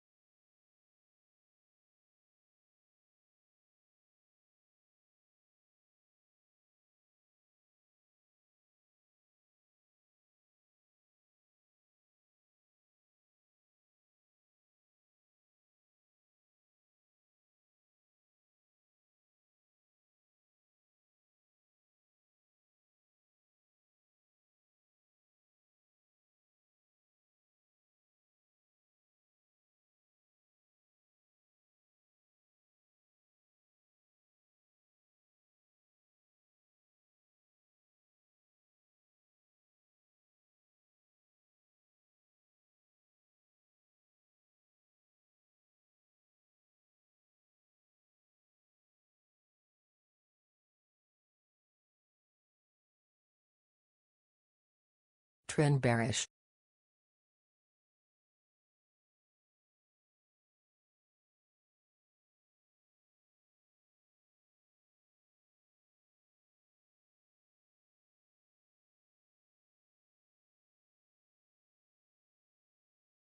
Net volume low.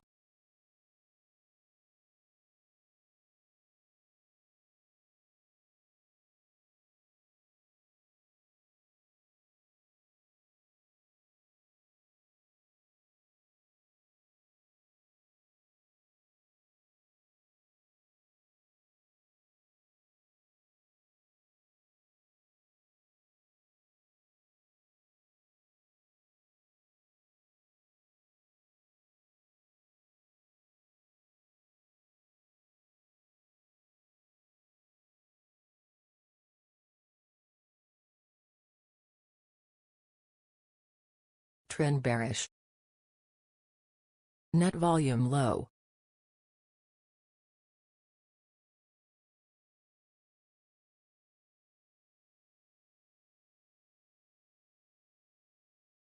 Net volume low.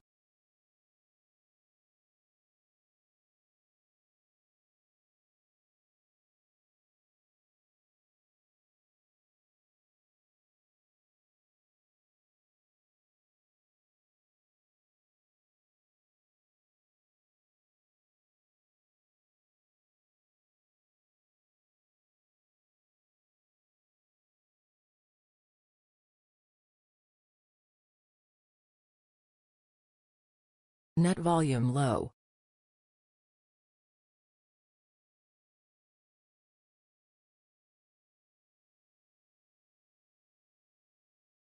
Trend bearish.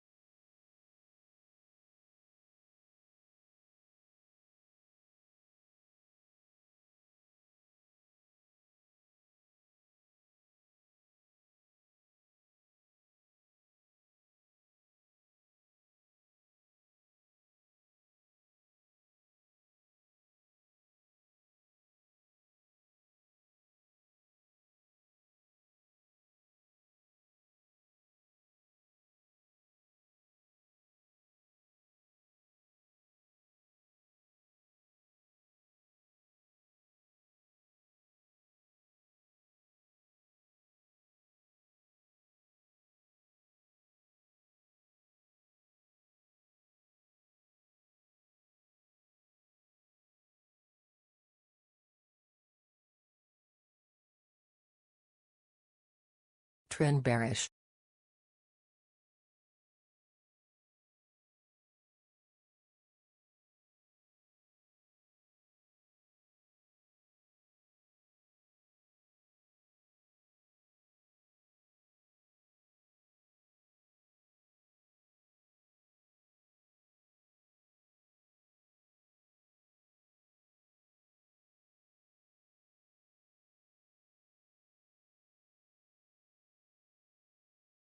Net volume low.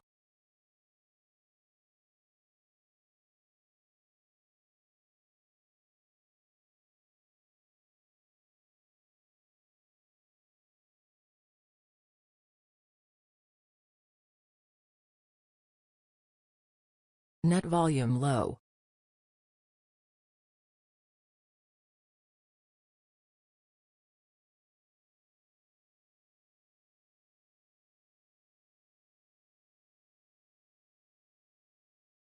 Net volume low.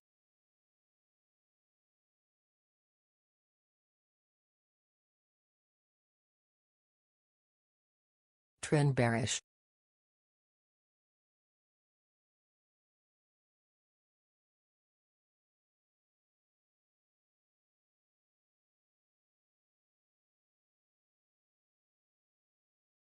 Net volume low.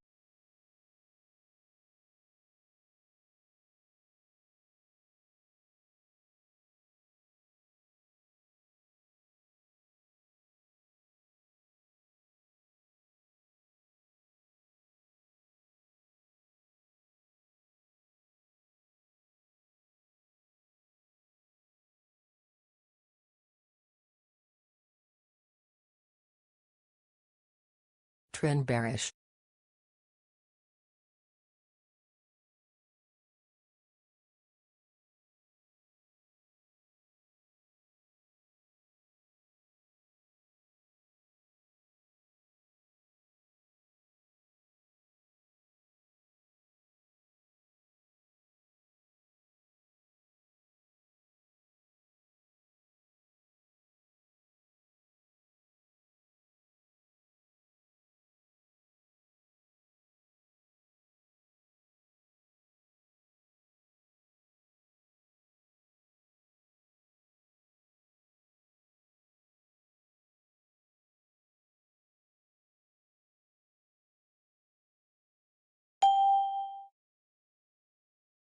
Net volume low.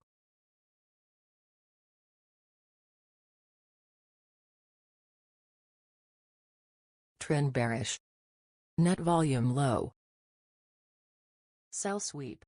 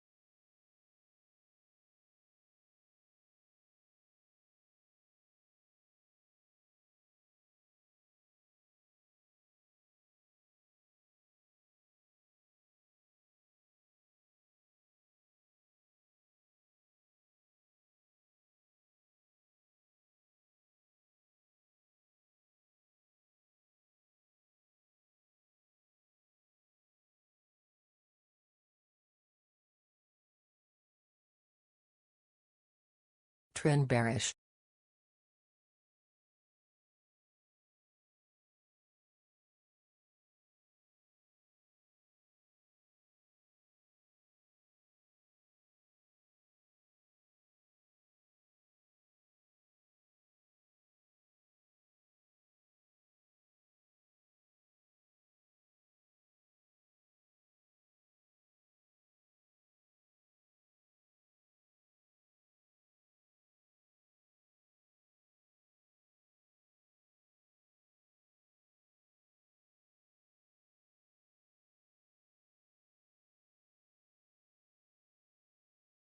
Trend bearish.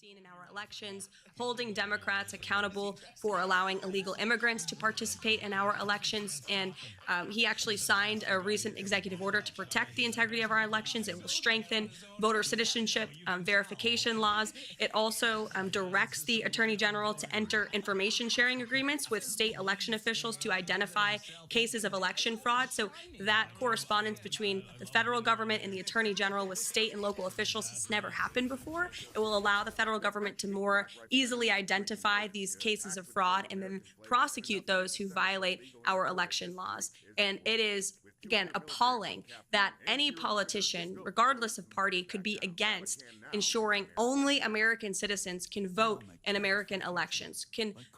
How could anyone ever be against ensuring Americans need to have proof of identification to participate in our elections? You see the Democrats falling over themselves, trying to say this is somehow voter suppression. Absolutely not. We are trying to ensure that every American citizen, their vote actually counts and is not being outweighed by fraudulent votes and fraudulent ballots that we know have been cast in previous elections. So the president's taking this very seriously. He signed an extremely strong executive order directing action from the AG and the Department of Homeland Security as well to clean up our elections. And we expect Congress to do more on this front as well. Let's go over here.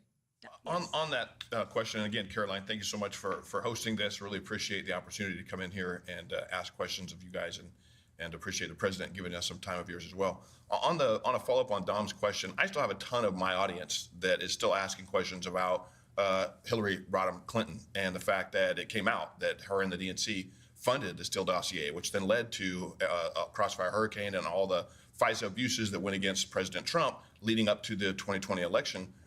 Is there, you don't have to spill the beans, but is there something? Is there somebody still looking at it? We just want to know that it's not dead in the water, that Hillary's not just off scot-free after knowing what her and the DNC did leading up to the 2020 election. It's a great question. Absolutely understand and agree with why you're asking it, but I would want to let the president weigh in on that front. I haven't discussed it with him, to be honest with you, but certainly we can ask him and get back to you. Eric. So Caroline, Madam Press Secretary, You can call me Caroline. Thank you, Caroline. Over the weekend, the White House Correspondents Association had their gala, they had their dinner, and Alex Thompson from now Axios, prior to that Politico, didn't really apologize, but came forward and said we, quote unquote, missed the story of Joe Biden's demise, his health demise, his cognitive demise during the 4 years. Jake Tapper has written the book since President Trump was elected that they missed the demise of Joe Biden as well. Fast forward to this lawsuit with CBS, right? So the media, legacy media, has not been held accountable. Will this lawsuit with CBS go to fruition? In other words, I would love to see it go to trial so that we can see, so they could be held accountable. Additionally, will the New York Times be enjoined into that lawsuit, because the New York Times has already stated that they agree with CBS. And Trump has said maybe we're going to sue the New York Times as well. And as a follow-up to all this, and it really does dovetail because it's not just left-leaning media, Fox News put out a poll. I'm a statistician. The poll they put out was wildly biased against President Trump. Will Fox sue Fox? Will Trump sue Fox for their methodology in polling? Two great questions. Let me hit the first one first. As for CBS and the White House Correspondents Association dinner, it was laughable. They gave an award to a journalist for talking about Biden's mental incompetence. He wrote a story about it years after the American people knew that story to be true. Didn't take much, just 2 eyes and 2 ears to realize that Joe Biden was completely inept, was unfit to serve as president of the United States. And nobody in the legacy media, nobody in this city wanted to talk about it. In fact, I recall being on President Trump's campaign and calling out Joe Biden's cognitive decline. And we were accused of manufacturing deepfakes. My predecessor accused us for manufacturing deepfakes from the White House podium when she knew and everybody in this White House knew the true status of Joe Biden's physical and mental fitness. And the mainstream media allowed that cover-up to take place because they refused to dig for the truth. They tried to get the American people not to believe their own eyes. It is truly one of the greatest cover-ups and scandals in American history. And again, this is why we are welcoming independent journalists and social media influencers and content creators into the White House with open arms, because all of you in this room and many of your colleagues in independent journalism talked about this online. Nobody gave you credence as far as the legacy media is concerned. And now they host cocktail parties where they're applauding each other and patting each other on the back for uncovering the truth. It was years later, and it's truly sad to see. But again, that's why we're making much needed and long overdue changes. As for the lawsuit against CBS, the president and his legal team fully intend to carry this lawsuit forward. The president put out a very strong statement in regard to that and fake news CBS this morning. And then as for the Fox News poll, president's right. These are fake polls. They overpoll Democrats. They underpoll President Trump's supporters. It's always been the case for media polls. They consistently underestimate President Trump's support amongst the public. That's why we don't really blink when we see them, to be honest with you. We're staying focused on the mission and moving forward. The president knows everything he's doing is exactly what he promised the American public he would do. And if you look at the key issues in the polling, the president is still ahead because Americans know he is delivering on them, on those issues for them. And if you look at the methodology, you're right. They're overpolling Democrats, underpolling Republicans. It's a clear-cut case of fake polling, no doubt. If I may, also misinformation, though, right? And maybe as detrimental to the presidency as what CBS has done or the New York Times is doing. Yeah, no doubt about it. The president's spoken quite strongly about it, and I know he's made some phone calls to express his displeasure with it as well. Carolina, go ahead. Thank you so much for having me here, especially as a legal immigrant, because the overwhelming fake news that Hispanics don't support President Trump, but we do, and we're very excited to have mass deportations because it affects our communities. My question is about immigration reform and DACA. During the first Trump administration, we saw that President Trump, like no other president, wanted to make a deal with the Democrats to give a pathway to citizenship to 1.2 million DACA recipients. I don't know, I haven't really heard anything coming out. Is there any policies surrounding that situation? And is there gonna be immigration reform? Well, first of all, thanks for sharing your story. And the president overwhelmingly won the vote of Hispanic Americans in the previous election and swept counties on the border of Texas that are predominantly Hispanic counties because, to your very point, Hispanic Americans and legal immigrants to this country from all countries are so sick and tired of seeing, we're so sick and tired of seeing the mass invasion of illegal immigrants that was allowed to occur under the previous administration. And it was an issue the president ran on and he delivered on. These mass deportations are underway, and it is currently the position of this administration. We are focused on removing as many illegal alien criminals from our communities as possible.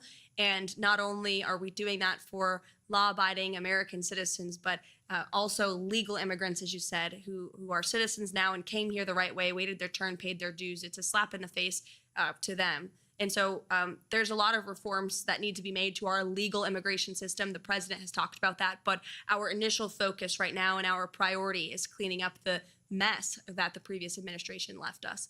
And there's more work to do, but a lot of progress has been made thus far. CJ. Yeah, also, thank you so much, Caroline, for having us here. Also on the topic of immigration, not only do I think, the legal immigrant community welcomes what the president's doing, but also the Black community. So I would love to get your reaction to recent comments made by Simone Sanders, who said that people of color would be next in line for deportation under this president. Now, that was a revelation to me and probably many others in the Black community. Being a lifelong American, I'm not really sure where Tom Homan would send me other than my childhood home in Augusta, Georgia. But why do you think this fear-mongering is being directed at the Black community over the issue of immigration? And do you think it's offensive to conflate illegal aliens who are rapists, traffickers, and sexual abusers with law-abiding citizens in the Black community? It's absolutely insane, and it is racist what she is saying. The president intends on deporting illegal alien criminals who broke our nation's laws and are not only impacting communities across the country, but in particular communities of color in our inner cities. You remember the story out of New York City where young minority children were kicked out of their public school to make room for illegal immigrants to sleep on the floor of their cafeteria. That is putting America last. Doesn't matter your race, your religion, or creed. If you are a law-abiding American citizen, President Trump is going to put you first. And shame on Simone Sanders for saying that. She knows better, but she's trying to fear people into dislike this president with lies. But I think the American public are much smarter than she believes that they are, and that's why they reelected President Trump. Oh, go ahead. Hi, Caroline. So, as the youngest press secretary in history who is a wife and a mom, you've become widely popular with America First Patriots. As an 18-year-old, I can say you're definitely an inspiration to Gen Z. What has been the biggest highlight for you in these first 100 historic days? Thank you for asking that and saying that, Bo. I am Gen Z. I think I heard the term zillennial because I'm right on the cusp of millennial and Gen Z. Jack is cringing at that. But there's been so many highlights. Just being here every day is such a blessing and an honor. And I'll share a quick story to that point. The president, I'm only here because the president believed in me and uplifted me and so many others who are working so hard across this administration. This administration is filled with young, vibrant people who come to work every day hungry and eager to help accomplish the president's goals. And I think we're seeing a real reawakening amongst young people across the country. The president spoke directly to young people during his campaign, inspiring confidence in them and restoring hope in the American dream, basic common sense values of faith and family and freedom that truly do resonate with young people. The American dream of home ownership, of being able to afford to raise a family and to have children. It's a beautiful thing, and I think the president openly talking about it has inspired so many young minds and opened up so many young hearts. And I'm just so honored to be in this role. The president, he's wrote about it in his books and he's talked about it himself. When he was in his 20s, he was building buildings in Manhattan. So certainly he believes in the strength and the ability of young Americans across the country, like yourself, here at the White House at just 18 years old. Thanks for being here. Into the back row. Thank you so much for having us here, Caroline. It underscores President Trump's transparency. Shifting focus a little bit to what's happening on our universities, President Trump is finally Net volume low. Students over violent foreign nationals, and right now we're seeing the media whitewash the violence perpetrated on our college campuses. We see many universities trying to bypass President Trump's executive order. Net And volume my low. question is, how exactly does President Trump will make sure that these universities are being properly held accountable and violent foreign nationals who are taking over campus buildings are sent back home? Yeah, well, to Jack's earlier question about political violence, this is another form of political violence we've seen stem from the left with the pro-Hamas movement that took place on college campuses and universities. In fact, I recall being in Manhattan courtroom during the Alvin Net Bragg volume case low. against President Trump in the midst of the campaign. And we were in that courthouse watching the television as these violent riots unfolded on the campus of Columbia University.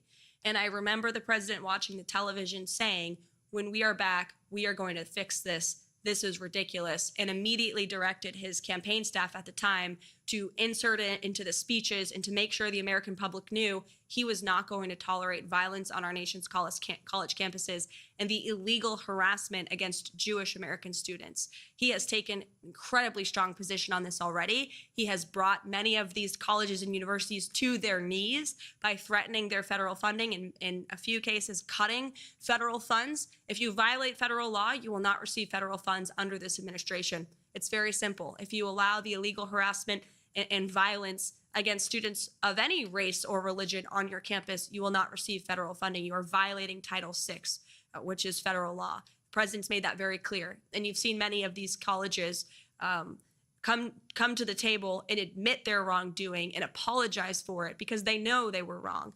Unfortunately, we didn't have a president at the time who was holding them accountable, who was completely silent as students were being targeted. As for the visas, same is true. The president and the Secretary of State, Marco Rubio, who's doing a tremendous job, have taken incredibly strong action on this as well.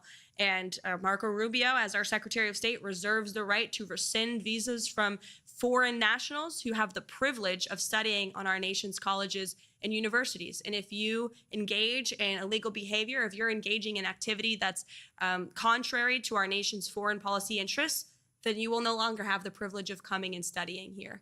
We're going to put American citizens and American students first, and only the best and brightest should be allowed to come to our country and study at our nation's colleges and universities. So again, such a pleasure to see all of you here today. Thank you so much for coming to the White House. We hope you enjoy the rest of this beautiful day at 1600 Pennsylvania Avenue, and thanks for all that you do. Take care. Thank you. Thank you. Thank you.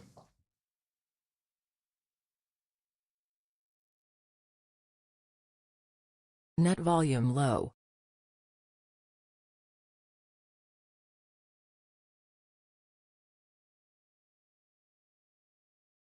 It's 3 p.m. Net volume low.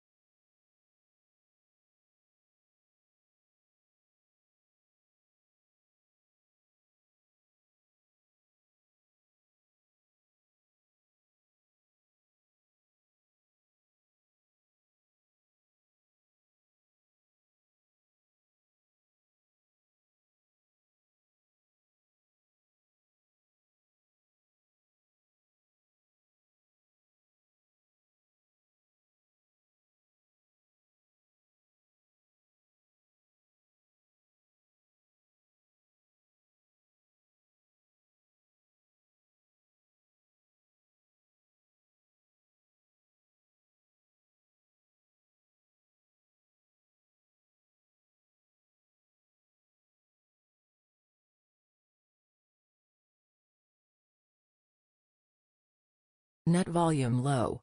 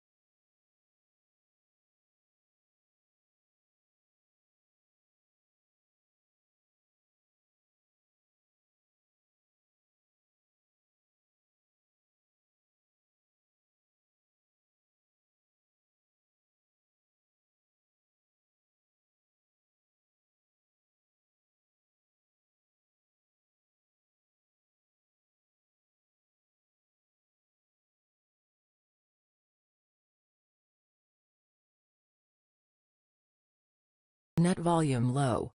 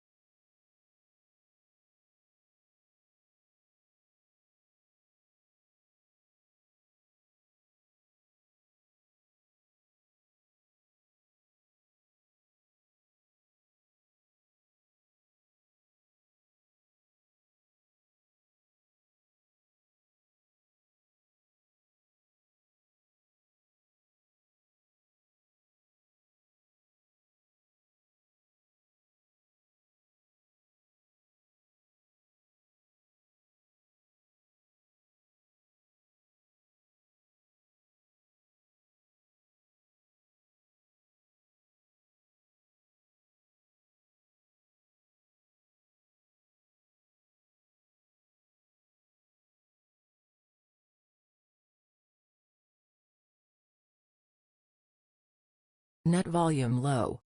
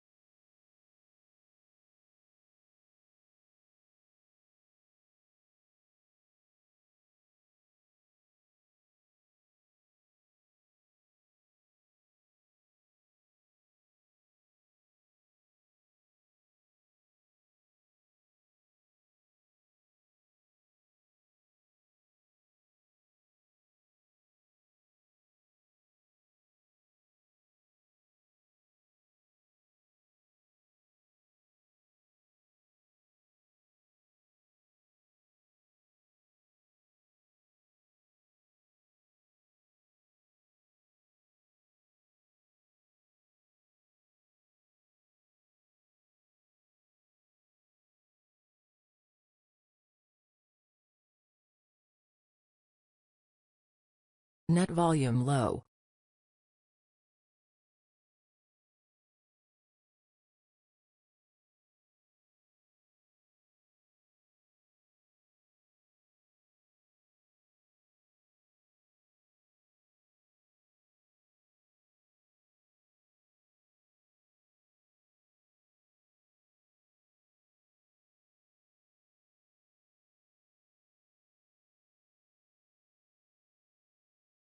Net volume low. Net volume low.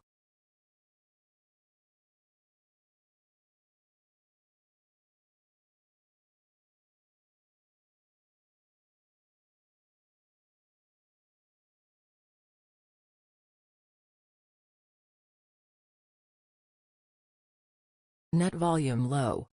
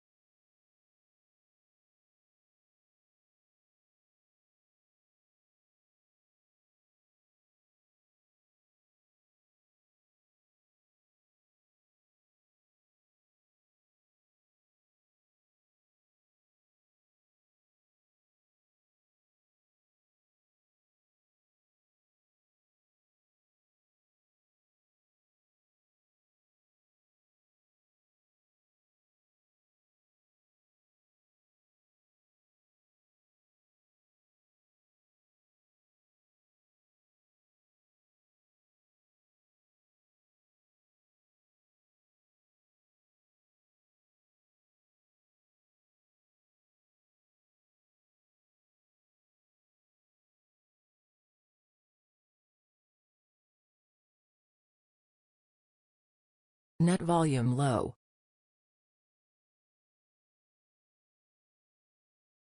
Net volume low. Trend bearish.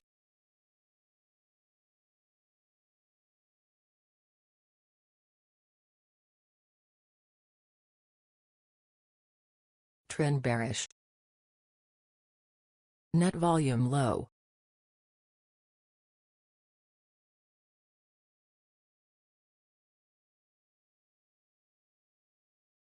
Net volume low.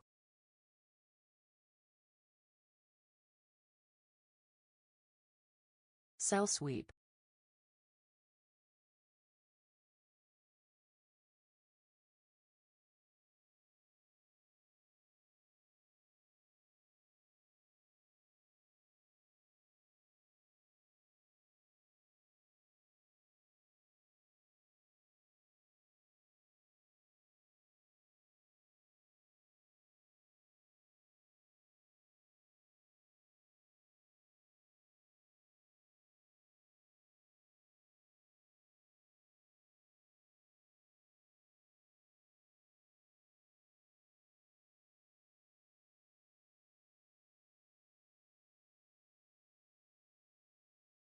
Net volume low. Trend bearish.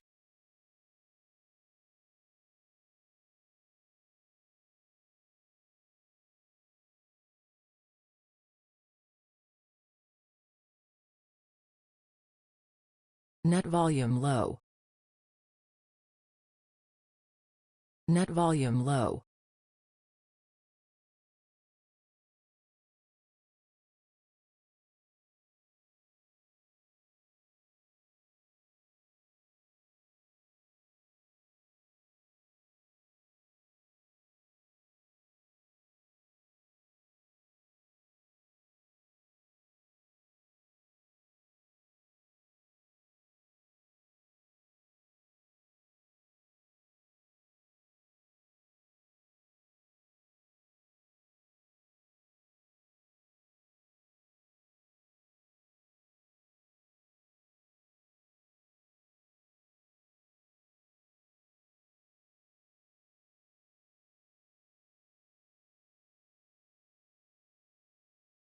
Trend bearish.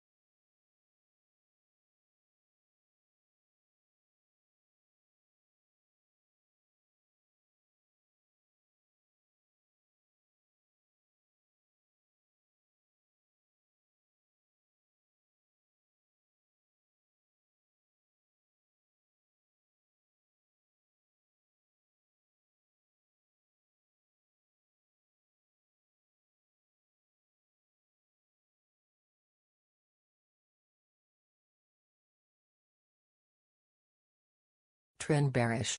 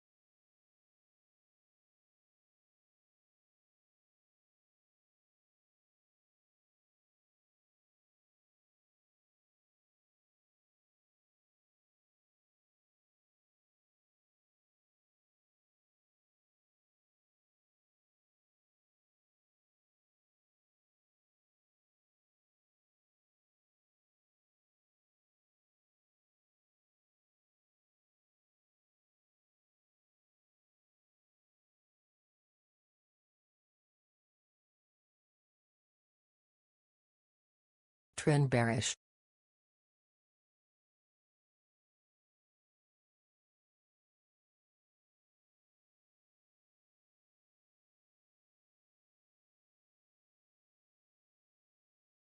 Trend bearish.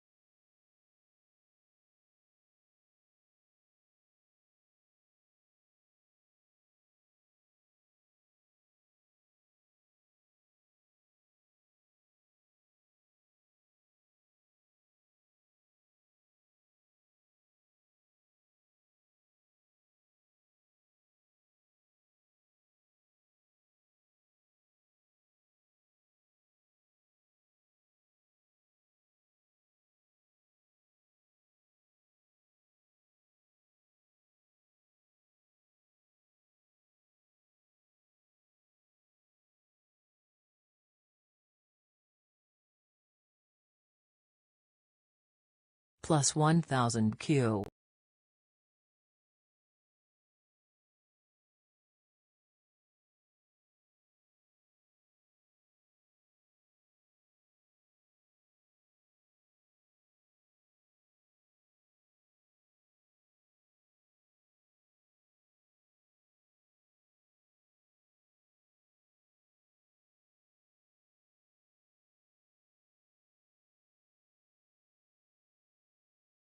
Expecting reversal to downside.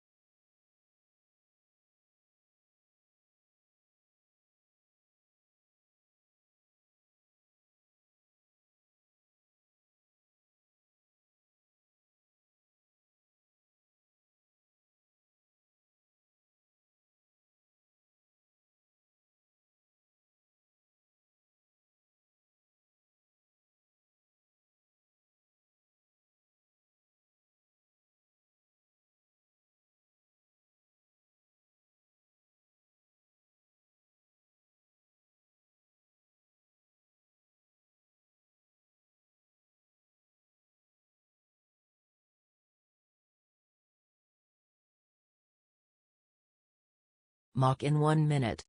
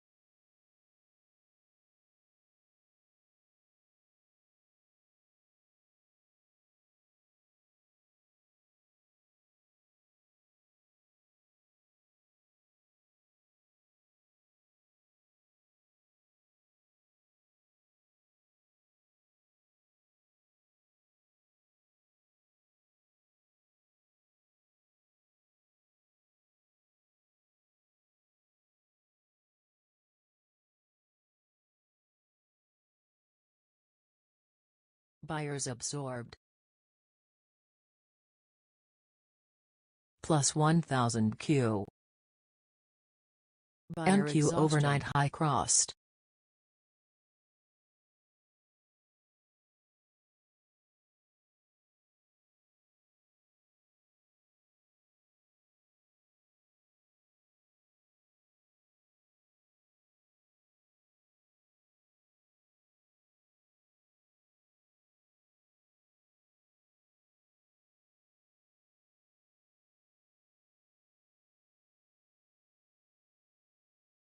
Overnight high crossed.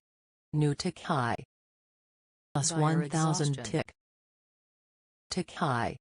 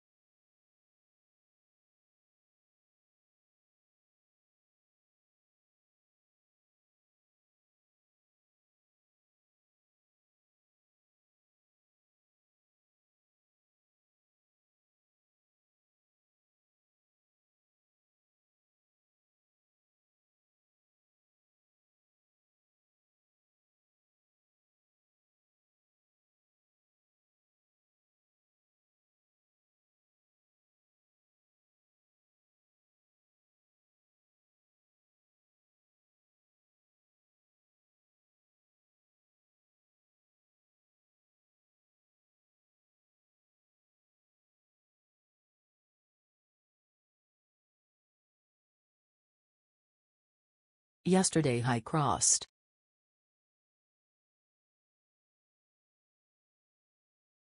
Sell sweep.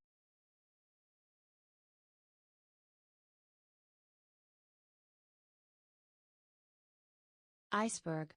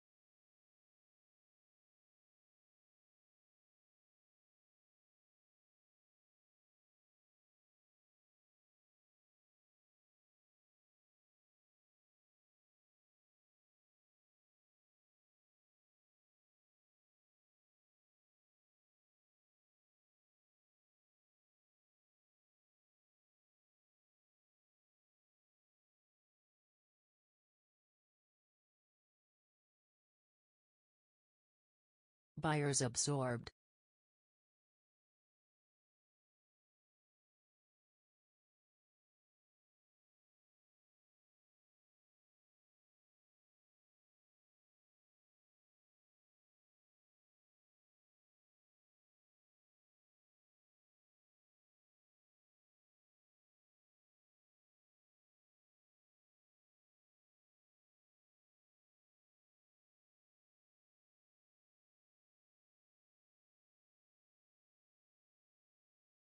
Big buyer Iceberg. 100 contracts. Buyer exhaustion.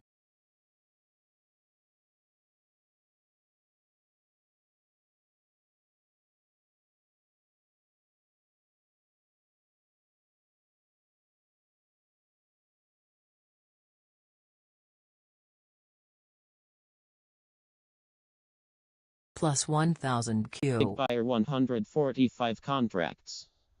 Big buyer 115 contracts. Big seller 164 contracts. Big seller 108 contracts.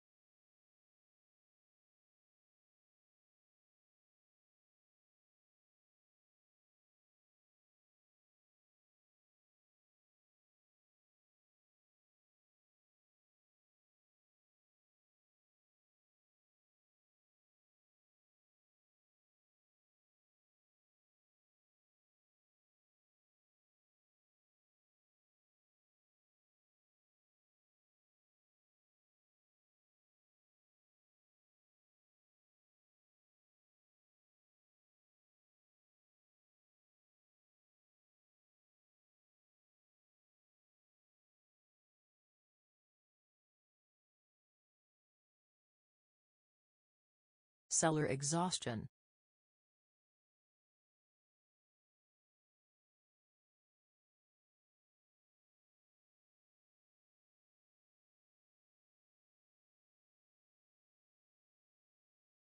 Big buyer 1